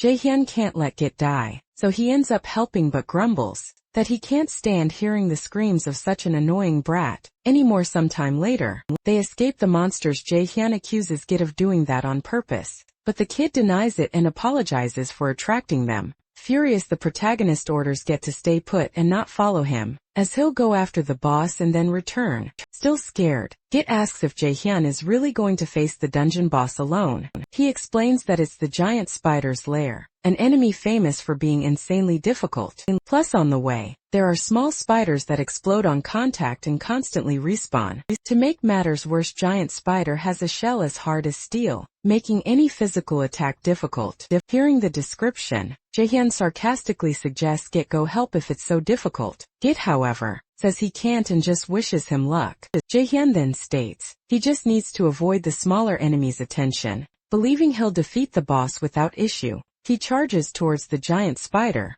and Git notices the protagonist did it without even touching a single web. The giant spider senses an intruder in its lair, but before it can react, Jaehyun strikes. The protagonist seizes the chance to smash one of its legs, declaring this is just the beginning. His plan: cripple its legs, then go for the body as Jaehyun battles. Git watches amazed that the protagonist is taking on the spider alone. He believes if Jaehyun keeps this pace, he might actually win, but glancing down, Git realizes he's accidentally stepped on a spider web. That means a hatchling is coming for a meal. Suddenly a spider hatchling explodes upon touching Git, a signal that draws even more hatchlings to their new target. Git screams in pain as they attack, unable to escape, quickly surrounded by the spiders, and a massive explosion erupts with Git at its epicenter. Jaehyun, however, snatches Git away just in time, but not without calling him a total dead weight. Git asks why he came back for him. Jaehyun, in turn, snaps at the kid to shut up and run for the dungeon entrance. He claims that after all this,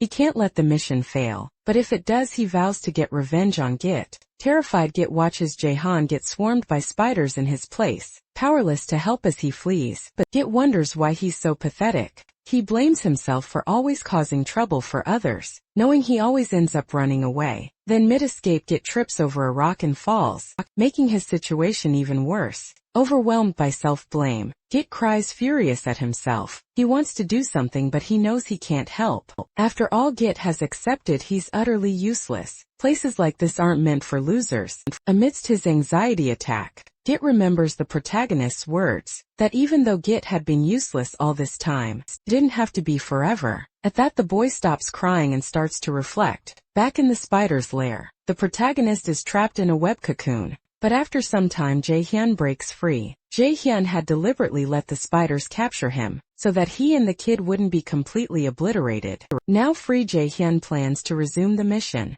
but without his skeletons, he'll have to fight alone. Suddenly Git appears. Jaehyun demands to know why Git returned. It explains he couldn't let Jaehyun face the boss alone, and came back to help. Jaehyun scoffs, claiming he doesn't need the kid's help, calling his return a mistake. But Git insists he always runs from danger, and he wants to put an end to that by helping Jaehyun defeat the boss. However, Jaehyun reminds Git he's already saved his life multiple times in this single mission, and isn't keen on doing it again. He tells Git to save himself while he still can. After all, Jaehyun doesn't want a crybaby, messing up his fight against the dungeon boss. The kid pleads to join the fight, insisting he can help despite his brave words. Fear grips Git, making his entire body tremble. Still, he stands his ground. Git realizes this is the first time he won't run from a fight. With his torch, he tries to set the smaller spiders ablaze. A while later, the kid stops to rest. Then Git's system reveals he successfully cleared the dungeon. Git, however, feels a pang of shame receiving the credit. After all, Jaehyun did all the heavy lifting. Still, Git knows he at least helped a little. But this fleeting joy is about to shatter. Back to the protagonist just as Jaehyun defeats the boss. The thugs he'd previously taken down reappear with Git held hostage. They thank Jaehyun for doing all their dirty work. Jaehyun in turn asks if they're trying to bargain or something. The thug leader demands the dungeon's reward. In exchange for Git's life, Jaehyun asks what would happen if he refused the bandit snarls that he'll eliminate Git right there. Then come for Jaehyun. Git shouts for Jaehyun not to accept the deal, arguing that Jaehyun worked hard to clear the dungeon and deserves the reward, so he shouldn't give it up. Enraged, the bandit punches Git, sneering that he's as pathetic as ever. He adds that Git is too pathetic to even understand his surroundings, so he shouldn't interfere. However, Git spits in the bandit's face, declaring that compared to the spiders he faced earlier, the bandit before him is nothing. Furious, the bandit lunges, trying to stab Git with his knife. Just then the protagonist makes his move. Jaehyun states he's willing to give up the reward, but to get it the bandits will have to fight Jaehyun and win. The gang leader scoffs, claiming the protagonist must be insane, insisting Jaehyun couldn't take down their group alone. However, they quickly realize Jaehyun isn't alone. While no one was looking, the protagonist had summoned his skeletons, taking advantage of their distraction, focused on the front to summon his allies from behind. Suddenly, one of the bandits recognizes the protagonist isn't just any player. He's Haho Mask. Haho Mask is the only known player to use skeletons as allies, and the only one capable of soloing and conquering a dungeon like this. But the gang leader questions what a player like Jaehyun is doing in such a low-level dungeon. Jaehyun retorts that it's none of their business, and now that he has the upper hand, he declares he'll take everything the bandits possess. Naturally, his polite request leaves his opponents no room to resist. A short while later, the protagonist collects the defeated players' watches. Jaehyun sighs, disappointed they hold nothing of value. Git, meanwhile, reflects that he'd always thought he was beside a talented player, but now he realizes the protagonist is far more than that. Git then thanks Haho Mask for saving him countless times, and for helping him clear the dungeon, admitting that without Jaehyun's help, he never would have accomplished such a feat alone. Alright, now that I've said my piece, I won't bother you anymore. But before Git leaves, Jaehyun tells him he can keep the reward. Git says he doesn't need it, claiming he doesn't want something he doesn't deserve. However, Jaehyun asks if Git will continue playing Warlord. Git starts to cry, confirming he'll keep playing and give his absolute best from now on. A while later, Jaehyun returns to his normal attire. He feels much more comfortable. Jaehyun thought it best to walk around disguised for a while, to avoid being recognized by bounty hunters. But since he'd been discovered, his disguise was blown still. He believes he got a lot out of the last mission. Jaehyun contacted Git, the player designated by the system to collect rare quests, believing he'll be quite useful in the future. However, Jaehyun has his doubts. If the crybaby will truly become the quest master, he knew in his past life either way. The blockade field has dissipated and it's more than time to enter. Jaehyun's goal is to reach the Cursed Territory, the location of Warlord's second main quest chapter. In the main square of Riki City within the Cursed Territory, a player arrives thinking it's the game's new map. He knows the blockade field was just taken down, but he notices the place is already swarming with players. His companion Nuppy tells him not to get his hopes up, as everyone there is an adversary. Nuppy points out that the Ares Guild, one of the top 30, is already there, along with the Triple Wing Guild. Another top 30 plus the Hydra Guild is also present, and they're the most likely to be the first to complete the main quest. The young man comments that everyone already knows the main quest location, and wonders if a small guild like his stands a chance against so many strong opponents. Amidst this, someone appears, declaring they're in his way and demanding they move immediately. They recognize Haho Mask. Jaehyun's fame had only skyrocketed after everyone discovered he was responsible for taking down the blockade, protecting this area. To Jaehyun's surprise, the area was already packed. He hadn't expected the news to spread so fast, meaning the number of competitors had surged. Amidst this, someone mutters that Haho must be getting help from a game developer. Believing it's impossible for anyone to be that good without external aid, Jaehyun lets them think what they want, knowing he only got this far thanks to his own skills, and the others are just jealous. Then amidst his thoughts, another player calls him Chai Seo Yun's pet. They'd heard the Thunder Queen threatened to eliminate anyone who touched Heiho. Plus he'd also been seen flirting with the Red Buffaloes, so the leaders of both guilds must be fighting over him. With that, the gossips wondered what Heiho had done to attract the attention of the guild leaders, who killed the corrupted count. Furious Jaehyun attacks one of the gossips, declaring he's no one's pet, much less a lover. He demands to know who's spreading so many rumors about him. Amidst the chaos, a pirate intervenes in the fight. Sarabo, an NPC from the Secret Order, tells Jaehyun not to get involved in such an important quest. Seeing the NPC, everyone is certain this is the right place for the next quest. Jaehyun realizes this too and calms down. Now that Jaehyun is calmer, Sarabo says he has a few things to clarify. Sarabo explains that this territory is cursed, as it was, where the corrupted count conducted experiments for a long time. Because of this, the monsters living near this area are cursed, and they need to clear the area first. Jaehyun remembers hearing the same thing in his past life. Not only that, but Jaehyun knows that to study the curse, the NPC will ask them to capture a cursed monster, called the goat-headed chimera. Though this monster is mischievous, it's not impossible to defeat, and Jaehyun knows exactly where to find the creature. However, the pirate declares they must find the evil eye. Suddenly Jaehyun's plans crumble. Whispers spread the evil eye is a level 150 cursed monster, making the fight even more brutal still. Sarabo demands that to proceed, everyone must bring him the monster, but he states only 4 teams will be sent on the mission, so they either team up or drop out. Anyone not part of those 4 won't move forward. This sparks chaos among the players. However, the pirate reiterates they don't have to team up if they don't want to, wishing good luck to those who undertake the mission. Immediately a frenzy erupts as players scramble towards the objective, but Jaehyun remains rooted to his spot. Mid-rush, a player bumps into Jaehyun and instantly recognizes him as Heiho Mask, but he wonders why Heiho Mask looks so grim. Lost in thought, Jaehyun questions why things aren't unfolding as they did in his past life. He's realizing the future is constantly shifting, and he needs to understand why. For Jaehyun, only 2 possibilities exist. First, the future changed because of his regression. Second, some of his information about the past is flawed. Now he just needs to figure out which option is the truth. Meanwhile, Singlet traverses the cursed territory. Informing his boss, he plans to start the main quest immediately, but as soon as it's done, he wants to hunt down Heiho Mask. Short while later, a chimera monster ambushes a group of players. The player is deep in battle, dodging attacks, and asks if the magic team is ready. Nappy replies he needs more time to charge the magic attack. As they wait, the monster charges the player, who acts as a decoy. Then the magic attack unleashes, striking the monster, which is incinerated by the fireball. The player who served as bait rests. As the system confirms the group's victory, everyone is exhausted, but Nappy instructs them to return to their positions and prepare for the next wave. However, one of his allies begs to go home, terrified of facing more goat-headed chimeras. The ally claims the main quest is harder than they imagined, and they won't be able to surpass the stronger guilds. Nappy, in turn, snaps at his comrade to stop complaining, because something is happening near their location.